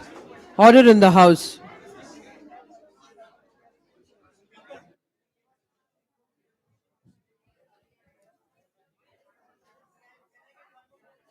Parliamentarians, please. The session is still going on. We have another committee yet to present. Silence would be appreciated.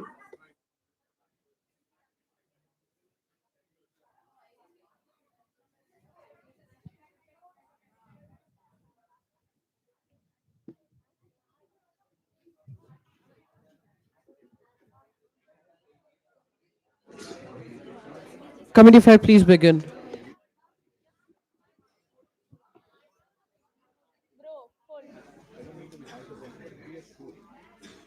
Good morning, Honorable Speaker and respected members. On behalf of a standing committee of finance, I'm honored to present our report on deterrence of financial freebies and fiscal responsibility. We reviewed the FRBM Act, PMJDY, and DBT framework system that strengthen inclusion and transparency. While India's fiscal deficit dropped from 9.2% to 4.8%, the rise of unproductive freebies still threatens long-term growth. Our mission is simple: protect today's finances to secure tomorrow's opportunities. Join us as we unveil how responsible spending can fuel a strong, self-reliant India. And as our committee is willing to promote all languages of our country, my deputy chair will be presenting in Hindi. My number is 035. नमस्कार सभापति महोदय, मैं चिराग Ahuja MP गया बिहार से, मेरा cadet number 074 है. I will start on the cell count of 3, 2, 1. आज मैं इस सदन में खड़ा होकर एक तेज जलन भरा सच लेकर आया हूं, क्योंकि देश के भविष्य वोट बैंक का फ्री शो नहीं है. फिस्कल सच्चाई से ठोकर बनती है. पीएमजेडीवाई के 56 करोड़ अकाउंट ने भारत को बैंकिंग के अंदर से जोड़ा. यूपीआई के 1000 करोड़ प्लस महीने के ट्रांजैक्शंस ने कैश और ब्लैक मनी की पुरानी दुकान बंद कर दी. और डीबीटी पोर्टल के 34 लाख करोड़ डायरेक्ट ट्रांसफर ने भ्रष्टाचार की नींव तोड़ दी. लेकिन असली सच सुनो, हमारी कमेटी और सीएजी के नंबर्स चीख रहे हैं. फिस्कल डेफिसिट 4.8%, जनरल गवर्नमेंट डेब्ट 81%, जब एफआरबीएम टारगेट 60% था. ये सिर्फ डेटा नहीं, ये देश की अर्थव्यवस्था की कनपट्टी पर रखा हुआ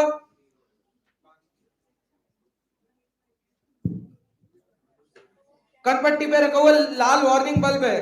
और 11 मार्च 2024 सुप्रीम कोर्ट ने state of Kerala versus union of India के में साफ कहा था, uncontrolled public boring threatens fiscal stability and FRBM discipline. महोदय, ये फैसला किसी राज्य का नहीं है, पूरे देश के कोर्टरूम का झटका है. इसलिए आज मैं इस हाउस में रहकर जो पब्लिक पैसा फ्रीबीज के नाम पर उड़ाया गया है, उसका हिसाब इस कमेटी में दिखाया गया है. पूरे देश के सामने खुलेगा. भारत को जो आगे ले जाएगा सिर्फ एक रास्ता रहेगा, लोहा जैसा अनुशासन. धन्यवाद. Let me complete first. Myself, Tanmay Bulchandani, MP from Bhubaneswar, Odisha. My number is 039. Honorable Speaker, our committee looked closely at the pattern that is quietly damaging India's economic foundation: state-level freebies. These schemes may look attractive, but they are creating a cycle of competitive collision. Many states were funding large welfare promises through extra borrowing or quietly cutting development work, creating short-term political gain but long-term physical debt. And freebie spending now runs in the tens of thousands of crores and often hidden off the budget. Well, DBT has saved Parliamentarian 3.4 conclude. lakh crores, but the gap remains: exclusive error, weak grievance system, and 1 in 4 Jan Aadhaar Parliamentarian accounts conclude. are still inactive. Yes, sir. When DBT doesn't reach people reliably, pressure will increase on blanket freebies. We need responsible and transparent welfare. Put a statement of physical risk in every budget certified by CAG. Expand DBT and rank states with a DBT efficiency ranking. And strengthen digital access and grievance redressal so welfare is inclusive and physically honest. Strong welfare and reckless populism. Thank you.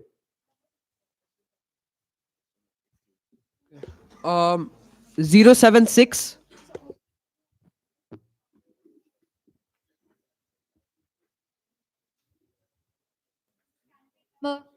This is candidate number 076, Hiya Kandoi. So, Honorable Speaker, may I proceed? Before we debate deterring freebies, I have one fundamental question. This report repeatedly warns us about the danger of freebies, but it never defines what a freebie actually is.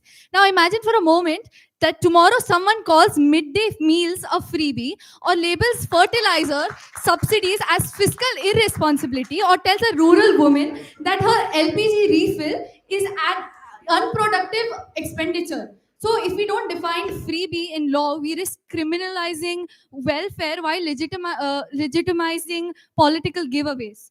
So can the committee please place a record on constitutional and economic definition separating one, essential merit subsidies needed for dignity and survival, and two, non-merit giveaways. Thank you.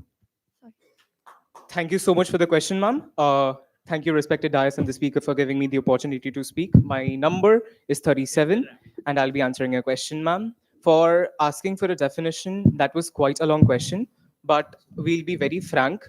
We'll be taking, the Indian government will be taking in accordance with the UN regulations of COFG functional categories, which has defined financial freebies, political freebies, and socially targeted freebies in a very definitive way. And we are going to take these reports from the UN COFOG and we are going to implement it in the Indian Parliament. Because what better way to make the entirety of a country better than to take these sources from intergovernmental Parliamentarian, conclude. Yes. So UN COFG regulations that have been already present, we'll be presenting that. And the IMF GSS, that is the IMF is the International Monetary Fund. We will be taking the definitions from them in order to make it a more casual linking so that everything is defined perfectly well in accordance with Indian Constitution. 14.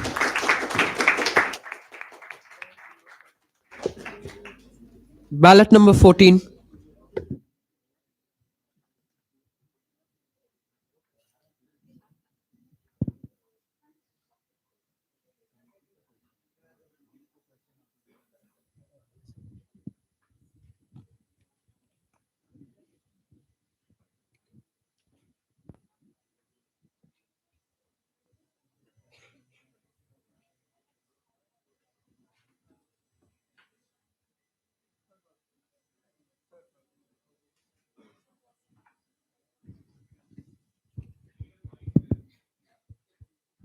Hello. Okay.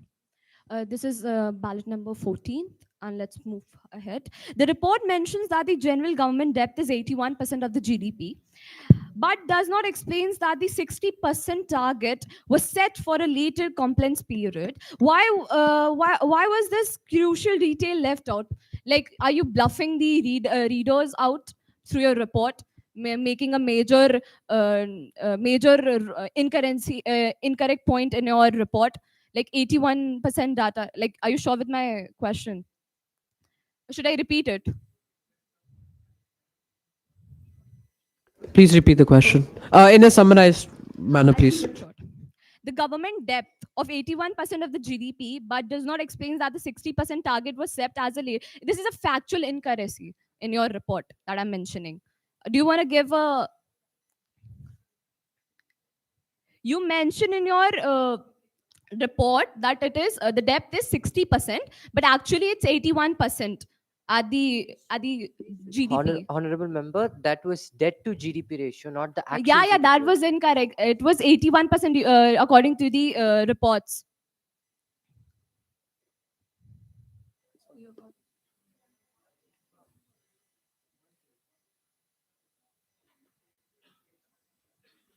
Parliamentarian, what's the weight?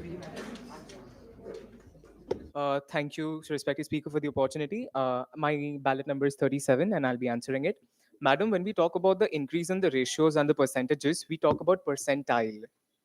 There is a difference between percentage and percentile. And when we talk about 60% rather than 81, we definitely mention only the financial fiscal responsibility percentile of the Indian Parliament, and the lashback it's facing, not the percentage, sir. Not the percentage, ma'am. 58. 58, please.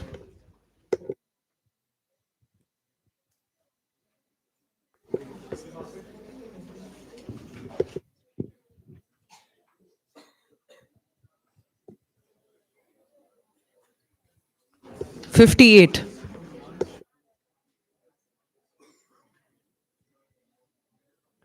$6. Can you pass the mic in the corner?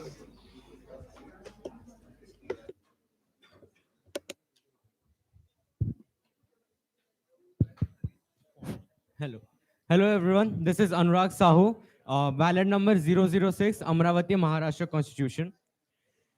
Well, how the government will keep promising unlimited freebies when the public debt has already risen to 81% of GDP? Who is going to pay that? Is the chairman going to pay that?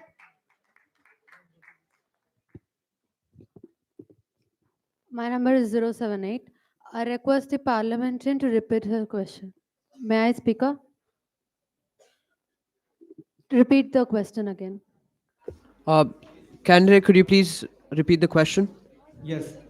I'm saying that how can the government ensure unlimited freebies when already the public funds is 81% of GDP? Is the government going to pay that bills? We didn't ensure any type of unlimited freebies. Yeah, you did in the bill. The Parliamentarian, no crosstalk. I'll be adding. I'll just put an add-on to respected madam's question. My ballot number is 37, Shranjit Kaur. Sir, the entire point of the bill is to remove the financial fiscal freebies. Why would you mention about us at aiming the government should promote fiscal financial freebies? Because the entire report is against it, sir. I request the parliamentarian to go through the report again because we are not supporting the freebies. We are against it. Parliamentarian, thank you. 93. Please note, this is the last question. Anand Desai, ballot number is 93. So the recommendation to mandate the Comptroller and Auditor General to certify the fiscal sustainability of high-cost state schemes as accordance in Section 1 of your report, and then requiring the Ministry of Finance to direct a state fiscal risk disclosure framework, which you have also mentioned in Section 3. This represents a significant intrusion into the state's domain of revenue expenditure. So how will the union government defend these mandates against constitutional challenges based on the principle of fiscal federalism, given that the CAG's primary role is audit and not the certification of policy sustainability? I'd request the speaker to please ask the minister to repeat the question and condense it. The question will not be repeated. This is the third time you're asking for a question to be repeated. All right, sir, then I'll be answering it. Thank you, respected parliamentarian. And accordance with my number is 37, Shranjit Kaur. When we talk about, that is basically an escape clause that you're talking about the CAG being rather something that audits rather than implementing it. So based upon it, we are taking the IMF Fiscal Transparency Code of 2014, which requires its pillar number 2, disclosure, even when the targets are relaxed. The CAG is going to make sure that the Fiscal Transparency Code is audited.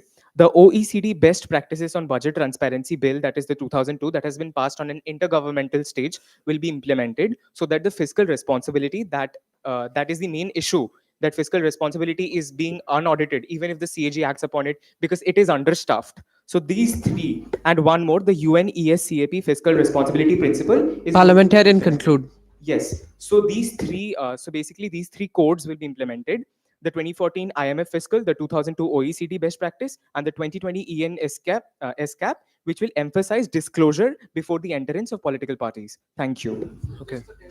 No, sorry. Considering that we have elapsed the allotted time, I'd be looking for an adjournment motion.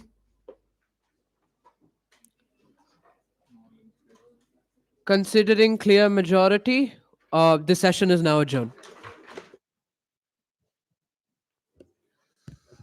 Parliamentarians, please be seated. I request all of you to please be seated for a minute.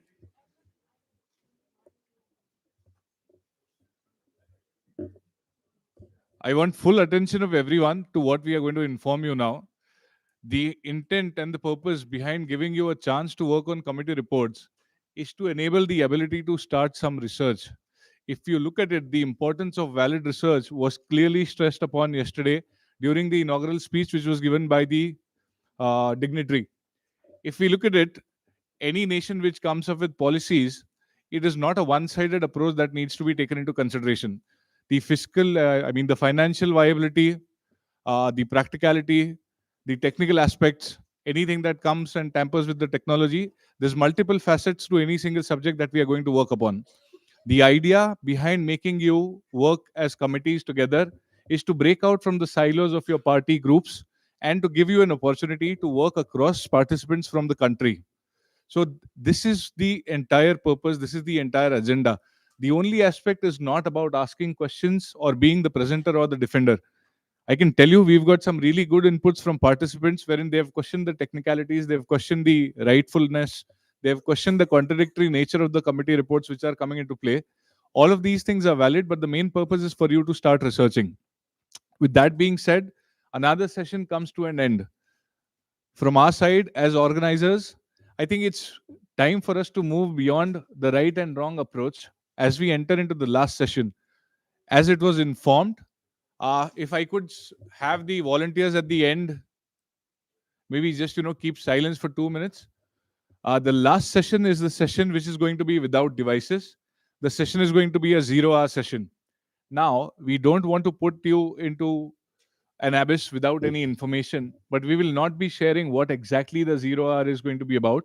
But I request all of you to make a clear note. I can outline the theme for you so that you get some idea about what we are going to discuss about.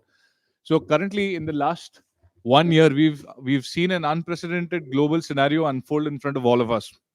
We have seen alliances break on an international scale. We have seen our country stand on the cusp of a conflict which could have ballooned into a very substantial and a strong, global conflict. On these grounds, let us think about the commercial relations, the trade between nations, the sanctions that are coming into picture, how energy dependence and the advent of new technologies is unfolding. If we can consider the global interdependence of nations upon each other, we can perhaps think of how, as global citizens, you have played your part, you're representing your constituencies, you're representing your nation. How, on a global scenario, would our approach be? With that into picture, how can global changes impact our national policies? How can it affect our pockets? How the coffers are dependent on other things? If that is all aligned, we are always susceptible to vulnerable. We are susceptible and vulnerable to global scenarios. Dark powers are at play. You can always expect a war. The way the things have been in this year, you can expect another surprise for the country. What happens if already at the face of such global complicated scenarios, if we further into a warlike scenario, but this time even dangerous one? If that is played out for you, you will always have the hope that India, Bharat, rises up, comes up with strong powers, indigenous defense mechanisms, and even if we triumph with our indigenous capabilities, what would the ramifications be in terms of the financial impact, the slowdown on the economy, and then combining all of these together? We need to think of all aspects when we speak of global trade, we speak of warlike scenarios, we speak of triumph in times of war.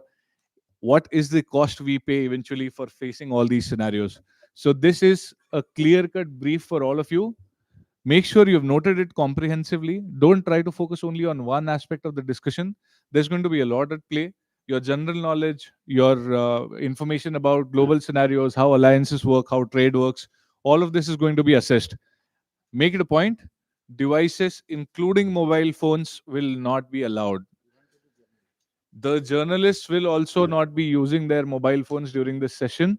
What we want is for you to really engage on purely your merit and your understanding of the global scenario. So this is an opportunity to put your brains to work. No GPT, no device. And then again, the timelines are strict. Don't harp upon the subject. I did not get a chance. I did not get a chance. When you get a chance, make sure your relevance to the subject is going to be more important. Okay. With that, I think the seating, the last point to inform, the seating will be as per the ruling and opposition again. So make sure that when you go for lunch, pack up your belongings, take them with you, and when you come back, sit as per the earlier seating arrangement, as per ruling and opposition. So, Ebenezer, what time do we get back? So after lunch, we begin the session at 5 minutes past 2, sharp at 5 minutes past 2.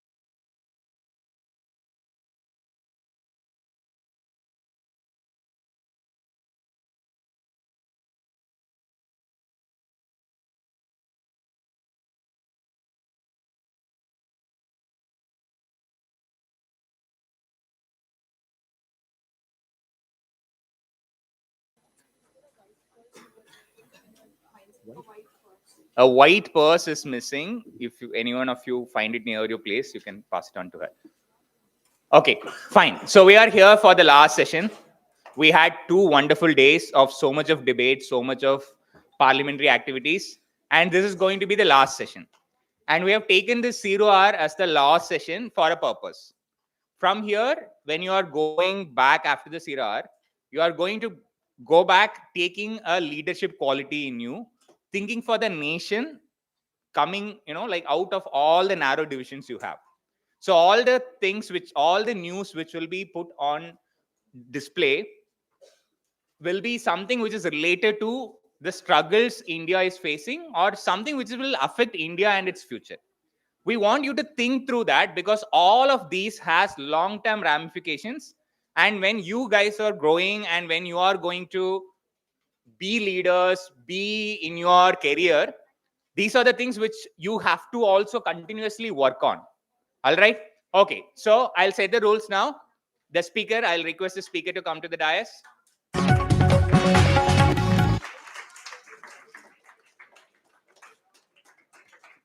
Please stand up.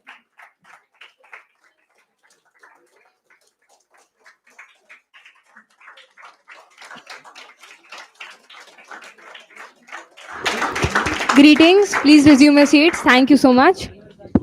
Yes. So the news will be displayed now. It will be played in the display. You all can watch it, grasp it. And now, what is your role? What is your role? You are the parliamentarians. That is the highest decision-making, policy-making authority of the country. And you are given a crisis situation in which the nation is suddenly going through. Okay, so as a parliamentarian, as the topmost, we all as citizens are looking up to you for solutions, for you how to handle the situation, and we want solutions from you. It is not going to be a question answer, naming, calling. No, it's going to be how as a parliament you are going to come together for the nation and to ensure that nation comes out of that crisis. Understood? So it's more of your opinions for the nation. You are going to behave as national leader working through the parliament. All right, fine. So before the video is placed, I would like to give some instructions. The 0 hour is going to be a 15 to 17 minutes open for discussion. First of all, for a minute, the news will be played. Then the floor will be open for discussion, and the last 30-second remarks will be given by the leader of opposition and the prime minister. Okay. Having said that, let's begin with the 0 hour.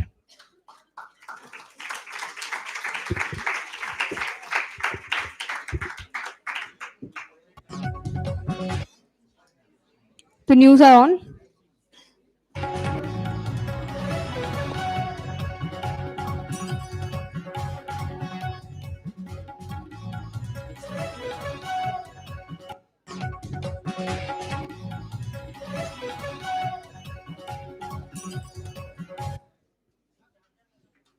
Kindly note down the news. I'll give you 1 minute for the opposition to prepare the questions and the ruling to think about the answers.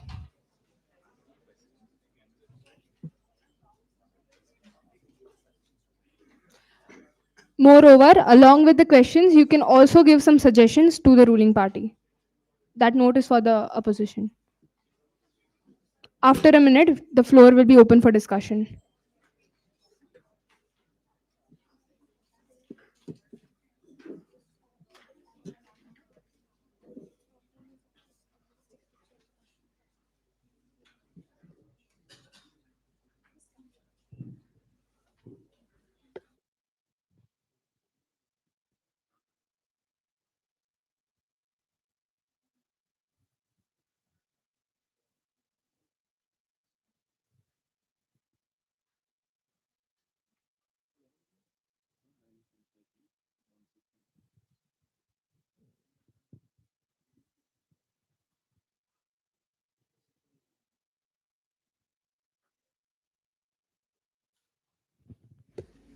Okay, the time is up.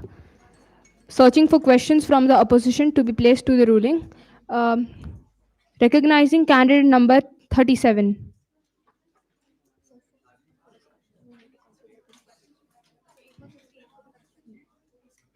Thank you so much for the opportunity, respected Madam Speaker.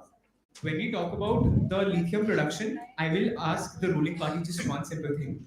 China has debt trapped Africa entirely. The lithium comes from the G5 Sahel region, and all of the lithium that is transported from there has to annually sometimes go through India and then to China because of water restrictions and water planetary region, because it has to cross through the Indian Ocean. All right.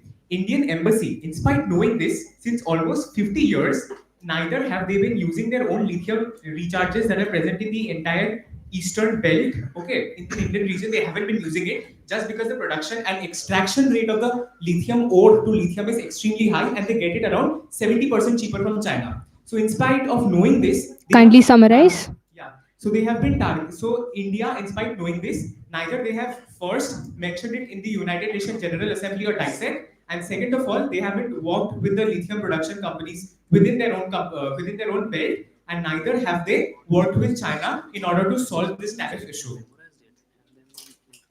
Okay, thank you so much. Searching for an answer.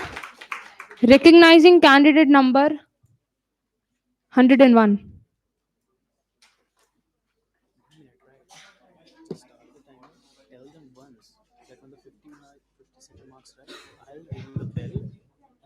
Respected parliamentarian, this is a well said point. India has faced several issues over the past 50 years, and currently the Indian government is radically shifting its efforts into recognizing these key issues. And let me remind you, recently in 2024, we have found lithium reserves in Ladakh. We would be clearly extracting those, and it is beneficial for this government and for all of India to diversify our sources. Number two, we would be promoting a shift in copper and zinc oriented batteries, which would be a betterment for not just environment but for all of India.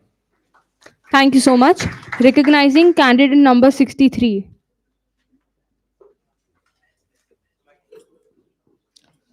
Honorable member, just a second. Honorable member, the bell will ring at 50 seconds. You are requested to conclude.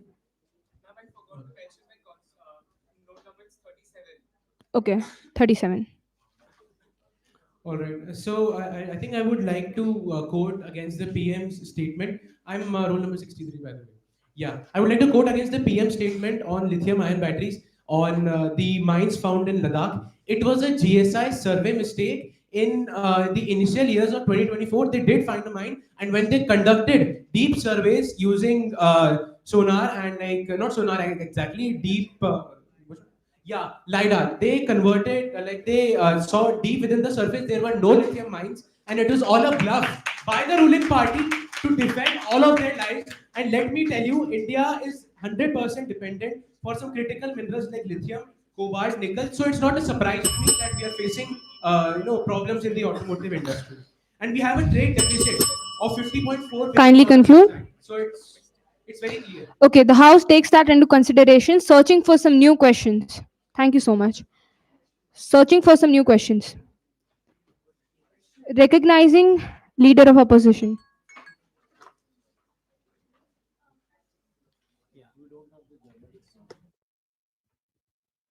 मान्यवर महोदय, मेरा सरकार से एक clear question है, ऐसी situation आई ही क्यों, हमने चाइना को वर्ल्ड के ऊपर लिथियम एक्सपोर्ट करने की परमिशन दी ही क्यों?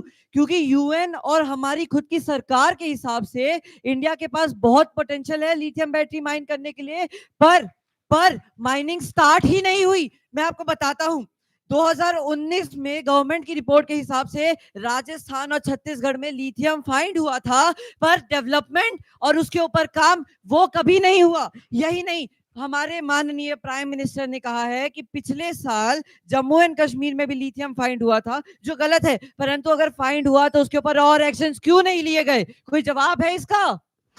Thank you so much. I would like to remind the parliamentarians that this 0 hour is not a debate. It's actually a national crisis. Questions are welcome, but suggestions are appreciated. I forgot to mention number 68. Noted. We're looking for an answer, and then we'll move on with the suggestions. Let us complete with the answer first. Recognizing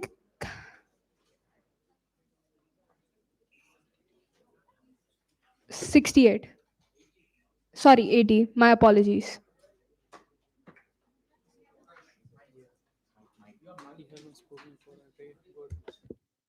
Honorable Speaker, Madam, regarding LOP sir's recent statement, like why did China do such a thing? It's obvious. Like I would like to point out a recent incident in September itself. Honorable President Mr. Donald Trump had imposed tariffs on India, around 50% tariffs. So may I ask, why did President Donald Trump do that? And the statement given by him was that we were buying oil from Russia. So what? We were buying oil from Russia, and hence we are funding for what? Sir, Madam Speaker, I would like to Please say, be concise with your answer. Madam Please be Speaker, concise. it's very simple that we have no idea, no clue, and why China actually did something. But regarding as a solution, what I would say is that we are not always dependent on one country. Just like how we dealt with USA by fixing FTAs with Britain, by fixing FTA, trying to fix an FTA with EU, we will also try to find an answer regarding this as well. Lithium production, madam, it is very much present in Central Asian countries, and we have really good trade establishments. We'll try to find a way by fixing an FTA with these Central Asian countries, which are very much resource rich. We have an open market in Russia as well. So no. Thank you so much. Looking for some suggestions. Looking for some suggestions. Those who have suggestions, please put your placards up. Others, please put them down. Recognizing candidate number 100.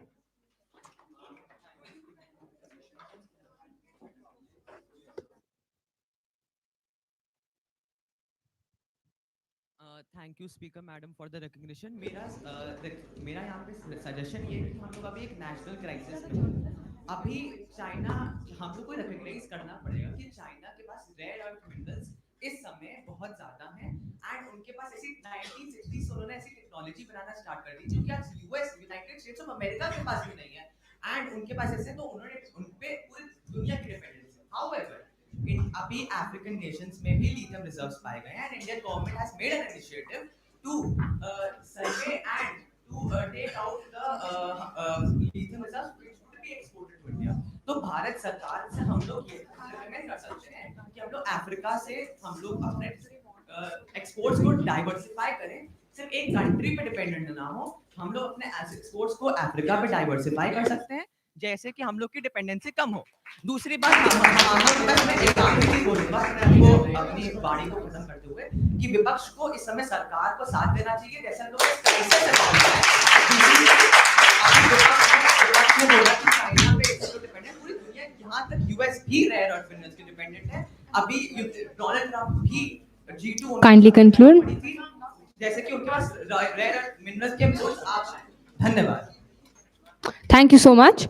I hope the ruling considers that as well as the opposition. Looking for some more suggestions.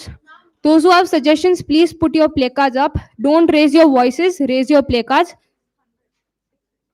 Recognizing candidate number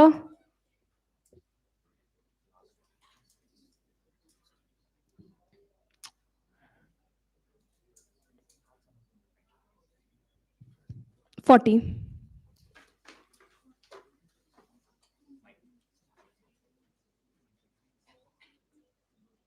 Honorable Speaker, thank you for recognizing me.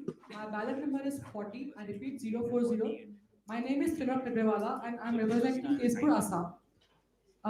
I want to raise one point in front of this house that India's leading growth and both economic growth and the indices growth has led India to become a world investment hub.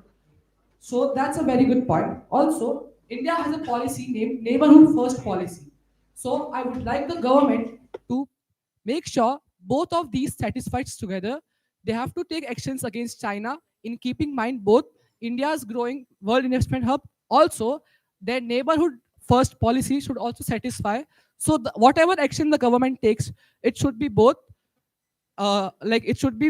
keeping in mind both the policies. Thank you. Thank you so much. Looking for some more suggestions. It's not. Can you let me conclude? Madam, candidate number 69, I'll issue a warning if you call me once again. Kindly raise your delegate card, not your voice. The ruling party can also give suggestions. It's not like the opposition will only go with suggestions. Recognizing candidate number 74. After that, we'll proceed with candidate number 49. Good afternoon, Speaker Madam. As China did this, our government is in talks with government Kindly of. mention your constituency name and number. Sorry, my name is Chirag Ahuja. My candidate number is 74, and constituency is Gaya. Our government is in talks with Afghanistan. Recently, Foreign Minister of Afghanistan visited India. There was a topic mentioned on it, and with Iran through friendly relations by Afghanistan, Chabar port, we have got extension of it. Through that measures, we are trying to bring reserves of lithium from Afghanistan through Chabar in India. Thank you. Thank you so much. Recognizing candidate number 49. After that, we'll go with the last suggestion, that is candidate number 27. Please put your plug cards down. Thank you for recognizing me, Honorable Speaker. My number is 49 and I am the MP of Chandigarh. Yes, I agree that China has more RER. In fact, China has monopoly over rare earth minerals. But there I see a word, mineral processing. India can do mineral processing, right? If we don't have RER, that is rare earth minerals, but still we can do mineral processing because some of the European nations, Scandinavian nations, they also have lithium ion deposits. They send it to China. There the mineral processing takes place. What we can do is we can take it from them and we can do the mineral processing. We see that 90% of mineral processing China has taken. So we can make monopoly over mineral processing even if we don't have the minerals. This is my point, Honorable Speaker. Thank you. Thank you so much. Recognizing candidate number 27. Thank you, Madam Speaker. My ballot number is 027. I'm Aishwarya Desai. I just like to start with a comment saying that seeing the huge collapse, we can know how Atmanirbhar Bharat, how much is it successful in the ground level. Second of all, what we can do collectively as Indians is the government can raise a concern in the UN because China is directly corroding the BRICS alliance that is with us, correct? So the main purpose of BRICS alliance is to reduce Western dominance and Western dependence, correct? So since India specializes in dialogue, it can get into talks with China and explain how this will increase Western dependence and go against the purpose of the BRICS. One last point, ma'am, and simultaneously they can reroute supply chains with SARC alliance as well. Thank you. Thank you so much. Recognizing candidate number 102. That's the last question, then we'll move on with the remarks. Thank you so much. We have 4 news pending. All of you will get one chance.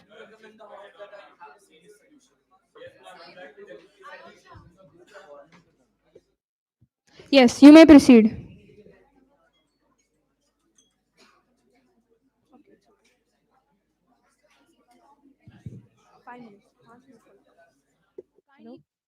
Kindly proceed. Number 102. So, ma'am, I would just like to say that we will be looking at Silence is appreciated. we will be looking at other we will be looking at other alliances with countries for lithium reserves. Along with that, internally in our country, recently or a few years back, a 12th grade student was able to create a fully solar energy powered car for a science expo project. So if a 12th grade student can do that, surely a group of IIT researchers could be set up, and they can develop this with enough time, a system that does not require lithium ions but is not that is sustainable till the time we get new reserves from other alliances externally. The research committee can also be funded by the Ministry of Earth and Sciences, which promote the usage of Thank you so much. We'll move on.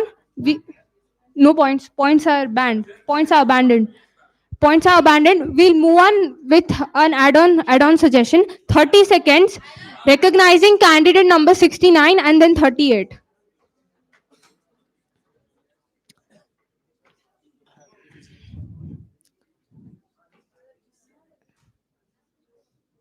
It has to be 30 seconds. Please be quick. opportunity. So I would like to first state the fact that India has lithium production in Kashmir, and the Adani groups, they are investing over there, and the government is again and again telling the Adani groups to invest so that the industry in our country, the industrial industries in our country, they rise. So and Sonam Wangchuk, he was also arrested when he told that Second news, please. the Adani groups, they don't have the right to invest in Kashmir. Thank you so much. Recognizing candidate number 38, that's the last add-on. Then I would request the LOP and the Prime Minister to be ready with a 30-second remark. Please proceed. Now, while to depend on other countries, we do have mineral resources of lithium, especially in Western Ghats. Due to volcanic prone area, if we just derive a articulate technology by asking for the funds from UN, we'll be able to derive lithium from the very Western Ghat region. It is already present in India. Why to look for others? Why to actually depend on other countries, ma'am? Thank you so much. The House takes that into consideration. I'm so sorry. We'd proceed with the leader of opposition with a 30-second remark. Thank you so much. I would request the organizers to please pause the video.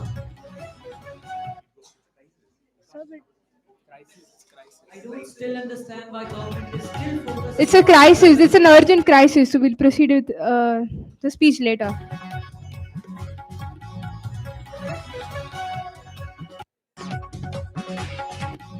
Urgent crisis here.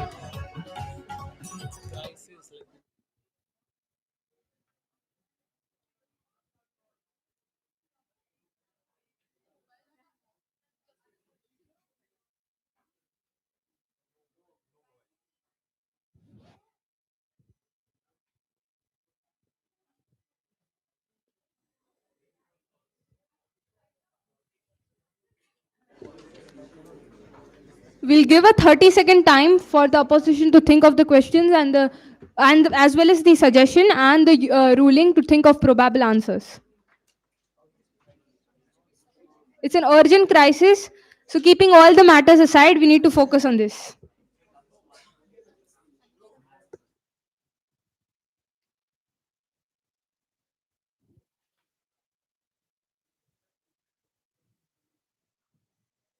Parliamentarians, you cannot stand without permission. Prime Minister, Honorable Prime Minister, you cannot stand without permission. Let's begin with the crisis. Looking for a question first. Those who have questions, please raise your placards. Recognizing candidate number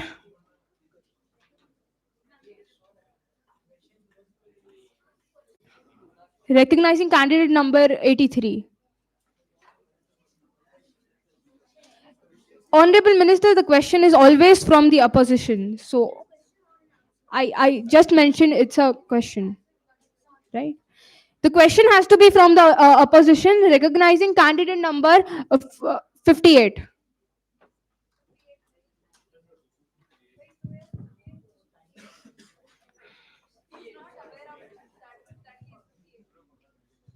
Okay, I take that into consideration. I'm here.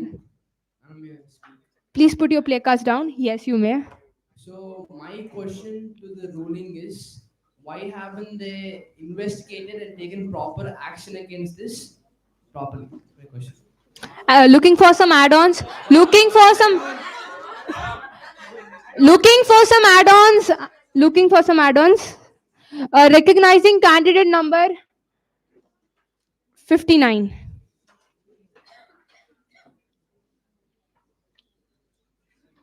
Honorable Speaker and respected members of the Parliament, this is not the first time that India is facing crisis from Pakistan, Bangladesh, China, such neighbor countries. So the root cause is still to be addressed because there is no point in launching pseudo wars against them. So the root cause is that from childhood itself, children in Pakistan and Bangladesh are being tutored by the terrorist forces to turn against India.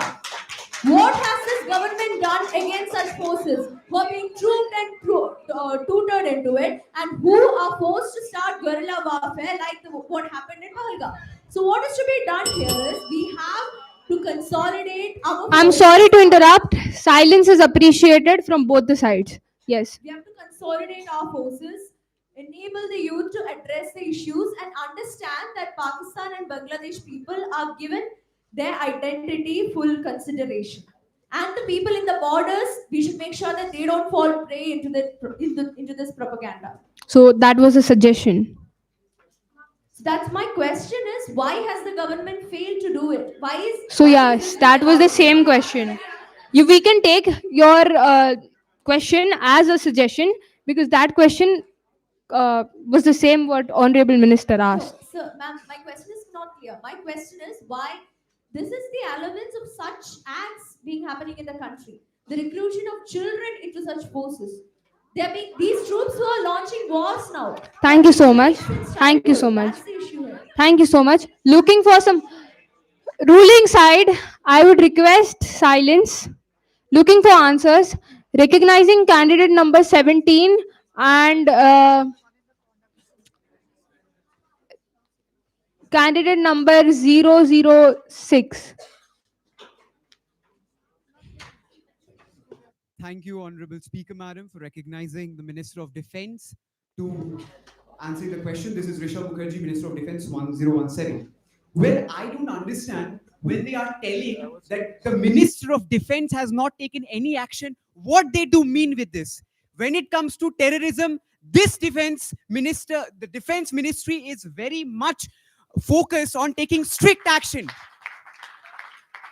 I would like to clear a single thing that this ministry is not the ministry which takes the bullet on chest. We give them reply on after the Galwan inducted Huron drones, SIG Saber rifles, and given the supplies to the minister, to the defense there, just 5 to 6 months. Coming up to the Navy part, we have inducted INS Udaygiri and INS Kandagiri, both 75% indigenously built. So how come the opposition is saying that we have not taken any action? Thank you so much. Thank you so much. Remember, it's a national crisis. You don't have to think this is the ruling and opposition debating over some issue. India is facing such a problem. So we're not here to discuss what the government had done or what the government is doing. We have to see what the government will do. Right? We're looking for an add-on answer to what the honorable member said. I'd already recognized candidate 006.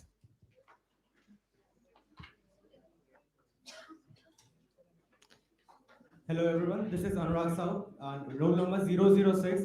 I want to say that if terror organization are recruiting a child from different countries, then it's not the problem of India. And another thing, it's the problem of other countries.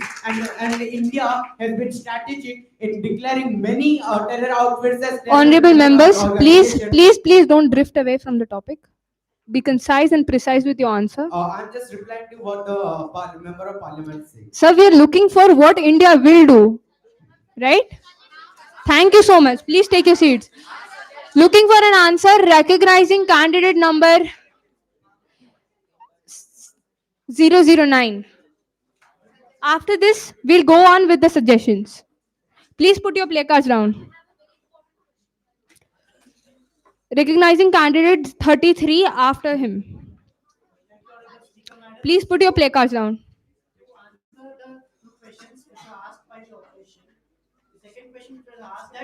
What is our country doing when terrorists are educating people in other countries? So does she want us to go to other countries and teach them? Wouldn't that be same as colonizing other countries' children on our side? So means you can say that मतलब वो हम लोग हम लोग दूसरे देश में जाके दूसरे देश के बच्चों को पढ़ाए कि हम लोग के देश को सपोर्ट करें तो दूसरे देश के लिए बुरा नहीं हो जाएगा. Thank you so much. Looking for an add-on. Candidate number 33 has already been recognized. Thank you, Speaker ma'am. I have a very important question. India is facing a 2.5 war front. Yes, but it's not just 2.5 war front. It is also 0.5 internal enemies, right? because we had recently Delhi blast, and during the Delhi blast, we had internal enemies who were carrying ricin, which was a toxic substance which could kill people. So, I would like to ask the government, is this intelligence failure, or how is the government going to respond to such a situation? Honorable members, thank you so much. I would like to make this clear. The ruling party has to answer. There is a crisis, national crisis going on like this. We're not seeing what terrorists we have in the country or what we have outside the border. There is a crisis. What is India's next step? How is India going to deal with it? Moving on with suggestions. If you have any suggestions, please put your placards up. Otherwise, keep them down. Recognizing candidate number 41, and then moving on with candidate number, recognizing candidate number 82 after her. Please put your placards down. Honorable Speaker, Madam, thank you for this opportunity. Silence is appreciated. Honorable Speaker, Madam, thank you for this opportunity. As candidate number 41, Vaishnavi Pandey from the constituency of Nagaland. Ma'am, I raise a question and suggestions for the government. Being the opposition obviously looking at the national crisis, the question arises, what was the agency like RAW doing at this time when we have such a huge agency? And We're looking for a suggestion. ma'am, We are looking for. Raising your voice will not make me recognize you. Kindly put your placards down. Please proceed. Excuse me, sorry to intervene. Okay, what is expected from? I don't know if I'm literally scared. If you are the people who are making the policy for this country, there is a war. People and citizens are getting attacked, and you guys are attacking among yourselves. See, please, Let sir complete. change Put the your tone. placards down. This is a situation which you need to handle. As leaders, we expect you to give answers on how you are going to handle and safeguard from this situation. It's not from the past. It is about the future and what is happening now. Okay, we don't want something silly which is about earlier terms. We want a quality debate on how you are going to handle it as a national leadership, right? Yes. Picture yourself in place of the real parliamentarians. Yes, ma'am, you may proceed. yes, ma'am. Talking about what has to be done in the future, I provide a suggestion that, ma'am, we know that India has the strength, India has the diplomatic relations internationally with countries like Russia already, which and Israel, which can be supportive in such a scenario by encouraging military collaborations along with them to safeguard our border and enhance the security. India must stand firm at the international stage as well, with its diplomatic ideologies worldwide. Thank you so much. Uh, Sorry to intervene, but we have found somebody's lost metro card. Whoever it is, please collect it after the 0 hour. Okay, we'll move on with the next suggestion. I'd already recognized the candidate.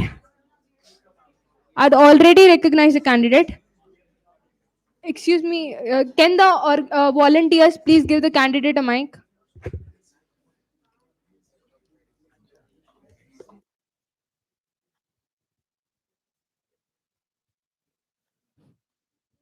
Thank you, Honorable Speaker, for the opportunity finally. So, India has always had this policy that it never attacks first. And that has kept India a very strong military opponent for all the countries around it. And also, you should notice that Bangladesh is surrounded by India from all the three sides. And Pakistan is also a very weak opponent in front of India. So, we definitely have a very high control over both these nations. And what I see is India should be trying for surgical strikes against both the nations. And speaking about Bangladesh, Bangladesh citizens have already have their place in many Indian states. So India should be first trying to identify the citizens and identify if they are intelligence for Bangladesh, because that's what they have been doing from years, and that's what has affected India from years. Thank you, Arvind. Thank you so much. Searching for some suggestions. When I say suggestions, you don't need to tell me again that it's a suggestion, right? I know. I'm declaring it's a suggestion, right? Recognizing candidate number.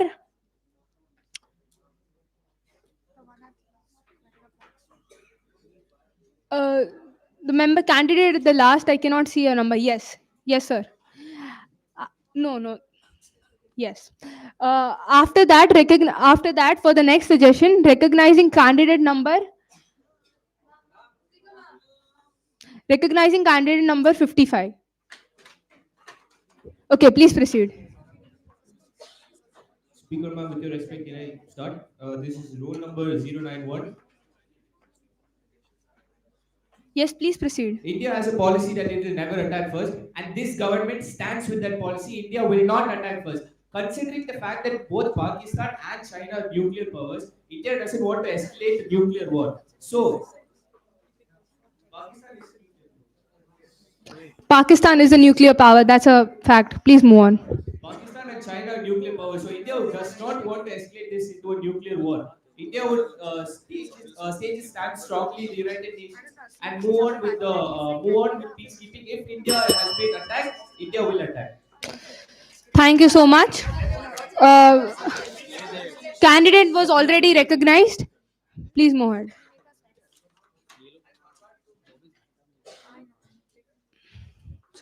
Please proceed. I would request the candidates to mention their constituency name along with the candidate number. Yes, please proceed.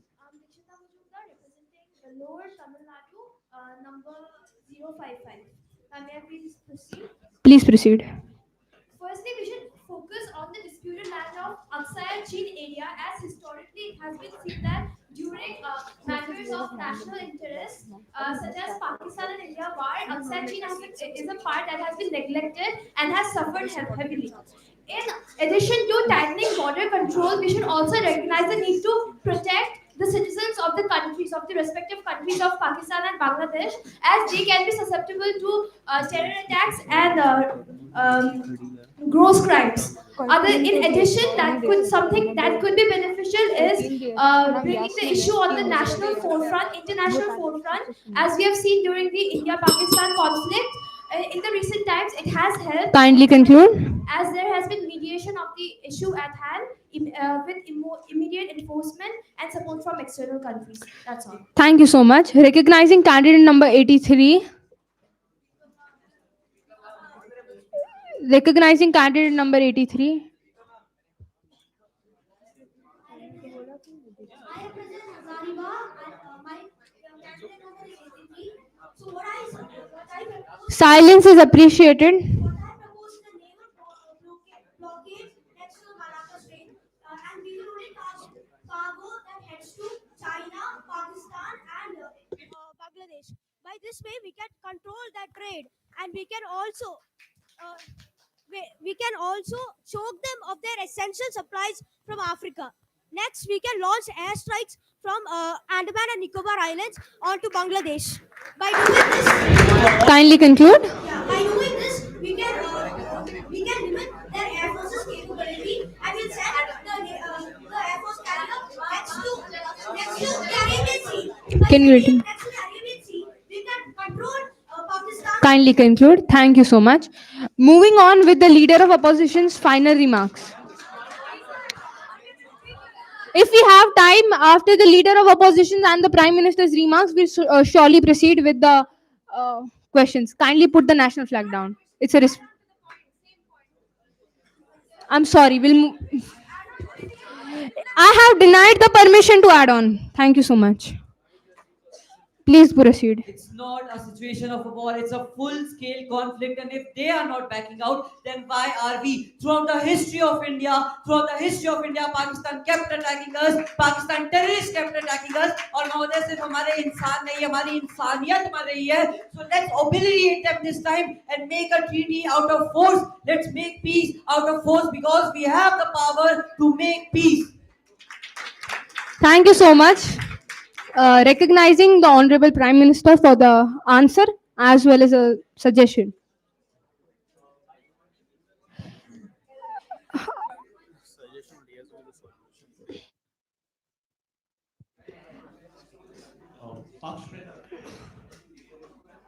पक्ष प्रतिपक्ष की बातें चलती रहेगी, पर ये देश अभी संकट पे है. हमें सबसे पहले तो I as the PM authorize a full troop mobilization of all three forces, that is Army, Navy, and the Air Force. We are facing a two-front war. We would be blocking and eliminating their biggest lifeline, which is trade. We would be authorizing a full naval blockage of ports of Bangladesh and Pakistan. This nation will not stand back. We will fight for an existence. And that is the policy of India. Thank you so much. We'll move on with the cabinet as well as the shadow ministry first. Recognizing the kindly maintain peace. All of you who have raised your play cards have received chances. I agree. We need to even proceed with the shadow as well as the cabinet ministry, right? Because here it's not only about speaking. I said picture yourself in place of the parliamentarians. It's a national crisis. Don't you think the cabinet as well as the shadow ministry has the right to talk on this? I am not denying you, right? Can you wait? We have time, right? We have 4 news. This is not the last one. Okay, recognize. You're not allowed to debate like this with the speaker. Recognizing the shadow minister of external affairs for the question. Uh, Suggestion would Yes, also be ma'am, I appreciated. absolutely, yeah, it's 63, the roll call. Threshold.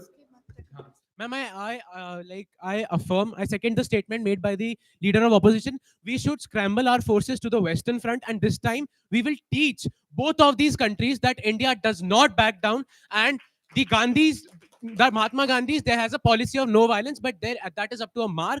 When that mark is crossed, we will reply with brutal force, and I request the ruling coalition to immediately scramble the military force near the Chicken Neck area of India, the 22-kilometer stretch. It's a sensitive area. We're going to scramble military forces there and the Western Front. Thank you. Thank you so much. Recognizing the external cabinet external minister if they would like to give some remarks. I would expect this to be a solution oriented answer. In addition to the opposition's claim, which the ruling government supports, we are going to marshal our forces. Obviously, we are going, and that is, of course, the Minister of Defense's notability. However, in terms of external affairs, we will have delegations sent out to 9 those countries. We will have delegations sent out to the UNSC and the International Court of Law. We will seek global condemnation and the Western aid for sanctions and all manner of trade cutoffs. India will respond in kind. You have. Thank you so much. Thank you so much. Okay. And today is not the day when we start. Thank you. Jai Hind. Thank you. For the last 30-second remark, recognizing candidate 104. Then we'll move on with the next crisis.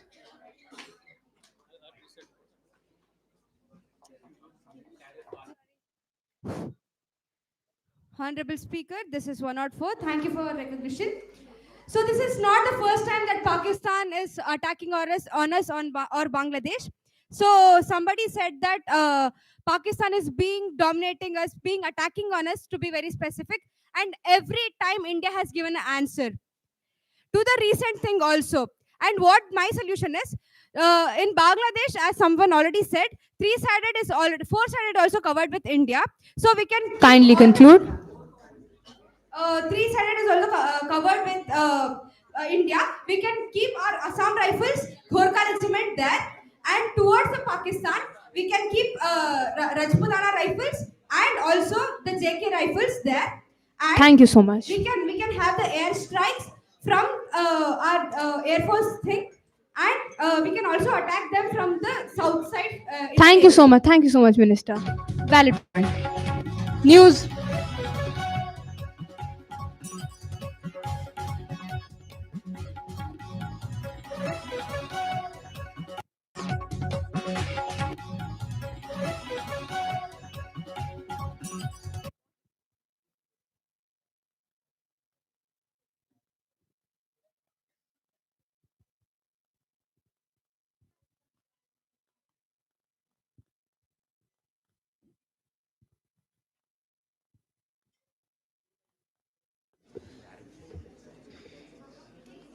Granting 30 seconds.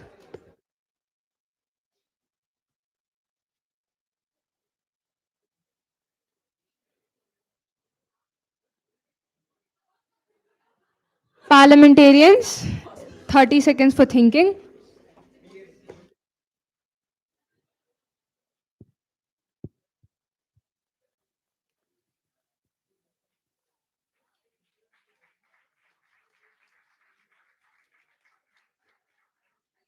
Thank you so much. We'll proceed.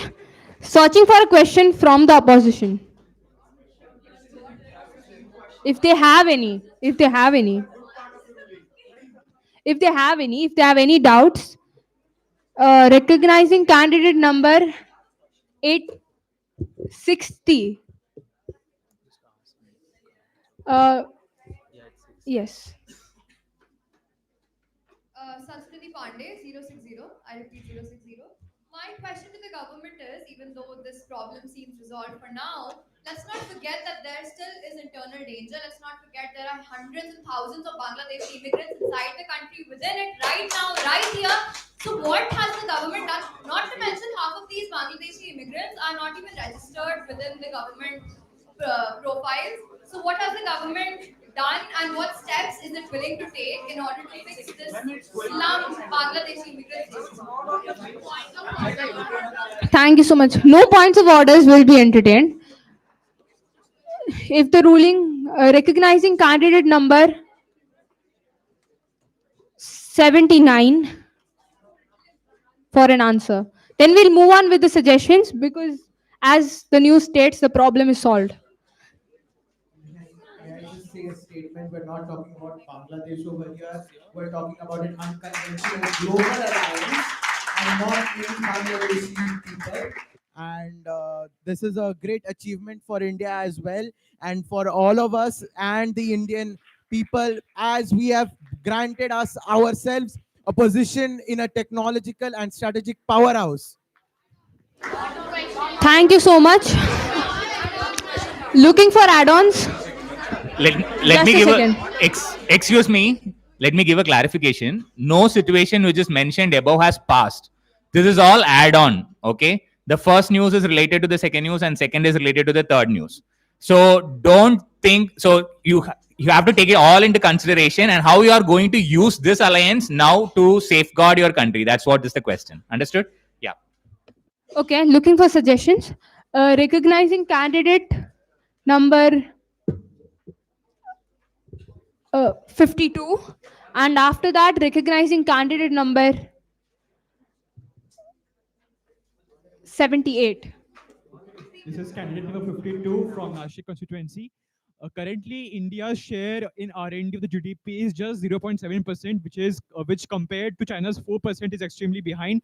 So, first suggestion to improve India's R&D share the GDP. Second suggestion, India's share of manufacturing. India's share of manufacturing has gone down in the past 10 years from 12% to 11% to its GDP.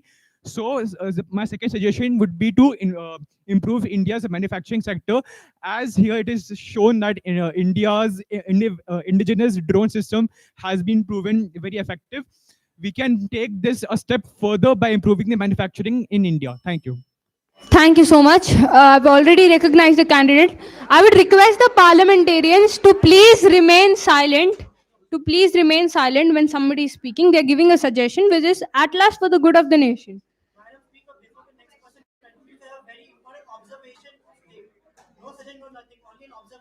We can't place take observations instead of points, right?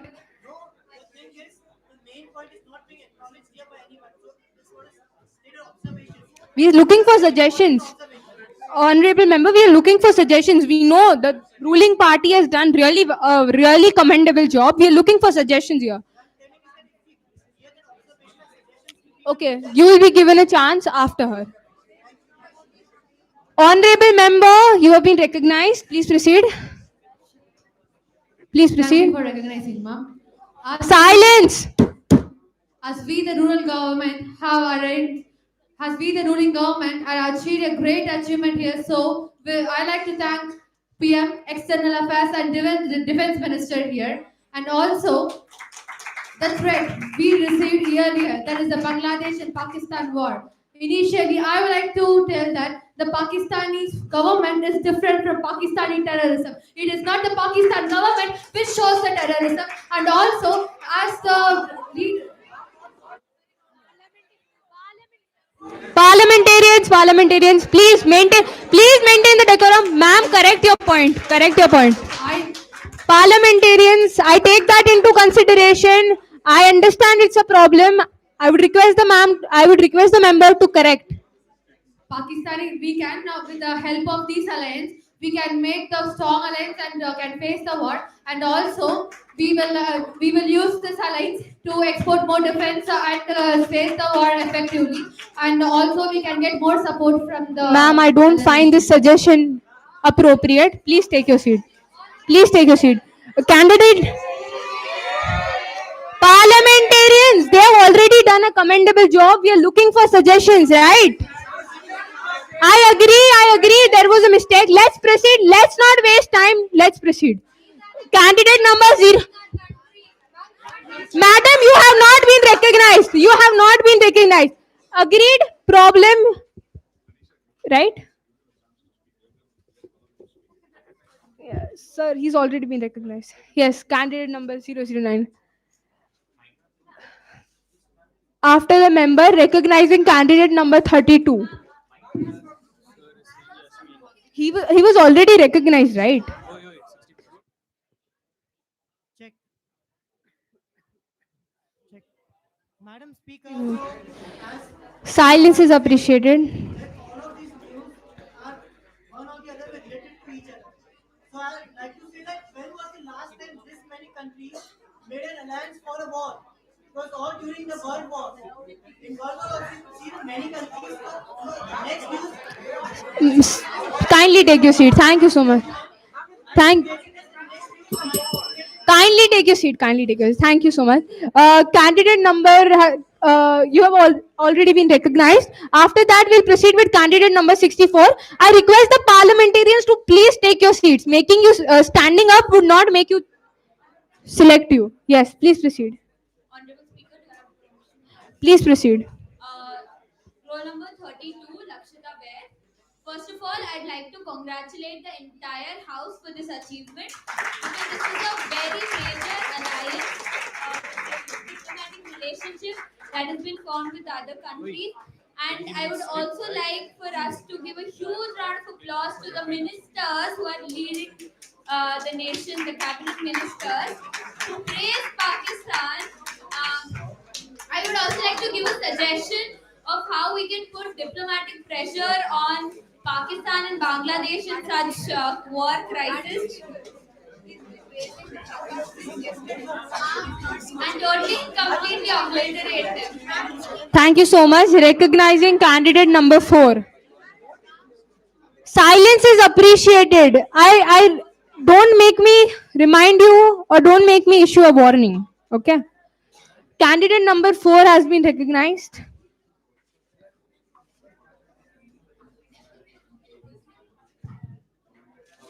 Candidate 004. I'll start my speech. First of all हमें अपने भारत पे नाज होना चाहिए क्योंकि ये चीज आसान नहीं है और उसके बाद ये जो चीज बनी है हमने अपने सारे ड्रोन और सारे वायु में यूज किए हुए यंत्र जो इतने अच्छे से हमने बनाए हुए हैं और हमने सारे पाकिस्तानियों को रात में उन्हें तारे दिखा दिए उन्हें हमने इसी चीजों के साथ उन्हें तारे दिखा दिया कि हम ये कर सकते हैं कि आपको हम सुबह रात को सूरज उगने के जितने हम उजाला ला सकते हैं तो इसके लिए मैं ये सजेशन देता हूँ कि हमने जैसे ये अच्छे वायु यंत्र बनाए हुए हैं हम इससे और भी ज्यादा बनाते जाए और इससे वजह से हमारी देश की प्रगति होती है Thank you so much. Recognizing candidate number 64. Recognizing candidate number 64.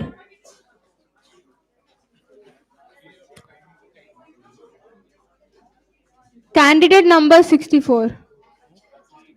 My name is Asmin Kashmir, 64. So, as the crisis is there, India has done a very great job, not as opposition, not as ruling. Let's think we are Indians. We are the citizens of country. We shall think together, not ruling, not opposition. We shall work together. And the work done by us is really great. We are proud of ourselves. We are proud of our India. Thank you. Thank you so much. We'll proceed with the Prime Minister's 30-second remark and then the Leader of Opposition. Recognizing Prime Minister. Kindly put your placards down. I have declared my decision. Silence is appreciated.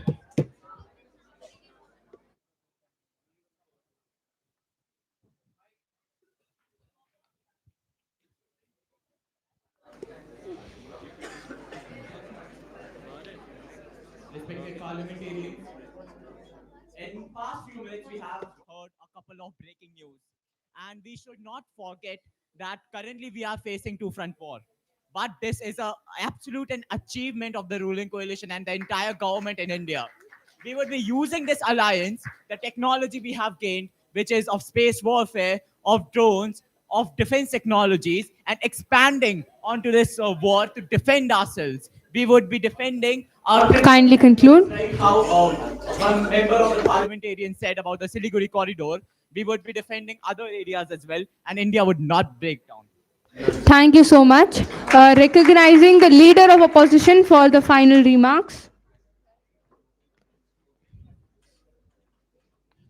I understand we have differences, but at this point, I am proud of our government. I'm proud of the Prime Minister. I'm proud of the External Minister. But I'll still add a suggestion. So, we have already seen the other countries who are attacking us have a word, has a major power behind them. That is China. I suggest you let's add our great friend. Add our greatest friend of all time. Let's add Russia and let's pressurize Pakistan to stand a deal.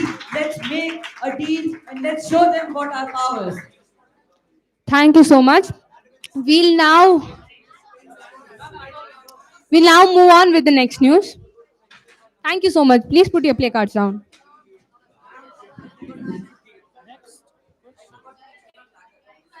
Please mention your play card number. Leader of opposition 68. Okay.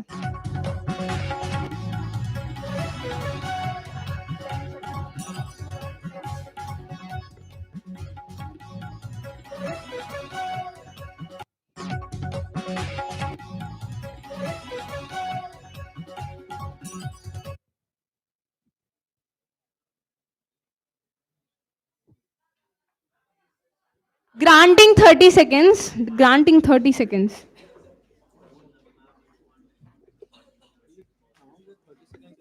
Yeah.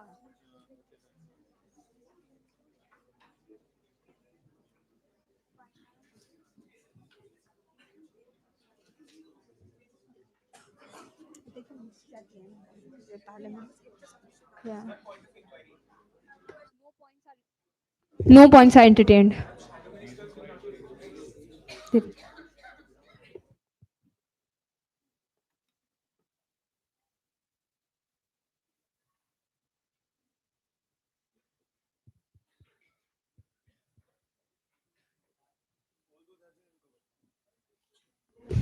Okay, let's proceed. Looking for a question.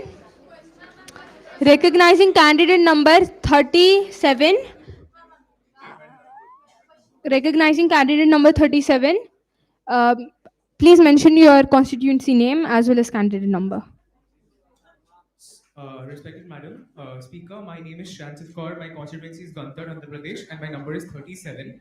As the Shadow Ministry of Finance, I would like to mention three very brief major clauses which is affecting India's sovereignty. First, the Russia-Ukraine war, inflation in prices. Second, the members of the thing that is going on, that is the UAE and Sudan war. The members that are stuck in the Gulf are the citizens of India. They are the ones being affected, and their financing is being done by the Indian government, and that is why much of the financing that is being done in the Gulf War. And the third one, we take the example of the unilateral. Sir, can you please summarize your question? Yes, ma'am.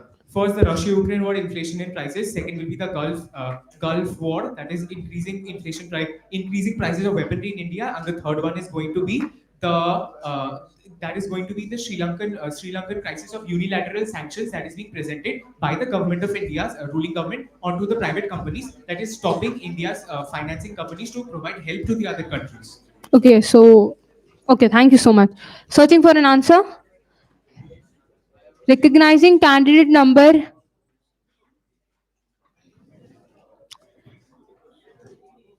23.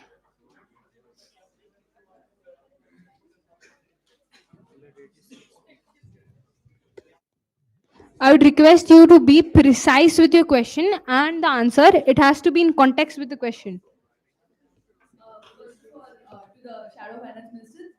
you read the okay, yeah, sorry. My name is Tanvi Jalnapurkar, constituency Arunachal West, number 23. First of all, to the minister, this clearly shows the internal conflicts which are happening. Right. So, first of all, addressing that, if we see the previous news, we have formed various alliances with France and other countries which are shown. Other than that, in the past months, we've also been active participants in various summits, one of them being the European Union Summit. And correct me if I'm wrong, I'm not sure of the exact timeline, but a few months ago, it happens to be this year, the Commerce and Industry Minister of India did sign a trade with Switzerland too, creating multiple job opportunities for the youth and productive, future ready, all the last points have been mentioned over here. Other than that, Thank you so much. we signed multiple trades with multiple countries, which also opened a lot of doors for them. in Kindly India, conclude. Us and abroad too. Thank you so much. That's all. Thank you so much. Please take your seats. Recognizing candidate number 56 and 42. Please clarify if it's a suggestion or a question. It's a question. For sure.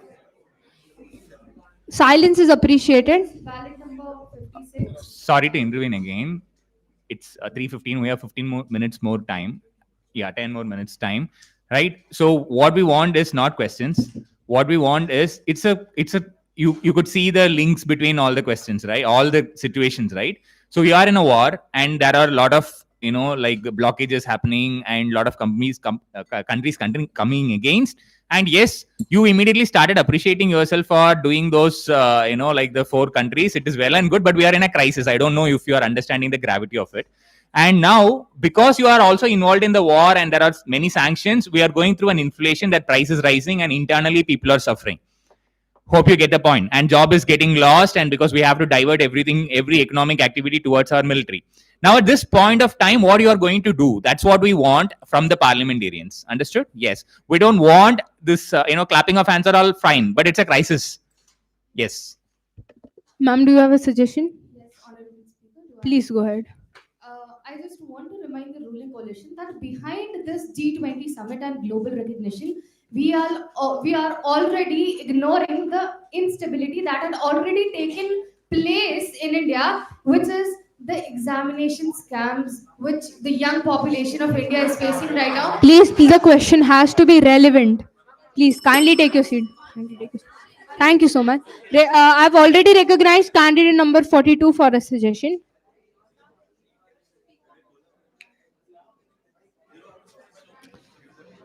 Candidate. I'm sorry. After the member, candidate number 002 will be recognized. Please proceed. Honorable Speaker, may I have the permission to speak? This is Vivek. Please proceed. 042, representing Alapura, Kerala. So even in the 0 hour, even previous issues, the main concern was regarding internal instability. I request the ruling government to make a consideration that this is not the first time internal instability has taken place in our government. At the time of independence, this problem was solved through the concept of privy purse. At the time of, in the mid 1960s, 70s, and 80s, the problem of reorganization was solved through reorganization of Mizoram, Tripura, Nagaland. Kindly conclude. Kindly conclude. It has to be precise. I'm suggesting the ruling government to look onto this past resolution that was made by our government to solve this internal conflict. Thank you so much. You requested to kindly take your seats. Kindly take your seats. Thank you so much, sir. Candidate number 002 had been recognized. Kindly put your play cards down. Kindly put your play cards down. Thank you, Speaker. I'm Aditi Chaudhary representing NAFTA Maharashtra 002. Kindly maintain silence with all due respect. Please proceed. When we try to connect all these issues together, we have seen that the major role which is played here is of the youth. Basically, if we try to, if I be at this position, I would like to encourage the youth to use the natural resources. A nation, when it is falling, human resource is what comes to its rescue. I would educate the youth. I will emphasize on the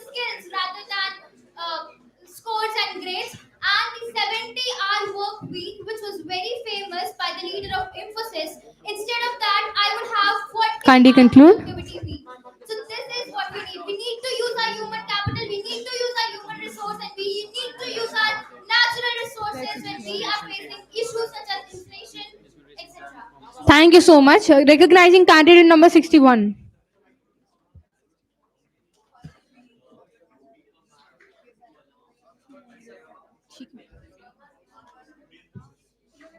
Thank you, Honorable Speaker, ma'am, for the recognition. My name is Paksh Bansal. My membership number is 61. And like I would say, the youth of our country is the lifeline which is going to save it. First, I suggest that the Minister of Education and the ruling make sure that a complete syllabus overall at all education levels is done. And to the government, I want them to make the acquiration of public private partnerships much more easier, as it would make sure that the youth will indulge with the government in to make sure that the reconstruction of our country's infrastructure is well done. Thank you so much. Please take your seat. Recognizing candidate number 65. Kindly put your placards down. Kindly maintain silence. महोदय, सबसे पहले तो क्योंकि जो ये हम लोग देख रहे हैं कि बेरोजगारी की जो स्थिति आई है वो इस वजह से आई है क्योंकि जो 65 बैलेट नंबर 65, मैं सबसे पहले उम्मीद करूंगा क्योंकि हम जिस स्थिति में हमें लड़ाई नहीं लड़नी चाहिए, सबसे पहले इंडिया को यूएन में जाकर के इस मामले को सुलझाने की कोशिश नहीं, क्योंकि हमारे पास 6 से 7 बड़े देशों का समर्थन है, तो हम यूएन से प्रेशर बनवा सकते हैं पाकिस्तान और चाइना पर, और बाकी बची हुई 5-6 कंट्रीज से हमें फाइनेंशियल एड लेना चाहिए टिल द टाइम अपनी रेडिंग को बचाने के लिए और लोगों से लड़ने के लिए। धन्यवाद। Thank you so much.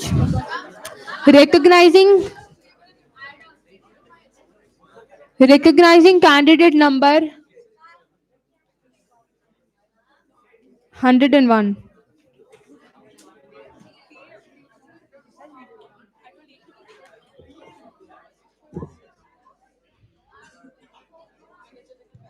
We'll take one last opinion after.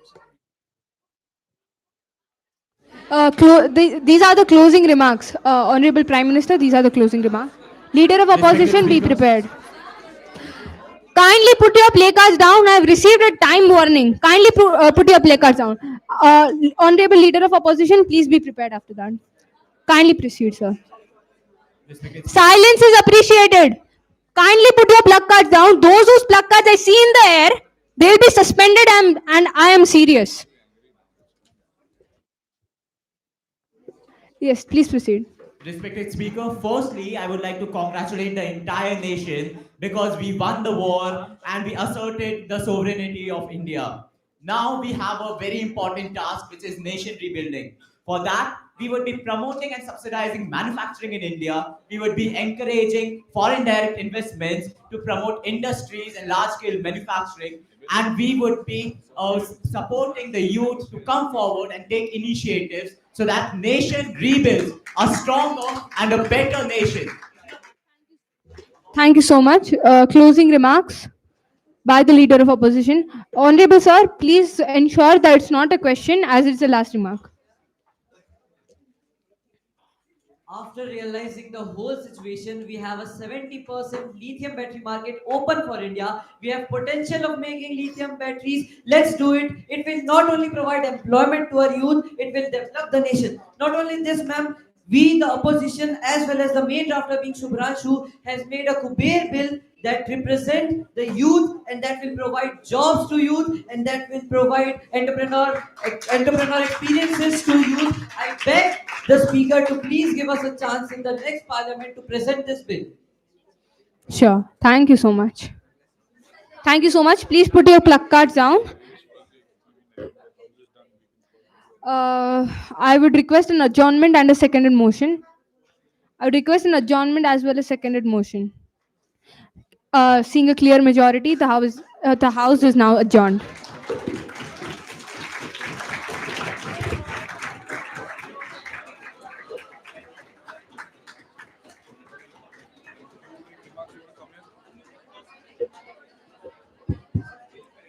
Parliamentarians, I think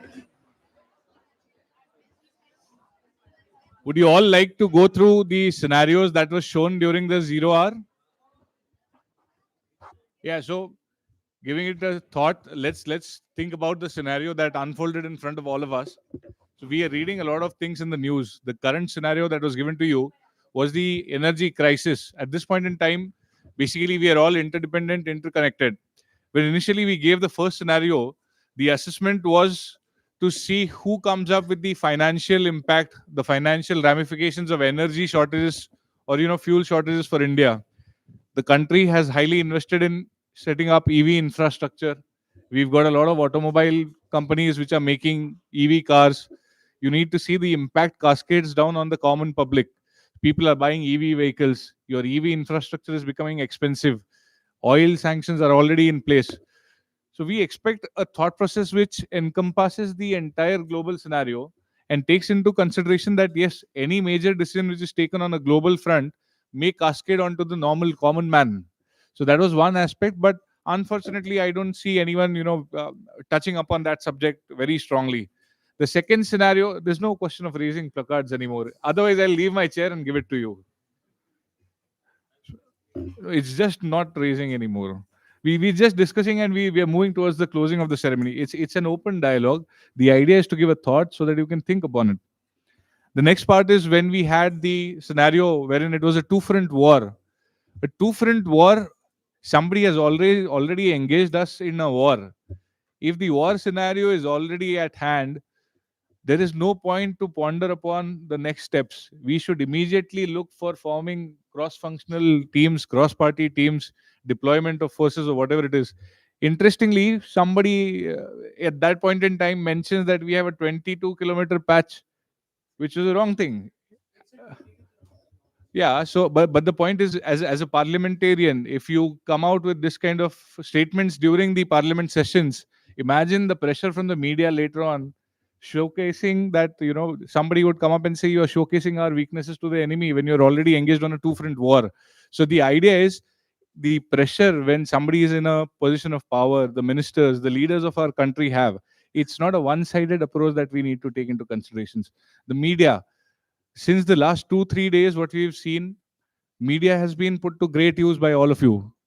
Many people, many participants tried to use the media forum to give inputs which they could not do during this session. Some of them had their visions shared, some of them gave interviews. A lot of things have been done. But then that is again the part, the media is a sensitive subject. If you make such kind of statements, these may balloon again. So when in a position of power, the statements have to be thought about.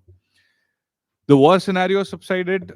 We again saw a mention of Russia. There was a very specific reason that Russia was not mentioned amongst the names on the list. There were other 5 names written. We still acknowledged Russia.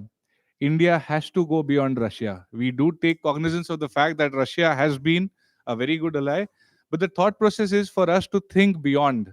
So there was a specific purpose why the name was not included. When you see an unconventional alliance, the very word unconventional alliance, if you look at the way the countries are positioned, it's for us to think that it's a global world. You cannot rely on one country, you cannot engage on one side, you have to engage with everyone, you have to trade with everyone. So it was merely a food for thought for all of you. And then immediately, if you see you are overcoming the war scenario, the lady from this side says we are now back in good terms with Pakistan and we need to change our relations. I think nobody from the Indian diaspora is going to forgive you for that remark.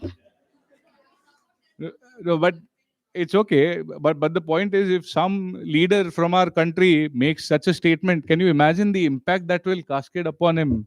Not only him, his future generations would be banned from entering politics. So imagine, so if some country has gone on a war with you, how would the foreign relations be? How would your diplomacy be? You need to have an iron fist at that point in time. You cannot have a soft heart at all times. Yeah, so that's the point. Its strength lies at times in giving it, in a tough manner, restricting trade, cutting off relations, fortifying the frontiers. The war has ended, but the threat is not gone. So that was the key message. If you look at it, all the border areas need more fortification and all of those aspects, many things could have been touched upon. We do understand there's a lot of learning for you.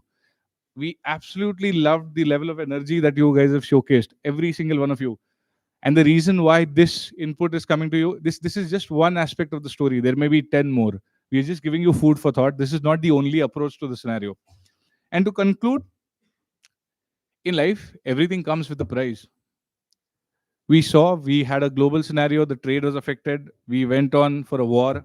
Then we found out that our indigenous technologies have saved us. The importance of indigenous technologies. Why indigenous was stressed upon? Cost effectiveness. Anything that is indigenous is usually cost effective than the imports that we have. So we'd mentioned about space technologies, we'd mentioned about indigenous technologies. So these are the aspects, the countries coming up, we need to think and read more about these aspects going further. And so if you get into a war, if you get into a trade war, if you get into an actual war, what would be the eventual ramification? Wars are fought by countries, price is paid by citizens. So this is one aspect that we all need to take into consideration, because if the supply chain is disrupted, there will be inflation, the country will get down, everything will slow down, there will not be enough employment. So when we go into the last part, we need to see how the youth in this country, which is already running out of jobs, how can we engage the youth? Absolutely a very good point by the Prime Minister towards the end. Speaking of special subsidies and policies, that should have been the opening remark for the final point. So the idea for us is to look at the bigger picture. But to conclude, whatever you have done, all of you, is highly appreciated. I think we should all give a big round of applause for each single one of us.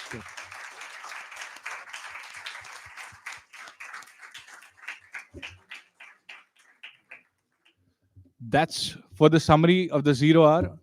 From here on, we'll begin the proceedings for the valedictory session. The sequence of the events, the sequence of the program will be handled by Muskan. I request all of you to be the good parliamentarians that you have been for the last 2 days. I don't mean it. And please enjoy the culmination of the program. Make sure you go out with good memories. And please know more about the speaking chances. Thank you all. Again, a placard has been raised. 2.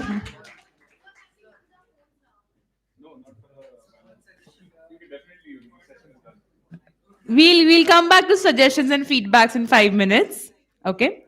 Now, as we close the proceedings for the 2 days of YIP, we had the admins. Yes, they helped us. Let's give a round of applause for them.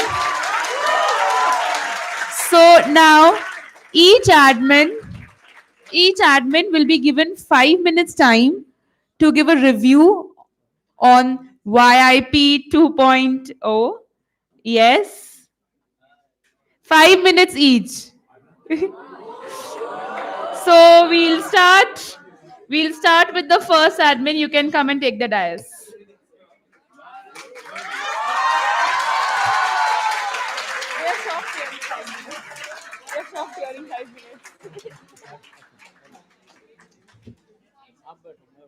हाँ please मैं पैर में हाँ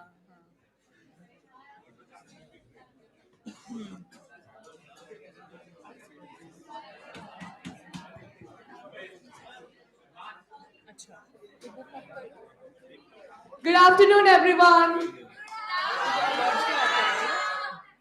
I'm Arna Bhati, and I'm from the constituency of Mathura, and I had the honor of serving as the administrator for the Young Indian Parliament 2.0. So, first of all, I would like to warmly congratulate each one of you for completing the national round of YIP 2.0.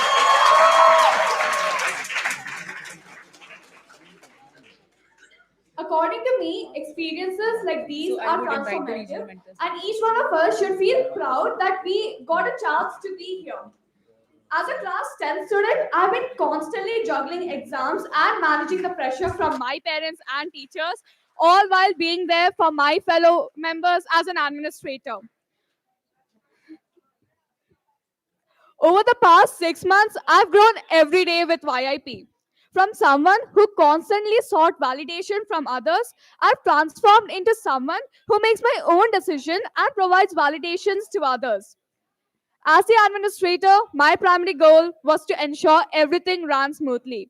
I was responsible for managing submissions and deadlines while constantly coordinating with others. I acted as a bridge between pressure and progress. There were moments of chaos, late night fixes, and ongoing updates, but each experience taught me valuable lessons in patience, precision, and persistence.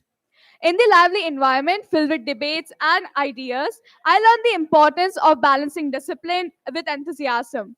YIP taught me a vital lesson. Leadership isn't about control, it's about silently driving the collective strength of those around you to achieve common goals. Now, standing here today, I realized that I didn't just manage YP 2.0, I lived it, I learned from it, and somewhere along the way, I became stronger because of it. Thank you.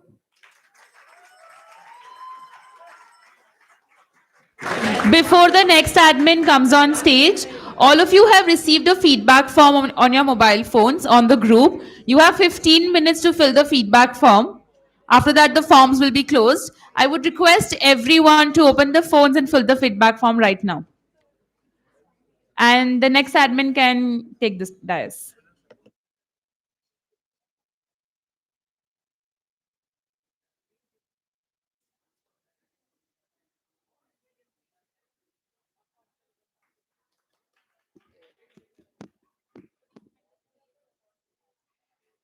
Good afternoon, everyone. Wait. It's an honor to stand before you as we reflect on an inspiring 2 days at the Young Indians Parliament 2.0. This wasn't just an event, it was a journey into the heart of our democracy and a testament to the passion of India's youth. We were privileged to have Baijian Fanda sir with us, whose guidance truly enriched with experience. Over these 2 days, we saw the real spirit of parliamentary procedures come alive. In Zero Hour, we debated critical issues with intensity. On day one, we discussed government bills. On day two, private bills. Our question hour was productive and showed our commitment to accountability and informed governance. The committee reports were exceptional, clear, thoughtful, and full of vision. They are more than documents, they are a roadmap for the future we want to create. For me, the biggest takeaway was a deeper understanding of how our parliament works. From bills to debates to decision making, and above all, this event reinforced one truth: the youth are not just the future of this nation, we are its driving force today. This event was a success because of each one of you. As we leave, let's carry this passion forward and use it to bring the real challenge to our communities and our country. Thank you. Thank you. Next, I would request the next admin to please come on stage. Post the admins, I would also request the leader of opposition and prime minister to get ready for a 5-minute closing address.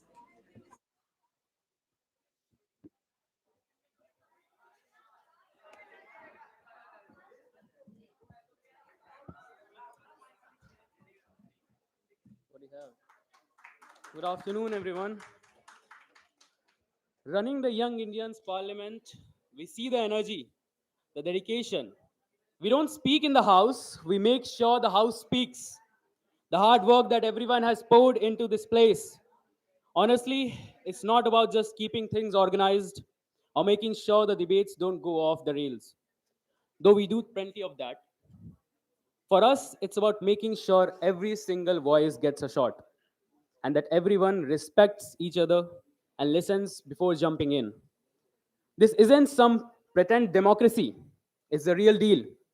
Here, you pick up what it means to actually listen, to be accountable, and to work with people who don't always see your way. These are basics, the stuff any real leader needs. Inside this chamber, sure, but also out in the world, leading our communities and one day, maybe even the country. Every session, you feel it, the drive, the passion, the sense that what's happening here matters. From fairy speeches to quick back and forth during question hour, you see people stepping up, tackling through topics, and showing a level of maturity that's honestly impressive. The Young Indians Parliament isn't just a training future for politicians, it's shaping better citizens. Real democracy isn't just rules and procedures, it's about respect, responsibility, and listening. even when it's tough. Watching this, being a part of it is a privilege. We are proud to play a part in this journey, and we are sure that everyone who walks out of here will take this and they have a lear- will take this and whatever they have learned and use it wherever they end up. That's the whole point. A future shaped by the people who care, who act, and who lead with integrity. We may not sit in the debate, but we ensure the debate stands tall. That's the promise of the parliament. Thank you for being a part of it. Thank you, everyone. Thank you. Next admin.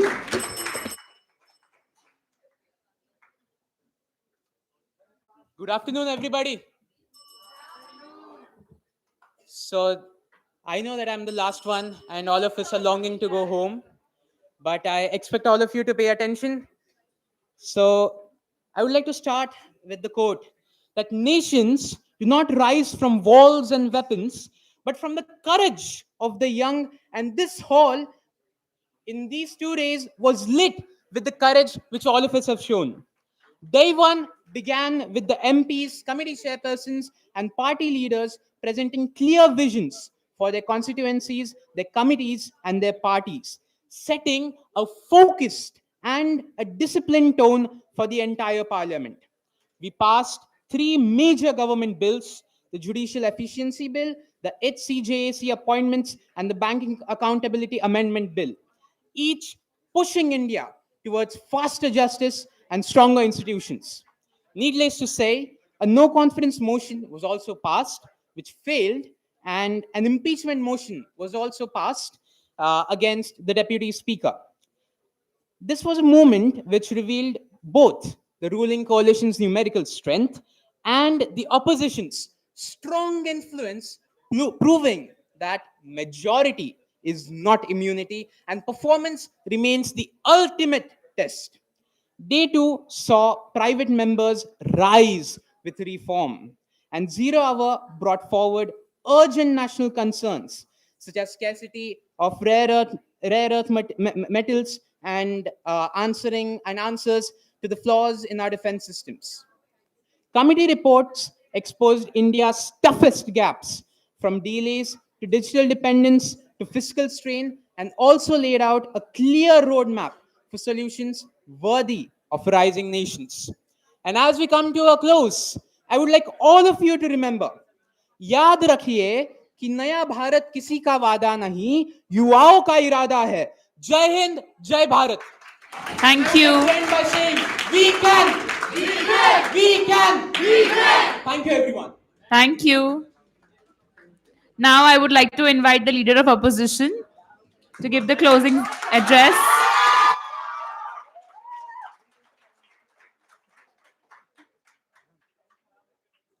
Hello, am I audible? Oh, sorry, I lifted my hand accidentally because ये खड़ा ही रह गया यार, recognize नहीं हो पाया मैं. Anyways, a warm and refreshing good afternoon to every parliamentarian out there. Today I start with a quote that my grandfather always used to tell me. Ravan में भी दो चीजें ऐसी होती है जो सीखी जा सकती है. And I would like to quote this to every parliamentarian in our committee. Whether it be the friendship of Utkarsh, whether it be the manipulation of Veer, or whether it be the diplomacy of Subhranshu. Not just this, I learned a lot. When I first started my journey of YIP, I still remember waking up at 4 a.m. and just randomly calculating what is the probability of me getting into the nationals. I also remember a parliamentarian calling me baby voice. Baby voice. Not just this, I learned a lot. I experienced a lot, and I want all of you guys to fight me again in another debate, to get along with me in another debate, and let's debate again for the betterment of this country, sir. Let's debate again. At last, I would like to conclude my speech early because मैं नहीं चाहता कि मेरी opposition family या ruling मुझ पे गुस्सा हो जाए. Thank you.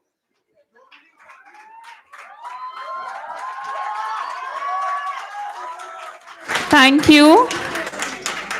I am very confused. All of you all wanted a lot of chance to speak. Now we are giving 5 minutes. You're not using 5 minutes.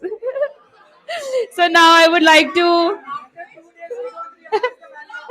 Now I would like to invite the Prime Minister for the closing address.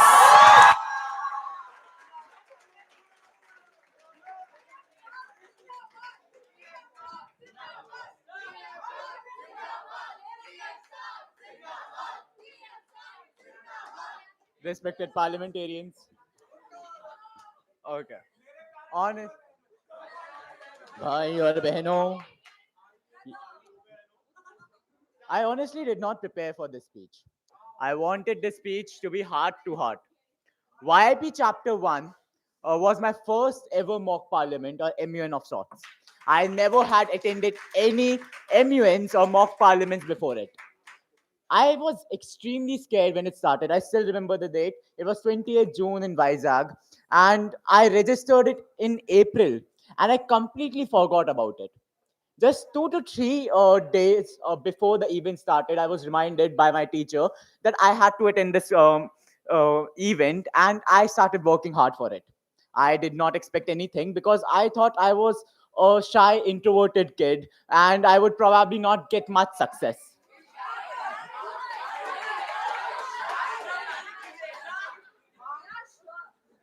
And then the parliament commenced. I had friends who believed me. I made new friends who I never met. And in that process, I just not only realized the beauty of the constitution, the legislature, and the YIP, but I recognized myself. I recognized how I can become a leader. I contested for the PM and I won the PM candidacy, and I started working towards it. I did not think of the regionals. I did not think of the nationals. I worked hard towards it. It was a very wonderful experience. And then when the list came out, I won 2 awards that day, and I was extremely proud of myself, and I was extremely happy. I took a pledge that I will start participating in events like these. After that, just 15-20 days later, I participated in my first MUN, got best delegate there, and then I had a extreme sense of commitment towards leadership. And that was the first time I applied for leadership position in my school. And then then regionals came, and regionals was extremely stressful. Again, I doubted myself. And then came the nationals, and in the nationals, to be honest, from the start, I was extremely worried because at first, in the first 2 meetings, I remember in the party meetings, I did not speak much. I was kind of thinking whether I should attend this nationals because, frankly, from tomorrow onwards, I'm in class 12th at PCMB, and I have pre-boards from tomorrow onwards, and I'm extremely stressed due to this. And in the first 2 meetings, I remember not participating much. And then in the third meeting, I started speaking. I had attended calls. 115 calls went that day. I still remember. 115 calls. I called people from my party, explained who I am, not for manipulation, not for getting into power, just to make myself known. So the end of that meeting, I was party leader, and then coalition formation took place, and everybody in this parliament knows how that went, what kind of challenges each and every party faced. But after that, when the coalition thing settled, there was a huge debate on the NCM. And NCM, to be honest, was an extremely stressful period of my time because I would give that to opposition leader and Veer. You made my life really stressful, and I remember you calling me on group calls and threatening that PM Sahab NCM is going to pass. What are you thinking? And I was like, sure, buddy. And then YIP, I met beautiful people in my coalitions. Beautiful people by heart, guys. Beautiful people by heart. Don't take it otherwise. Okay. And after going back, I've this is probably the last YIP because I'm in 12th grade and I won't be allowed to come in the next round next year. But the friendships which I have taken, the experience I have taken, that would absolutely last over a lifetime. So once again, I would like to thank all my party leaders, all my party members, all my coalition partners, the leader of opposition, the the opposition coalition, the admins, the journalists, the organizers, everybody who made this program possible and who were contributed in one way or the other to make this. My cabinet members, I remember all the late night meetings I did with you. All the late night meetings I did, the filters we had, the discussion we had. But I would like to conclude because I have. Okay, I applied a strawberry filter as well. Okay, and we had pufferfish filters.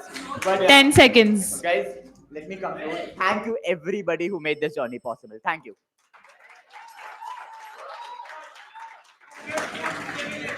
No. You are still in the parliament. We can still get demerit. So I am not sure what are you all planning. Now we'll take a 10-minute break. Yeah, we want to keep the suspense alive. So we'll take a 10-minute break and we'll be back with the results. Now it's up to you what you all want to do in these 10 minutes. It's not a tea break. That we will have after. Yeah, that we'll have after the closing ceremony.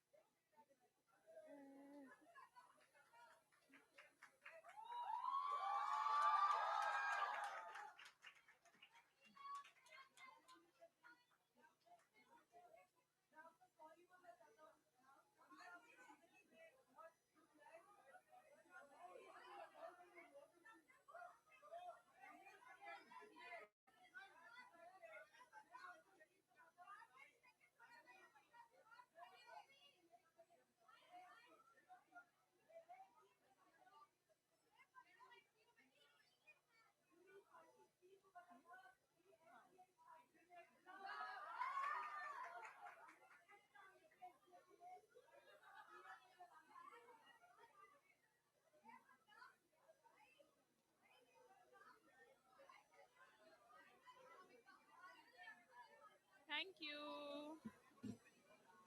I have no idea. I've not seen the scores yet. Yes, that's what you mentioned.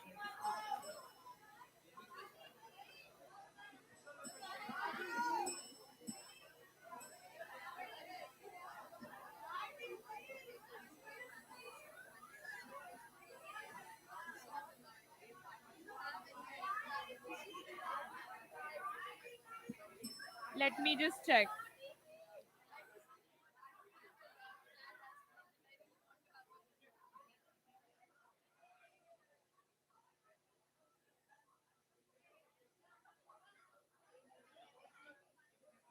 The Arnav Goswami bail, right? The one in the green suit there, Rashi. I don't know if he's still there. He's wearing a green suit.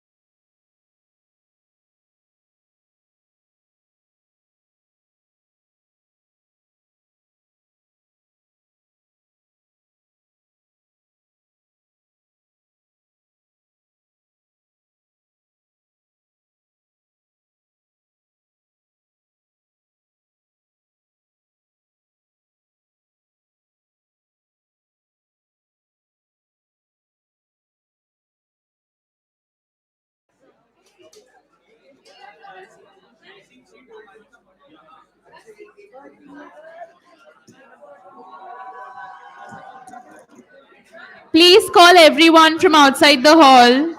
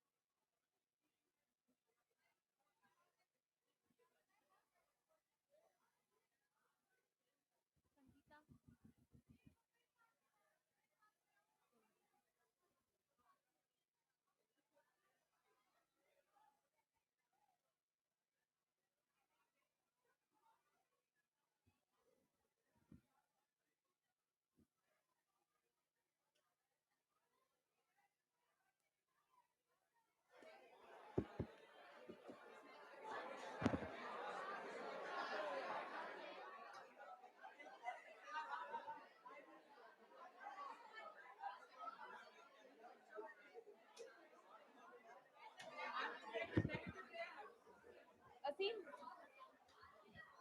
Asim, Sangeeta.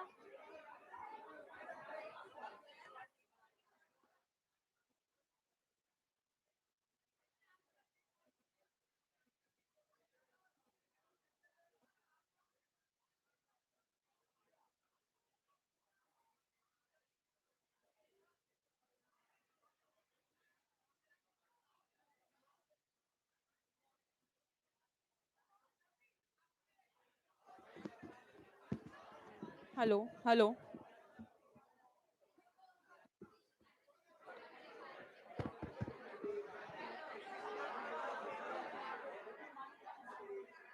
Okay, students, I want everyone to settle down. 5, 4, 3, 2, 1. Everyone on their seats.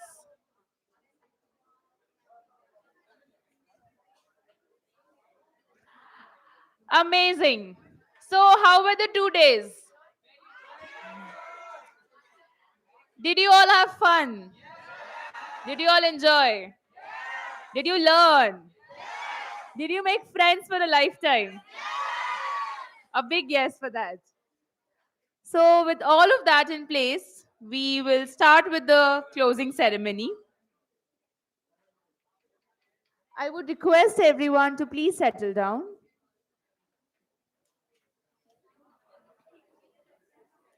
So, to proceed with the closing ceremony, I would like to invite Sangeeta M, National Chair Thalir, to come on stage.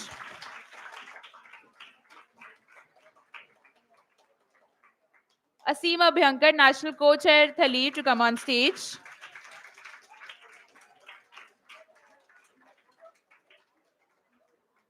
I would request the RMs present also to come on stage. Pratik Agarwal, North. S. Nataraj, SRTN. Dr. Nagraj Nayak Tikka.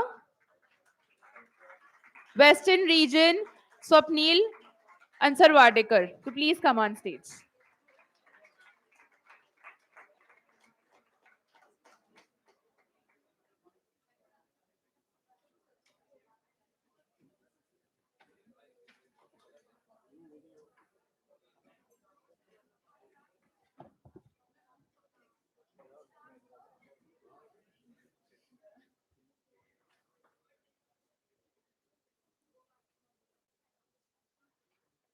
I would request Sangeeta, National Chair Thalir, to give her opening remarks.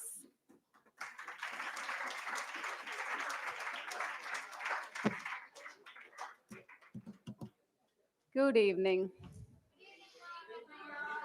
I don't know. So, watching you all for 2 days, we are lost for words now. Lost for words and lost for passion. First of all, congratulations to all of you.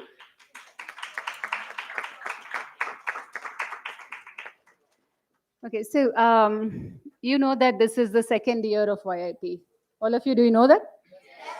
Yes. Do you also know out of 4,500 students from 44 cities, 116 students are here, right? That means that you are the top 3%.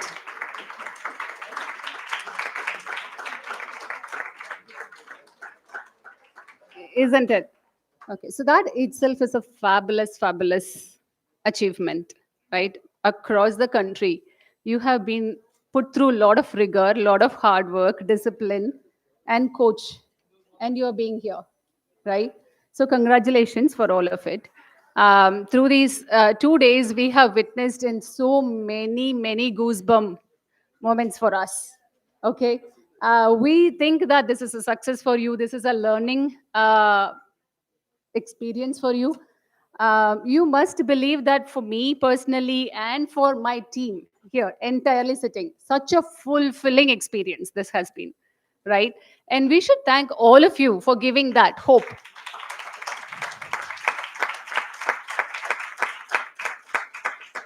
Really, thank you so much for giving us that hope that we are doing something, for the future of our country. Seeing you all here, we feel good about it. Thank you. So this whole 1 month, you have all put a lot of effort, right? Preparation. You have communicated and coordinated with people across whom you've not met across the country, made your policies, there were alignments, debates, back calls, all that happened, isn't it? You've come here to Delhi with your parents, your coordinators, with hopes and your competitive spirit, a lot of responsibility on your young shoulders, right? That you want to go back as winners and leaders, isn't it? Prepared, submitted your questions. You've been assessed for the last 10 days, not just here in this 2 days, right? So you've been on your best behavior all through, right? And been here all present in the last 2 days for your private bills, question hours, everything. Do you feel like some of the times where you have not been, when you raise your placard uh, and when you have given your questions and you have not been called for, you feel let down? Yes. So the times when you were let down this is not going to be the first time for you in life, right? When we say this is an experience, although we feel like we are creating leaders and then this is a YIP is a moment, for you it's a experience, not just because you were the cream of cream across the country. You came in with spirit full of passion to win. um, the winning streak is fleeting. Okay, that moment when you feel good about being on stage and presented what you came planned for is very fleeting. Okay, the moments when you had the chance and you had such a beautiful point, a compelling point to say, an argument to present, but you were not called for, right? Out of the questions presented, only 50% of the questions were called for on question hour, right? Out of the 12 private bills, only 10 had the chance to be tabled, right? Do you think the others lost, didn't get a chance? Of course, right? You didn't get a chance. But I believe the times when you didn't actually get a chance, and those are the ones where those experiences that take you for the next level with much more conviction, right? That stays with you for longer. So believe in that moment and believe in it is an equally learning experience as your every witness. Okay. So I know I feel like I'm giving a lot of gyan. Okay. When I was at your age, I felt like my parents, my mom would say in Tamil, "Irukkiradha paru, parakkiradha paakada." Right? What does it mean? Um, means is that hold on to what you have and just don't, fly with your dreams, right? Means, at that age, I felt enough. I know, all this gyan at that level feels like that. But right now, I'm telling you, it is the times when you are lost in life, when you had a failure in life, is what will take you really long.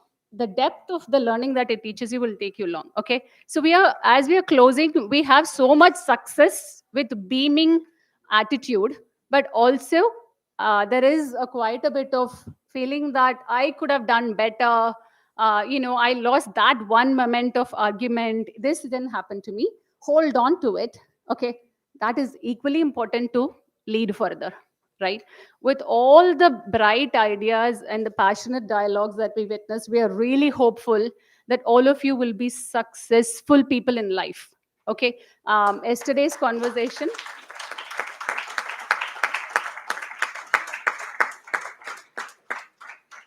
Yesterday's conversation, where Baijan Pandaji and Tarang mentioned about it, I want to also pick your brains on it. Okay, he mentioned about critical thinking, and a lot of people these days are talking about critical thinking. Okay, when you are given your gadgets, you are top of the your arguments in presentations. You have the data and information. You're ready for your rebuttal, right? But when you don't have that kind of power, are you able to equally put your thoughts into it, powerful thoughts and present, right? So I want to just pick your brain. Give me top 3 things that you expect in your era, traits. What do you think are successful? Not just leaders, business, don't think like that, right? What is the top 3 traits that you think? Yeah, for you to be whatever you dream to be. Yes. Yes. Food. What for a reason? Happiness. What is that? Yeah. Conviction. Tell, please. I'm not calling anybody. I'm not a speaker. Okay, got it. Okay, so I'm glad to hear these kind of things, right? Because you are all mentioning soft skills, right? Happiness. I am so glad so many people mention happiness. Happiness is not a simple thing. For someone to be happy, there's so many tick marks that has to happen in their lives, right? And you all believe that being happy is a success. That means that so many good things are already in place. Okay. um, Education, happiness, family, conviction, leadership skills, communication skills, all of it is important. But all of it comes from, yesterday Jai Pandaji said that it's critical thinking. You live in an era of miscommunication, mistrust. Human skills are lacking. We are more friendlier to people on our gadgets than in our real life, right? So critical thinking, human skills, and character, right, will take you for a long time, where you see everybody is smart, everybody has equal opportunities to the best gadgets and the information and lifestyle, right? Please focus on these things. These are the things that every leader in the world right now thinks that for their own kids will make them stand out. Okay. You With these words, I actually want to leave you with all the hopes in the world, that be have this idealistic thing, shine, be the showstoppers in your lives. Okay, and be an example and role model for others. You look up to others and think that, oh, they are role models. I believe you are all role models for us right now. You present a very, very good future for all of us. Thank you for it. I would like to take the time and also say that, do you know the team who is here, right? You're all the 3% of who were participants of YIP. The YIP team who's here is 0.002% of the YI members who's here, right? This is the core team of YIP who's been there from the beginning of this year till the national round. That means countless number of hours, in spite of handling families and our own businesses, we are put into this. this whole year. And being all like all of you, we're all across the country, right? We lived, and my team here, we lived and took breath for the last 1 month, YIP, right? The feedbacks that we get here, they say that this doesn't look like the second year program. The structure, the flow, the planning, right? Everything came together seamlessly, right? So it's not possible without such a dedicated team as well. So I want to give the team a standing ovation from all of you for that.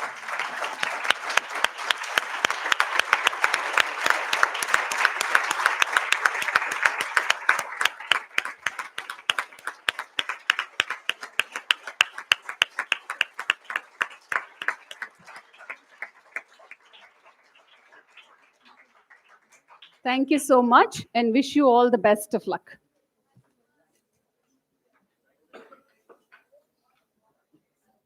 Thank you, Sangeeta. Now I would like to call National Thalir Co-Chair Asim to address the audience.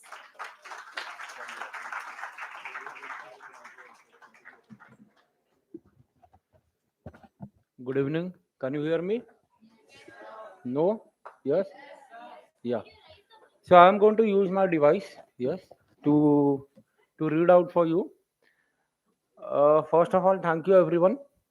How was your experience for last 2 days? Day one was tough or day two was tough? Okay. How was the 0 hour? Amazing. Did you find yourself in a trouble? Yes. So how was it? What was that trouble? Every time your hand was going towards your phone and then you realize, "Arey, I don't want to use this. I'm not allowed to use it." Right? Yeah? No? So you were comfortable with all the questions you had in the 0 hour without your electronic devices? Okay, it's good to be happy. Uh, I would like to give a feedback on this. One small feedback before I begin with the further discussion. So why was the 0 hour contemplated without your devices, without everything? We have been observing the rounds since day one, since the chapter level rounds, then to the regional round, then to the national finals, the first day of national finals, the second half day of the national finals, and we are seeing that yes, you are doing an optimal use of the AI tool, but in most of the cases, we have observed that you are just referring to what has been given as an outcome by the AI and debating in the house. You are relying on the opinion formed by someone else. If you can recollect the speech given by Mr. Baijan Panda sir yesterday, you must have got to know that he is a real learned fellow with a strong, extensive reading. In only in that case, he will be in a position to write articles, write blogs, write books, and give his opinion, which are well studied and backed by valid database. The figures, the thought process, the overall statements, all of you were doing the arguments, the debates, the deliberations which you were doing during the 0 hour, according to me, on a scale of 0 to 10, or 1 to 10 rather, I would say 0 to 10, those were around 2, not even 2. I'm not trying to disappoint you. I just want you to know the facts, that it was just a test for all of you. It was just a test for all of you to introspect yourself, introspect within yourself, whether what all you are doing right now is right or wrong. These 2 days of YIP, yes, you did a lot of learning, you did a lot of debates, you did a lot of study before the event. You have prepared a lot of material before the event. I like the speeches given by the LOP and the Prime Minister and the kind of temperament they had after the speeches. I like that. Yes, it was a heart to heart talk, no doubt. But for all of us together, you are the youth of the nation, you are the future of this country. We want you to make use of the AI, definitely, but we want you to have your own opinions. We want you to participate in the democracy. We want you to come forward with your opinion to help us into the policy making and to lead the country in an appropriate way.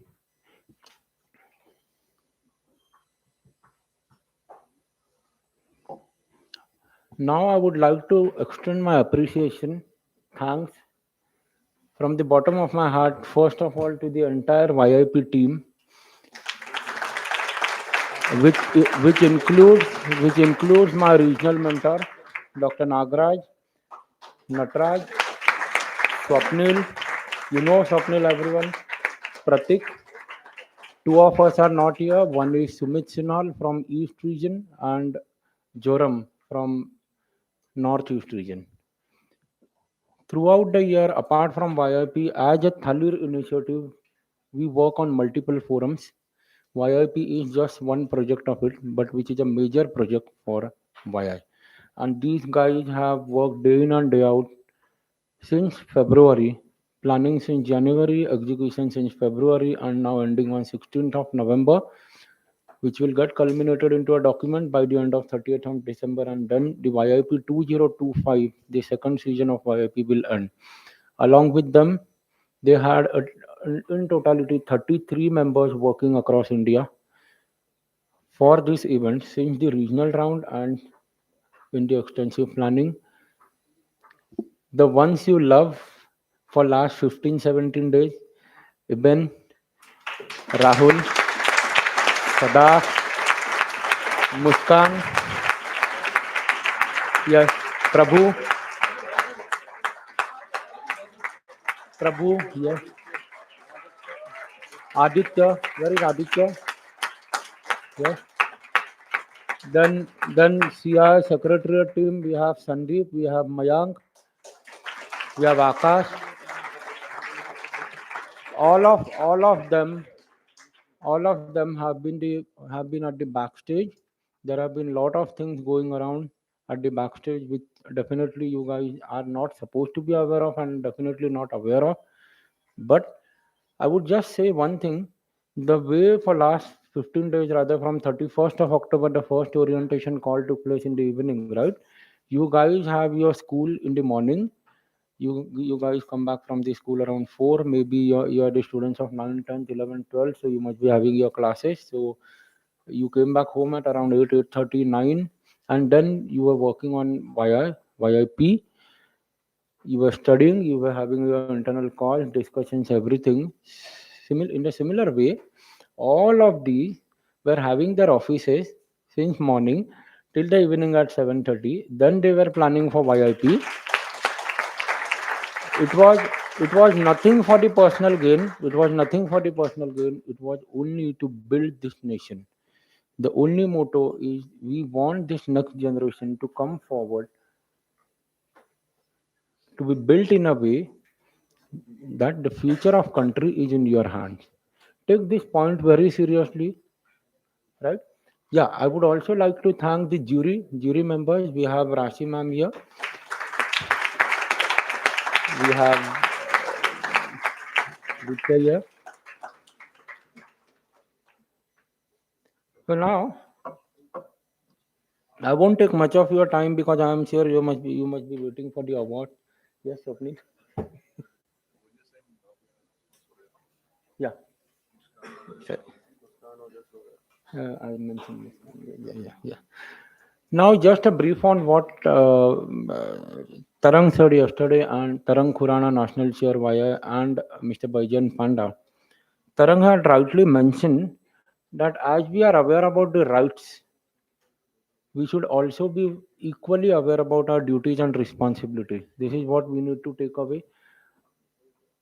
What Mr. Baijan Panda had very well briefed on the positive sides of democracy. He mentioned that what you see in the news, what you read in the newspaper, what you see on the news, what you see on the Instagram, Twitter, everywhere, that is, you should not rely on all of those. You should build your opinion. This is exactly what he said. You should see the positive side of democracy. Then only this country will be built, will get built in a right way. As you know, democracy thrives when its youngest voices choose to rise, speak, and participate. So these are the young minds whom we want to come together, continue this forum. Young Indians Parliament will go a long way, definitely. I don't know how many of you want to be into politics, not only as a member, not only as a legislative member, but also in the capacity of the bureaucracy. Some or the other where we would like you to see there in future, maybe 8 years, 10 years down the line. There are a lot of avenues for you in the political science, in the field of political science, mass communication, maybe diplomats, maybe there are so many opportunities you guys have to represent your country. Yeah, Prime Minister, yeah. So best wishes to all of you and congratulations for a wonderful 2 days of experience. We had a great learning from all of you as well as a team, and we would like to have your best feedback. This will help us improve in the years to come. Thank you.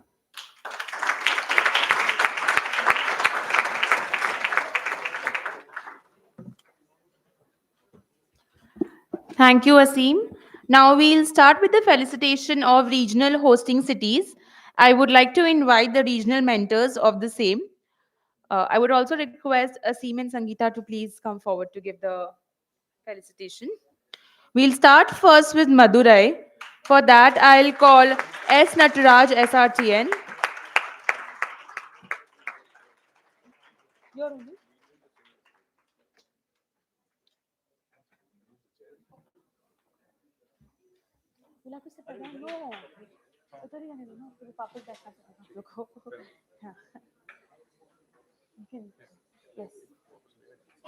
Yeah. Madurai S. Nataraj SRTN. And we would like to also call Prabhu from Via Madurai.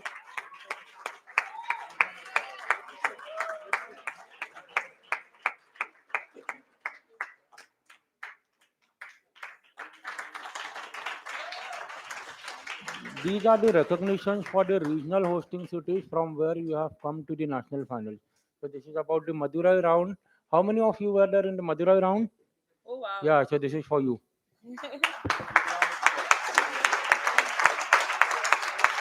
Next, we have for Hyderabad, we have Dr. Nagraj Nayak, the RM for Tikka, and we'll have Aditya Ramnath, member of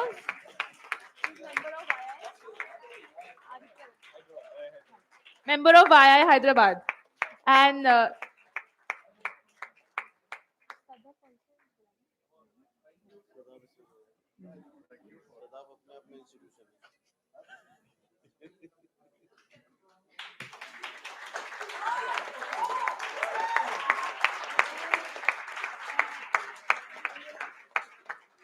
now for Trivandrum, again we have Dr. Najrak Nayak with Rahul.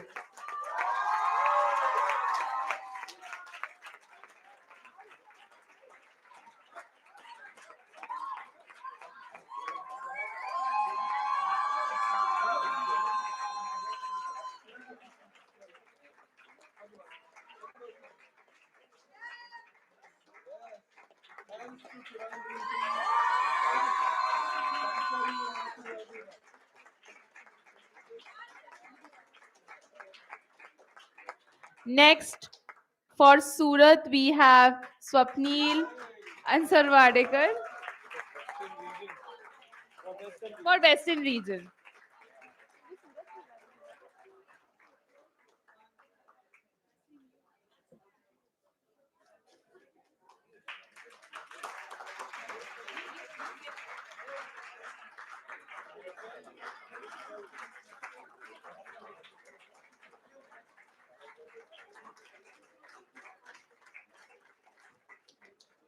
Now, for the region of Kanpur, We have regional round of Kanpur. We have Pratik Agarwal.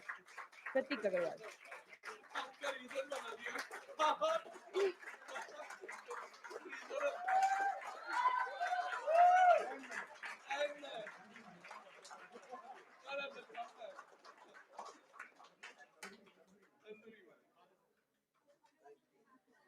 Now we'll continue with the regional mentor felicitation.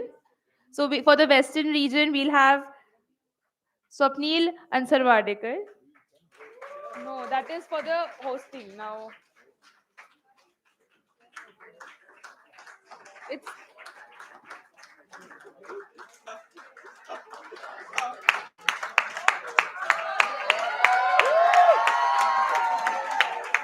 for SRTN region, we have S. Nachraj.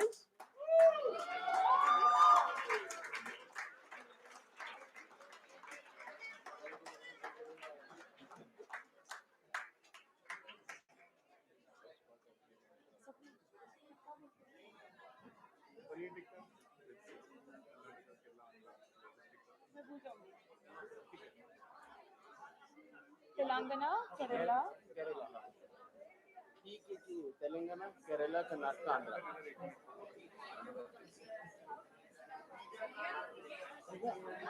For Telangana, Kerala, Karnataka, Andhra region, we have Dr. Nagaraj Nayak.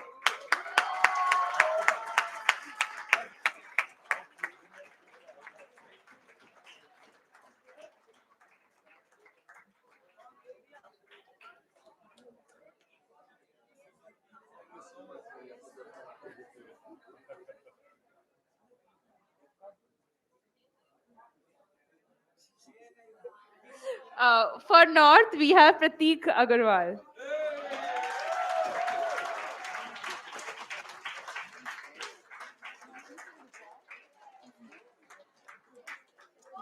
Guwahati.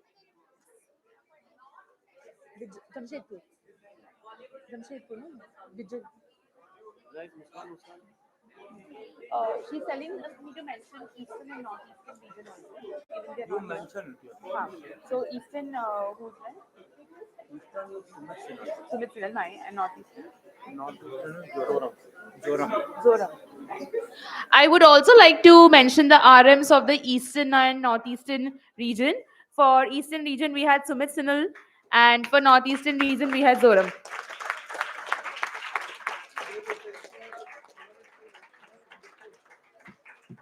I'll only do. Now, the most awaited moment. Are you all ready? Where do we do? But we have to invite one by one everyone to give the award now. नीचे करे ना? नीचे करते हैं.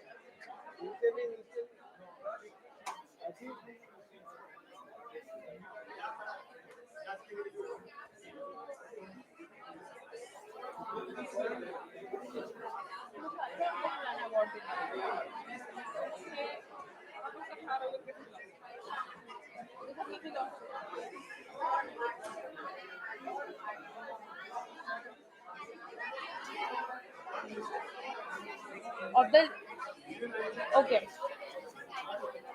leader of the house then to take award यहीं पे करेंगे ना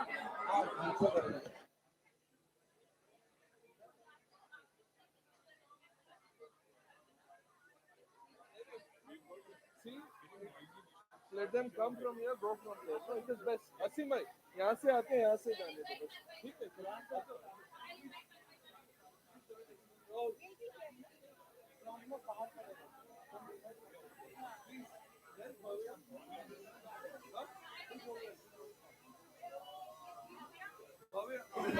भव्य कम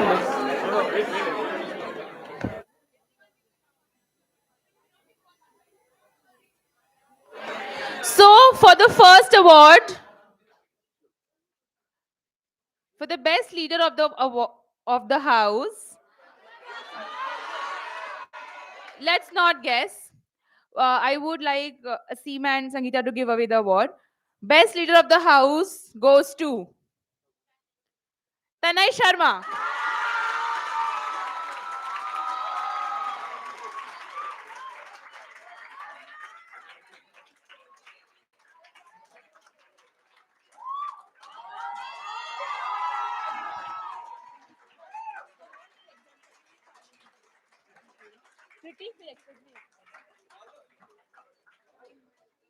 For the next award, along with Aseem and Sangeeta, I would like to invite Dr. Nagraj to come on stage. The next award is Best Critique Award.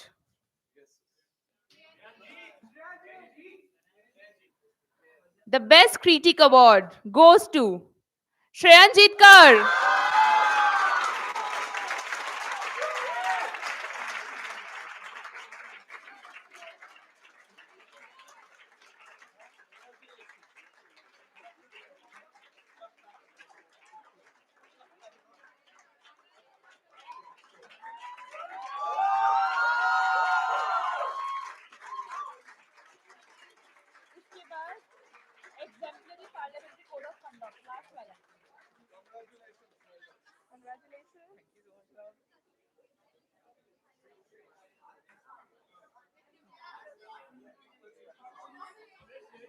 Dr. Nagraj, be here only. इसके बाद होगा Next, for the exemplary parliamentary code of conduct, we have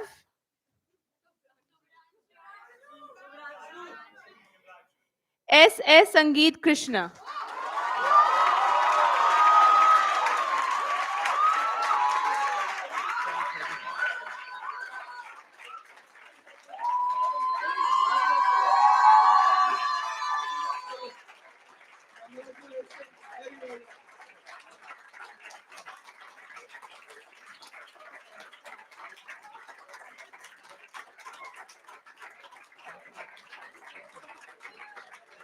Thank you, Dr. Nagraj. Next, for the Best Parliamentarian Award.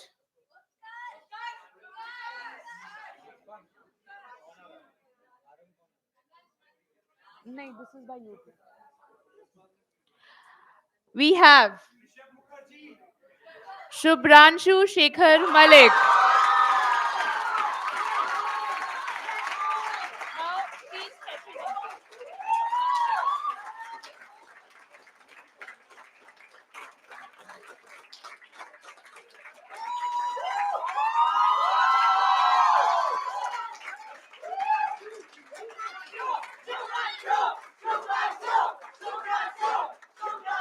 Now, we have 3 special mentions for the Best Parliamentarian Award. So for the first one, I would like to invite Rahul to come on stage to give away, along with Aseem and Sangeeta. First one goes to Vamika Karthik.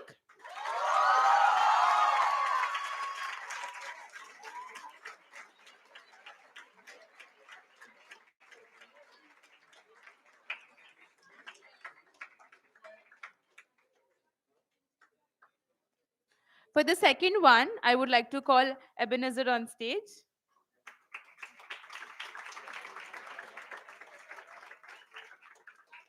The second special mention goes to Rishabh Mukherjee.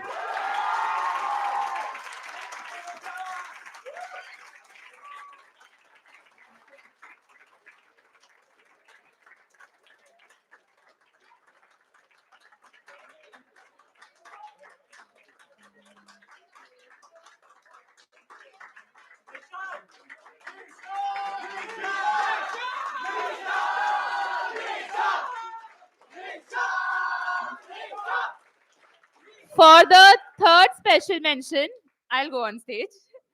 And it goes to Charu Mimani.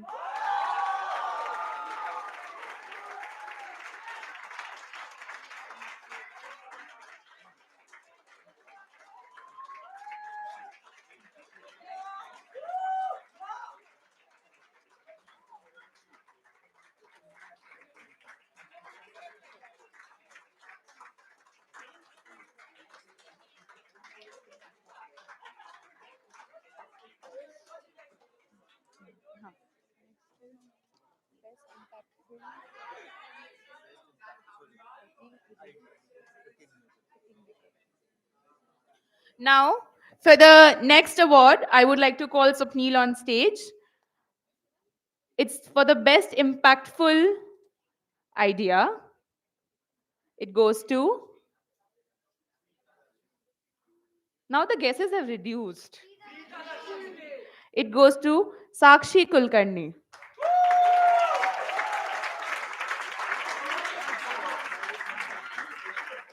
For the private members bill.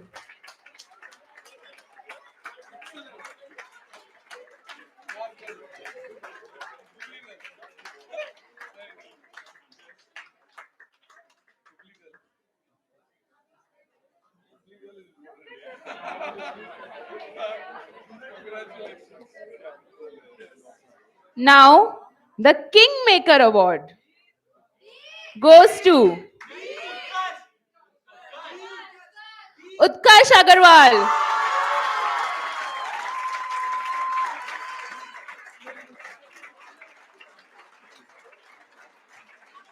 I'll explain a bit about this award.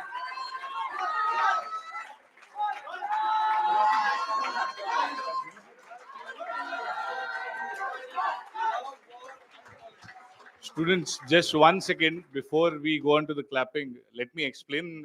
This was a new award. We did not have this during the chapter and the regional rounds, but this was an interesting concept we made this time around.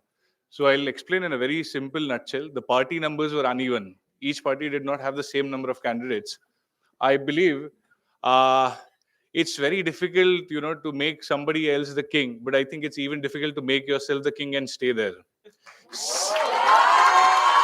Since day one, coming in with the party with the lowest number of members, tackling allegations, going through interviews, going through allegations, and then facing a no confidence, staying there, keeping quiet.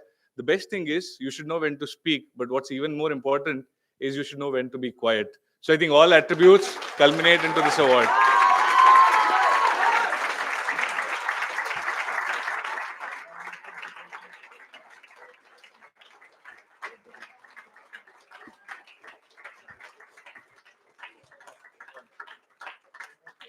For the next award, I would like to invite our RM Prateek on stage. The next award is for the best speaker.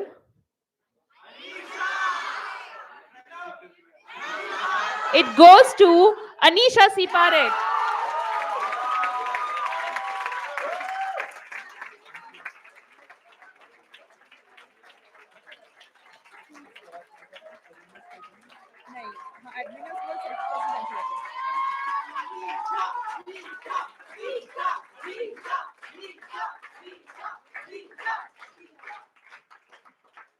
The next award goes for the best administrator.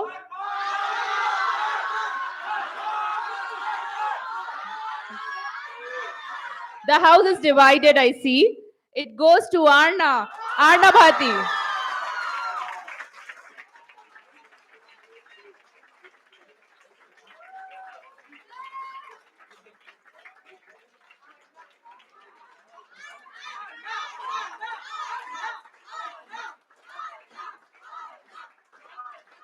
Thank you. For the next award, I'd like to call our next RM, S. Nataraj, on stage.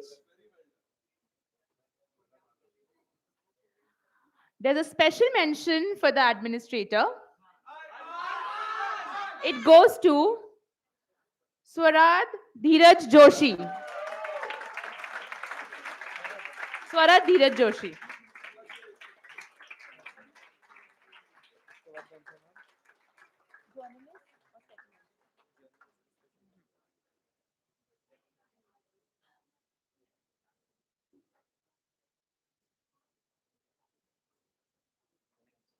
The next award is again a new one for YIP, the best journalist.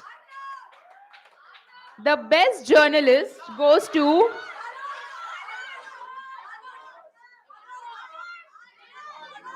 I'm enjoying this quite a lot. I should just wait and let all of you do the guessing. It goes to I would like to invite Sadaf to give the award. It goes to Ashka Mathur.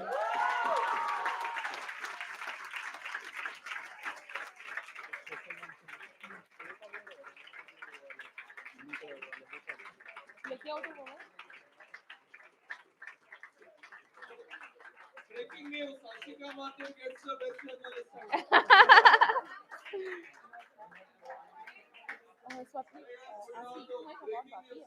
A private bill.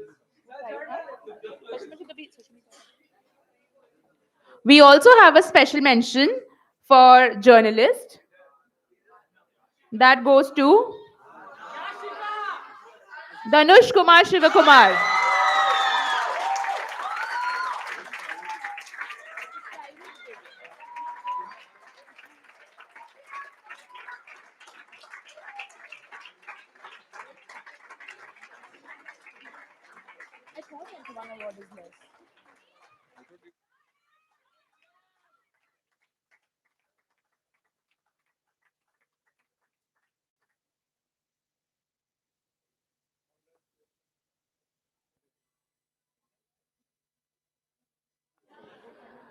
There's one more award left for the best private bill.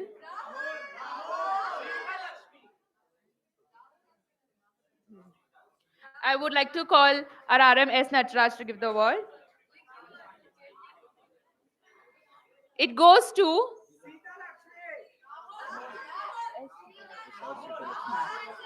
SR Sita Lakshmi.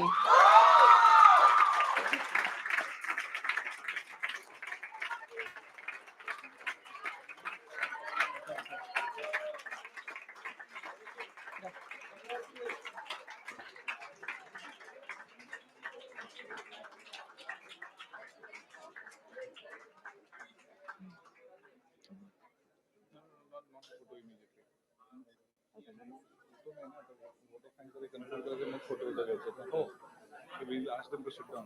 Yes. Thank you to everyone.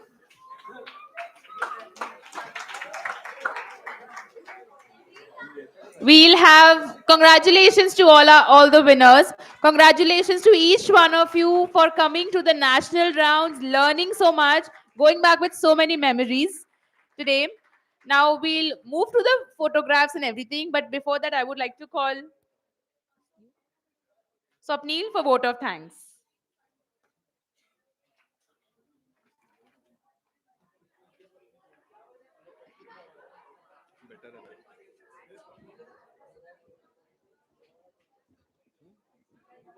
Volunteers, no? Get well.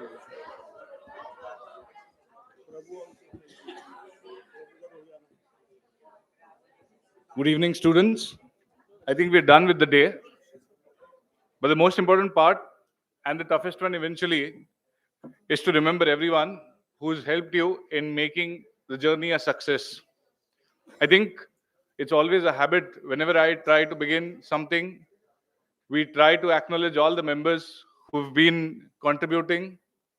And the acknowledgement is an important aspect. So let me begin by acknowledging all the parents who have supported their children. I think what's really important in any child's journey is the support, the fostering, the nurturing, the caring, and the encouraging that your parents bring in. So I think as important as all the YI members have been in putting up this show together throughout the year, at the chapter levels, at the regional levels, and now at the nationals, I think it was an equally important role for your parents to support you. Speaking of parents, Young Indians, the organization, draws its parentage from CII. Our parent organization is CII. I acknowledge the CII national team, the entire CII secretariat who has been here tirelessly over the last 2 days and subsequently over the last month or so, and who, for helping the entire YI team and setting this up and executing this seamlessly. The YI national leadership, Tarang was here yesterday. Tarang Khurana and Arun Rathod, our national vice chairman. The Thalir leaders, Sangeeta and Asim, for being here.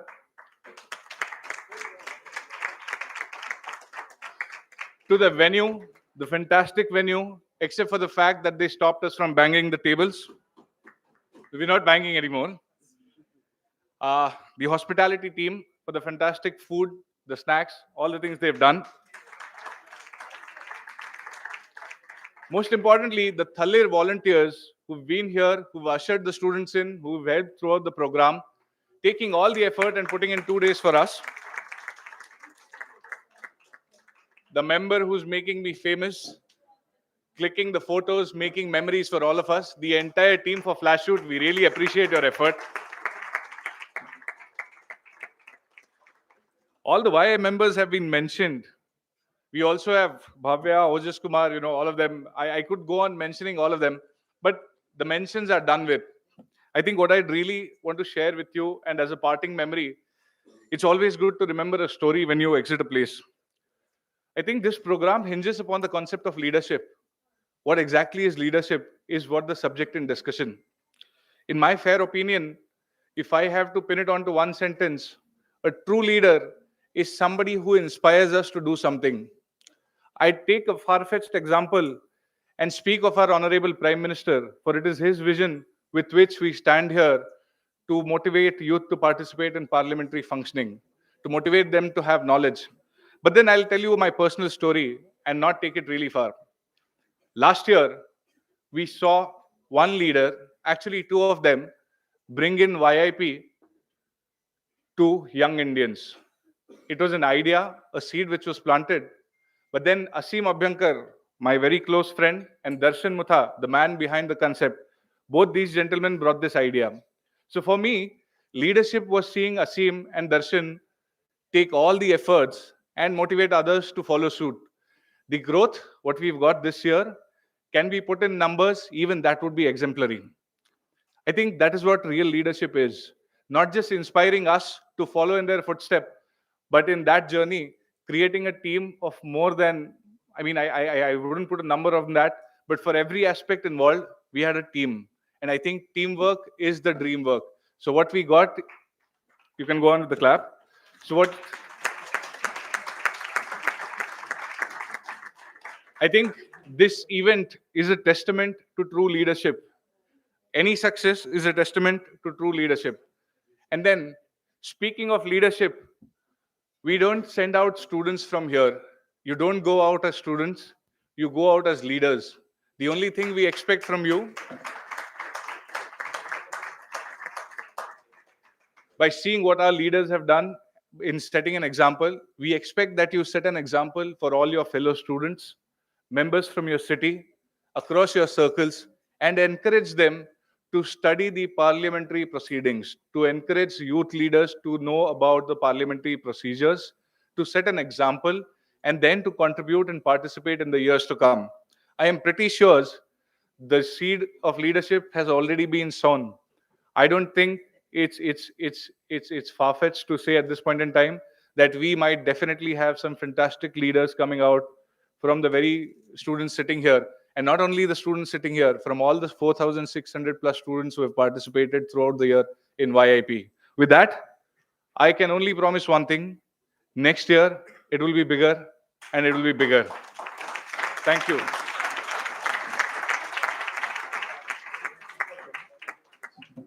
Thank you, Swapnil. Now we'll have the YIP national anthem. YIP anthem. YI anthem.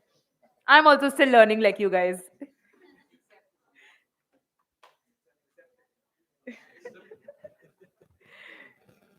Can we have the You all can sit down. We can dim the lights. मेरी मिट्टी में एक खुशबू है, उस खुशबू में एक जादू है, जब छूती दिल को पुरवाए अरमां यही बेकाबू है। छू लेंगे आसमान, छूएगा हिंदुस्तान, छू लेंगे आसमान, छूएगा हिंदुस्तान। जुड़ते जुड़ते हम जुड़ जाएं, खोलें जो पंख तोड़ जाएं। मासूम के चेहरे पर उतरे मुस्कान बने और खिल जाएं। युवाओं का नया सवेरा हो, विश्वास का मन में बसेरा हो। हे हम जुगनू बन के जल जाए, रत्ती भर भी ना अंधेरा हो। छू लेंगे आसमान, छूएगा हिंदुस्तान, छू लेंगे आसमान, छूएगा हिंदुस्तान। हमसे उम्मीदों की धूप, हमसे नए भारत का रूप, हम शहर की तेज रफ्तार, कर गाँव के सपने साकार। हम तरकश भी और तीर भी, हम काबिल भी और वीर भी। हमें ऐसा देश बनाना है जिसकी चमके तस्वीर। छूएंगे आसमान, छूएगा हिंदुस्तान, छूएंगे आसमान, छूएगा हिंदुस्तान।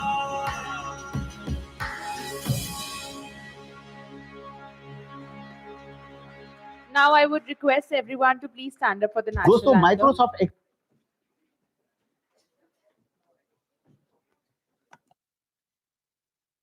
जनगण मन अधिनायक जय हे भारत भाग्य विधाता। पंजाब सिंध गुजरात मराठा द्राविड उत्कल बंगा। विंध्य हिमाचल यमुना गंगा उच्चल जलधि तरंगा। तव शुभ नामे जागे, तव शुभ आशीष मांगे। गाहे तव जय गाथा, जन गण मंगलदायक जय हे भारत भाग्य विधाता। जय हे जय हे जय हे, जय जय जय जय हे।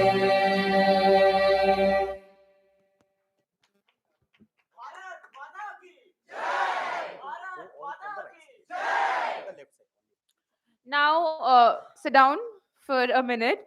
Last few instructions from our end. Please listen to it carefully. Number one, first we'll take a group photograph. For that, everyone will stand up and we'll also move there. Second, after that, the winners will stay back. They'll get a group picture clicked, along with they need to give video bites to our videographers. Third thing, when you move out, please move out from this gate, collect your certificates, and then move for Haiti. Don't forget to collect your certificates. Is that clear, everyone? So let's quickly stand up for a group photograph.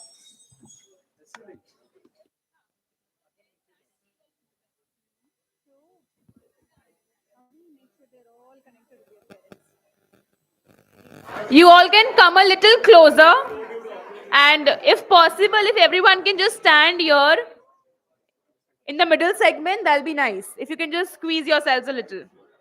And can we have the lights on?